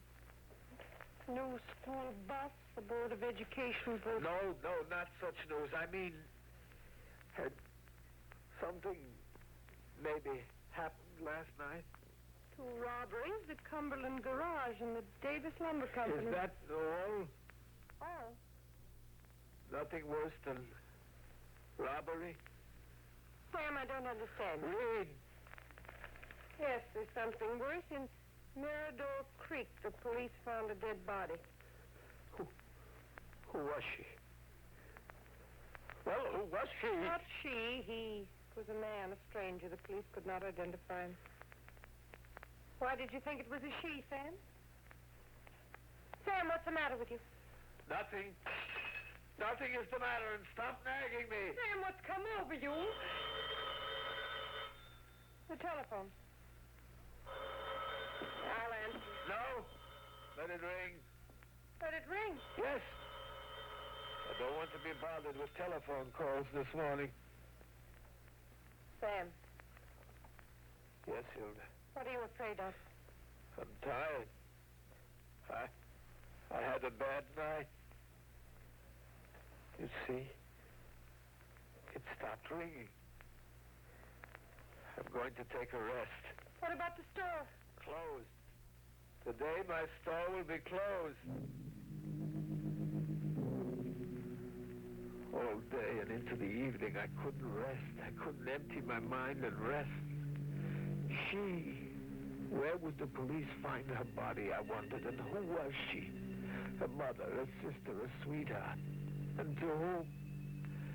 And when the people who loved her came to look on her face for the last time, was it for me, the innocent bystander, to pass on to them her last words? Help, help, and a scream? No, I couldn't hide, afraid like a murderer with a secret. Like the murderer must be hiding himself. Where are you going, Sam? Out to report something. Take your raincoat and rubbers, Sam. In the streets it was raining. Big splashing tears for the dead. The police station was a mile away. I started to cross the street. But slow, so slow. My legs, I was sitting so long, my legs were like strangers to me. With a car running at me, my legs were stiff and slow. I stared at the car, chained to the street, pushing my eyes out at the license plate, number 4826. Behind me, I could hear my wife. She had followed me out. Sam, watch out, a car's coming!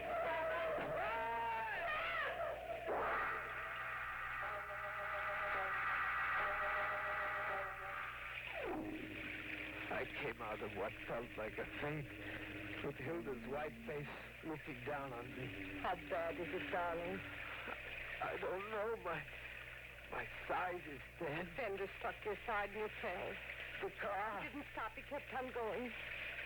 You stood there like you were inviting the accident. It wasn't an accident.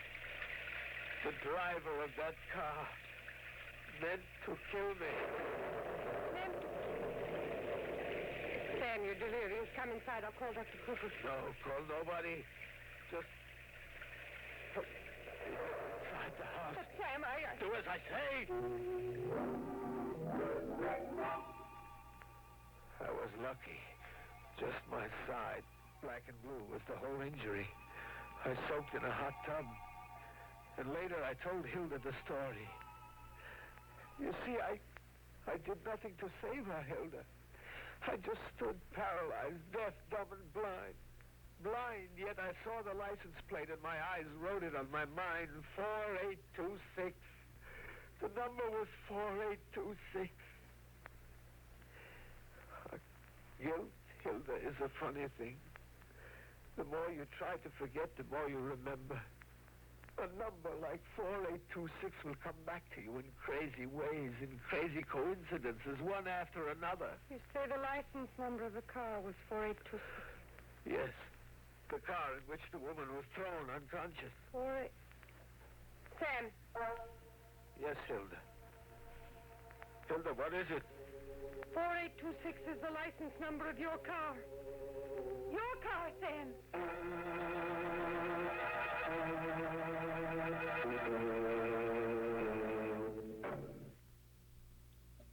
Over Murder, an Inner Sanctum broadcast from August 22nd of 1949, starring Everette Sloan and Elsbeth Eric. Boy, that's a good show. It's coming up with more, too, in just a moment. Chuck Shaden, WNIB Chicago. Those were the days. Mystery Day today. Frigidaire Appliances, TV by Sony, Magnavox, and Quasar. Stereos by Sony and Magnavox. Corning Electric Ranges. Crown and Hardwick Gas Ranges. Shop no further. Townhouse TV and Appliances has them all. Visit Townhouse and you'll be surprised at the selection and at the price. And that's not all. You'll get the Townhouse Guarantee. Guaranteed delivery on the day promised. Guaranteed normal installation of all products delivered. And removal of your old appliance to the basement, garage, or off the premises. Townhouse also guarantees to remove all cartons and packing material as well. Townhouse means service, and you'll get it at 7243 Touhy Avenue, just west of Harlem. Townhouse TV and Appliances, open Monday, Thursday, and Friday nights till 9, Saturday until 5.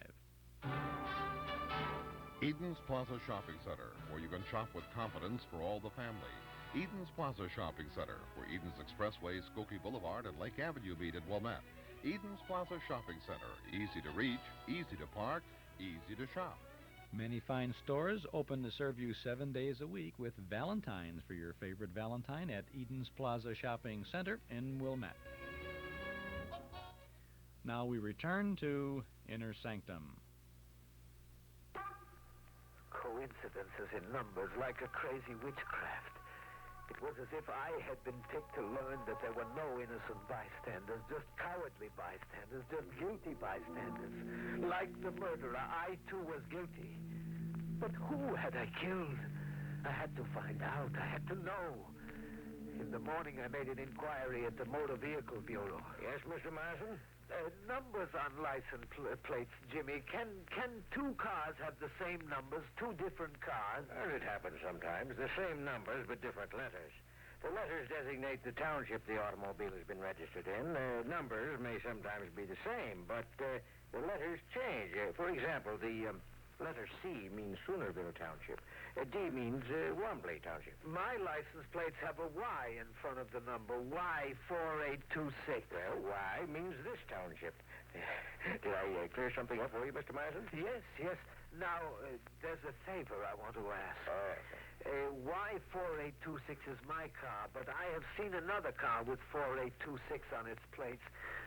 The letter I don't know. I must identify that other car and its owner. Can you find that out for me? Well, I could maybe if... If what? Well, if, let's say, this car you're tracing broke a law, like damaged your car and sped away, hit and run driving. Yes, that's my reason. He did damage and didn't stop. Please, Jimmy. We'll have a seat for a while, Mr. Marsden. There's one other 4826 in the county. X 4826, registered in the next town, Saltaire. And the name of the owner? Well, I've written it on this slip of paper for you. The slip read Walter Demarest, Glendale Walk, Saltaire. Saltaire was a residential town just next door to mine. I started to drive to Saltaire. Now I was closer to finding out about the murder I had done by letting a woman go to her death. A few blocks along on Everett Street, a light changed and I stopped. I waited, and suddenly my door opened. Don't mind if I hitch a ride, do you, Mr. Marsden? No, not at all. My plaid suit still got your pop on? It is an unusual suit. Custom tailored. Picked the fabric out myself. Now, the light's changed. You can go now. Who are you? You know me, but we were never introduced. Call me Richie. Richie Summers. You're a stranger in town? Yeah, kind of. In business here? Kind of. Do you own a car? No. You don't? Well, if I did, would I be hitching rides? You small towners are sure inquisitive. Any more questions? Before, when you hitched a ride, how did you pick my car? My car of all cars. I saw you coming out of the Motor Vehicle Bureau. I knew you were going my way. You are going my way, aren't you, Marson? What is your way? South Main Street? Right to your dry goods store. It's been closed a day and a half now, I notice. Hey, you're not sticking to business, Marson. Your own business. I dropped him on South Main Street, and then when it was safe, I turned the car back toward Walter Demarest, Glendale Walk, Saltaire. A brass plate read, Walter Demarest, floral designs for all occasions. In the rear acreage, there was a greenhouse. Walter Demarest grew flowers for all occasions, births, anniversaries, and funerals. The car was there, too. X4826, a black car, a make like mine, parked in the driveway under a maple tree. I watched into the twilight, into the first shadows of night, and I hid so that I wouldn't be detected, like a criminal hides. And then I saw him come out and go to his car. A frail man with a businesslike look, carrying a small valise, a lady's overnight bag.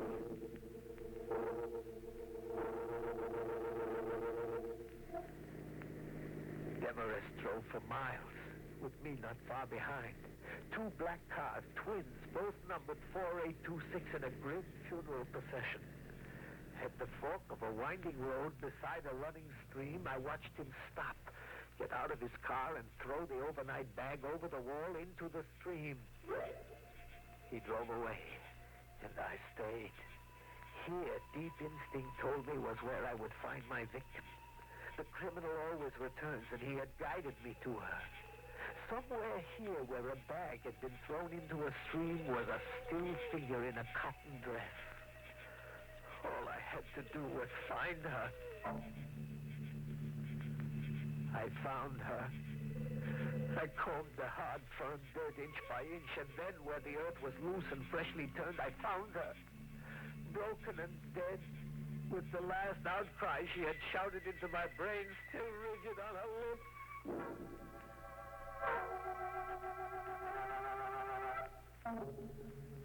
Home. I stayed locked in my room for hours, unable to face Hilda, my wife, or myself. Sam? Sam, let me in.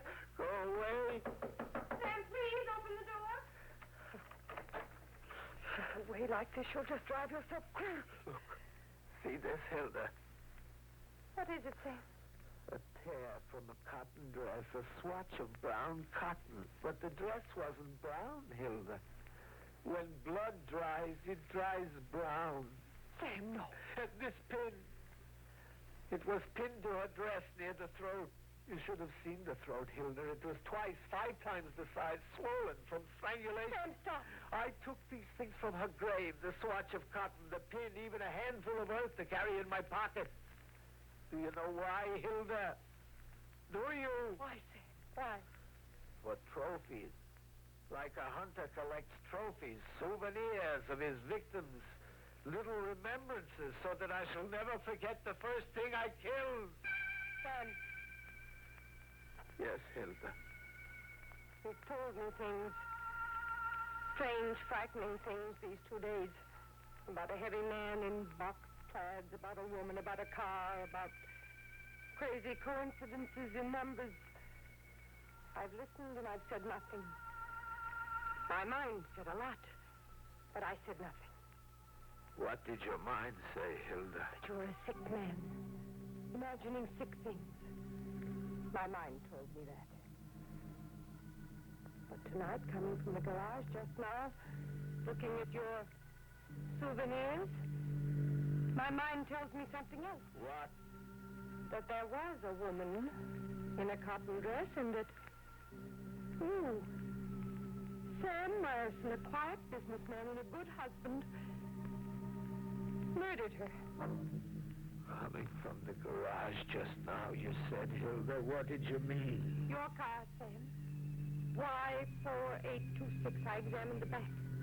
On the floor and on the seat there are stains. Big brown stains. When blood dries, it dries brown.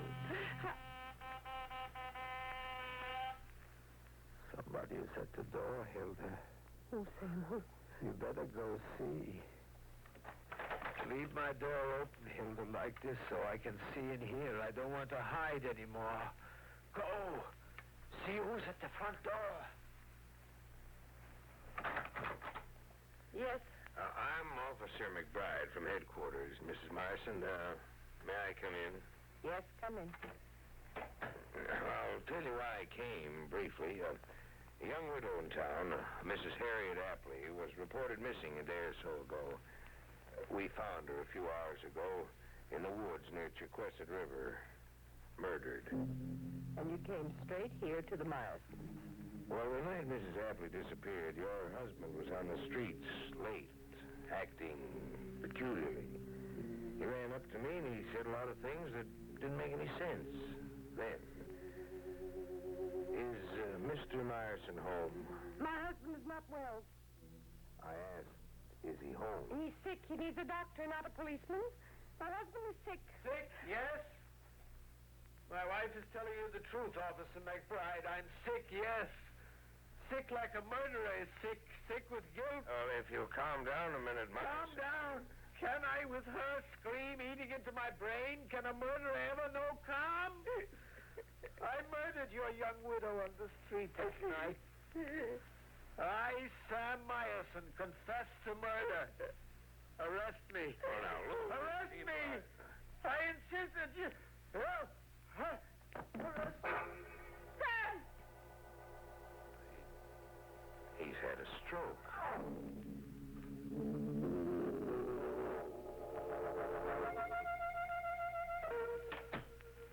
How's Sam? Oh, Mrs. Myerson, the doc says your husband will get back to normal, all right? But it'll take some time. Sam has time. And I have time. Sure. Still, I should have told him right off he was being framed by guys out to shut him up. That might have cleared his mind and steadied him.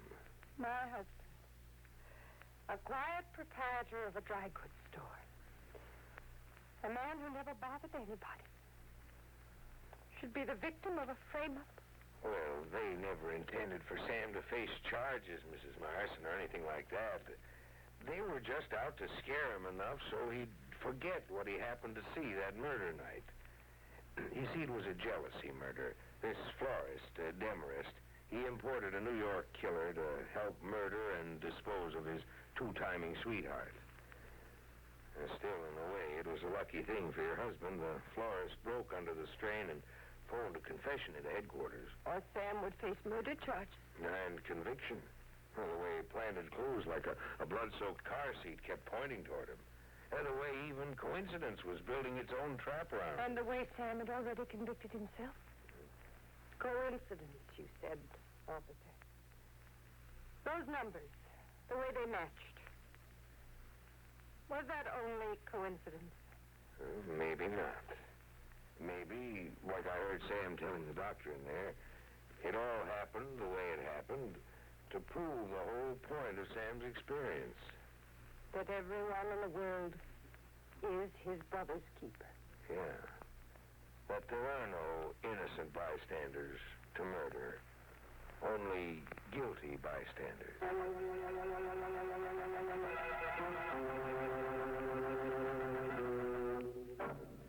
Poor Sam finally went all numb, making with the numbers.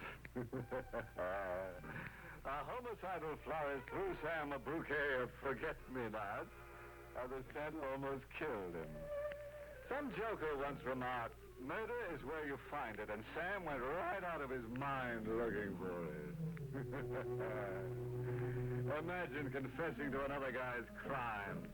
It's getting so everybody wants to get into the act, even if it means curtain. Be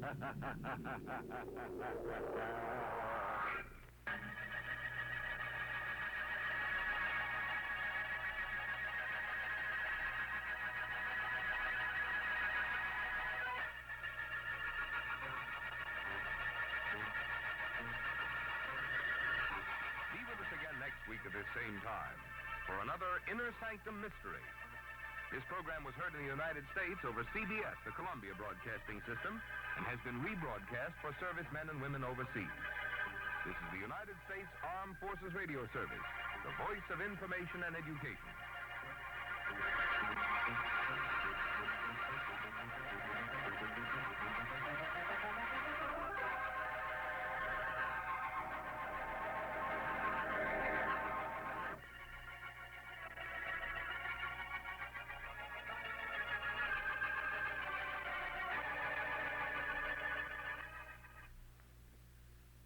Inner Sanctum, Mind Over Murder, starring Everette Sloan and Elsbeth Eric on August 22nd of 1949. Lots of mysteries today on Mystery Day on our Those Were the Days program. Next Saturday afternoon, we'll be celebrating the genius of Jack Benny as we get ready to celebrate Jack Benny's 39th birthday on St. Valentine's Day. We're going to have 6 related Jack Benny programs from March and April of 1943. It's interesting. They're connected programs. Jack Benny has to be away from the microphones because of an illness, and it goes for several weeks. And during those weeks, while Jack is not on his program, George Burns and Gracie Allen or Orson Welles substitutes for him. And you'll see how the Jack Benny program is kept alive even without Jack Benny. It's a great tribute to a great personality. And then out of these 6 shows, the last 2 shows, Jack is there. He's recovered from his illness, and he's recuperating. And you'll hear the whole thing. It's a beautiful sequence of programs, and we'll have it for you next Saturday afternoon from 1 to 5 here right on WNIB on our Those Were the Days program. Then don't forget, on Tuesday evening, February 14th, St. Valentine's Day, in the auditorium at Northwest Federal Savings Community Center, we're going to have a tribute to Jack Benny. And we will have a full-length motion picture from 1939, Man About Town, starring Jack with Rochester and Phil Harris, Dorothy Lamour, Edward Arnold, and a big cast, a good musical. We'll have a Jack Benny short subject or two. We'll be there ourselves as hosts for the evening, reminiscing about Jack's show business career. And we'll have some taped excerpts from the classic Benny radio shows of the 30s and 40s. It's a benefit for the Chicago Heart Association. Ticket sales will benefit the Heart Fund. They're $1.25 each, and you can buy them in advance at Northwest Federal Savings by mail if you'll send the check or money order for $1.25 for each ticket to NWF Heart Fund, 4901 West Irving Park Road, Chicago 60601. That's Northwest Federal Heart Fund, 4901 Irving Park Road, Chicago 60641.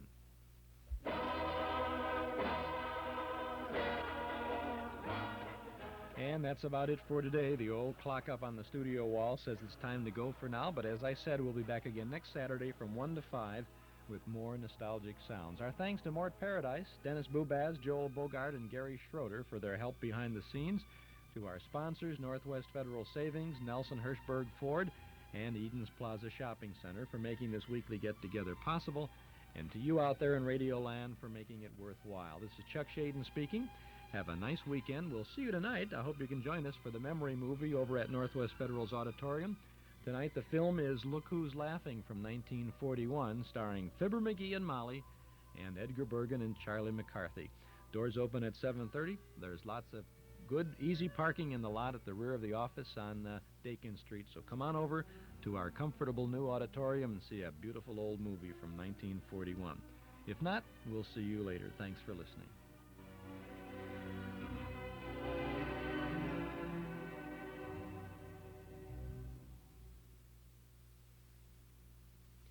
The time is 5 o'clock, and you're listening to WNIB in Chicago at 97 FM. This is Fred Heft speaking, inviting you to stay tuned now for Zephyr. Zephyr is a 2-hour program of shorter, mostly lighter classical music, presented each day of the week on WNIB between 5 and 7.